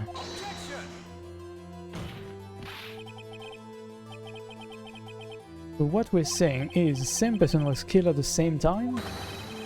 And in a completely different location? I'm gonna throw a wild guess, but could it be twin brothers? Did we have 2 good men? What I want to know is, why didn't I hear about this? Yes, it's top secret, fine, but I'm the prosecutor in charge of the case. Now, just wait a second, Worthy. No need to get all flustered. Your Honor, the police department has made a grave error in this case. I said, wait. Or didn't you hear me? The other side, the grave error. Mr. Edgeworth, they are yours. We informed you yesterday. I believe it was Officer Mickens who brought you the news? What is going on here? He's grinning way too hard. I feel like they want to kind of bump Edwards off his seat.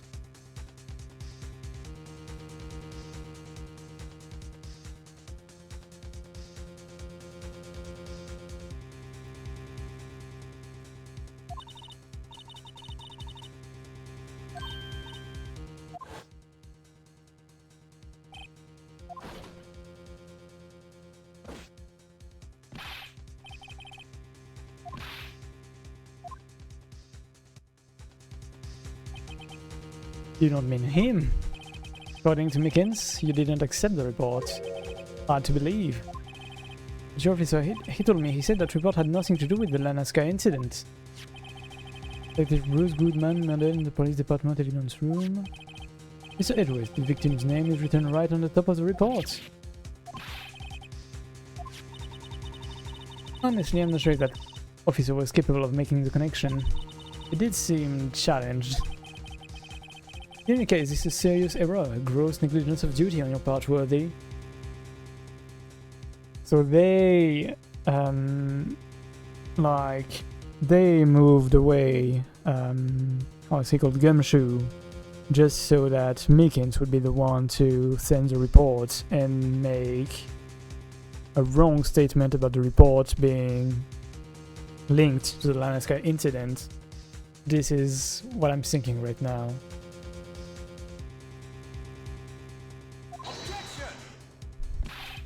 But sir, you could have submitted that report this morning to the court as evidence.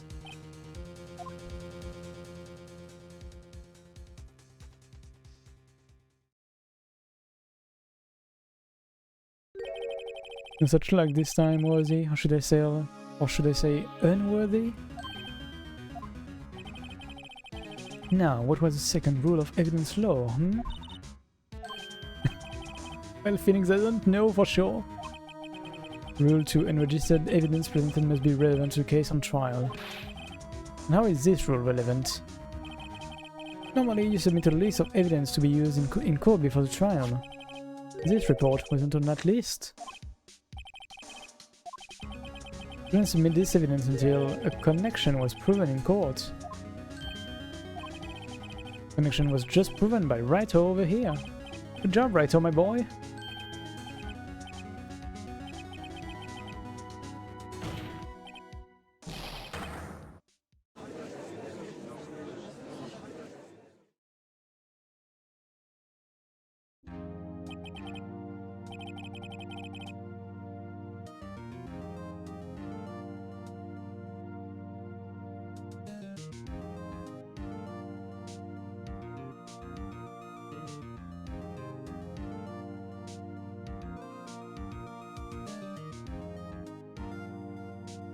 Sorry. Okay. We have come to the end of this trial. I know you're going through a tough time, Worthy, with all those rumors. Or even the defendant's charge this past December. Sorry for this terrible lack of due diligence on my part. Please, just give me one day. I'll get to the bottom of what happened. This is the last thing I do. You'd better get resolved this time, really. I have my profound apologies, sir.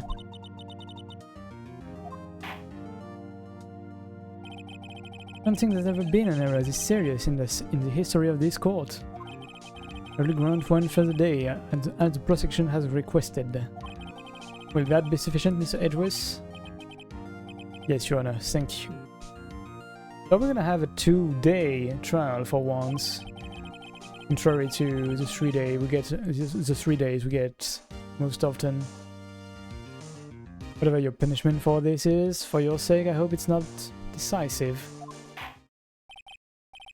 Very well, court is adjourned.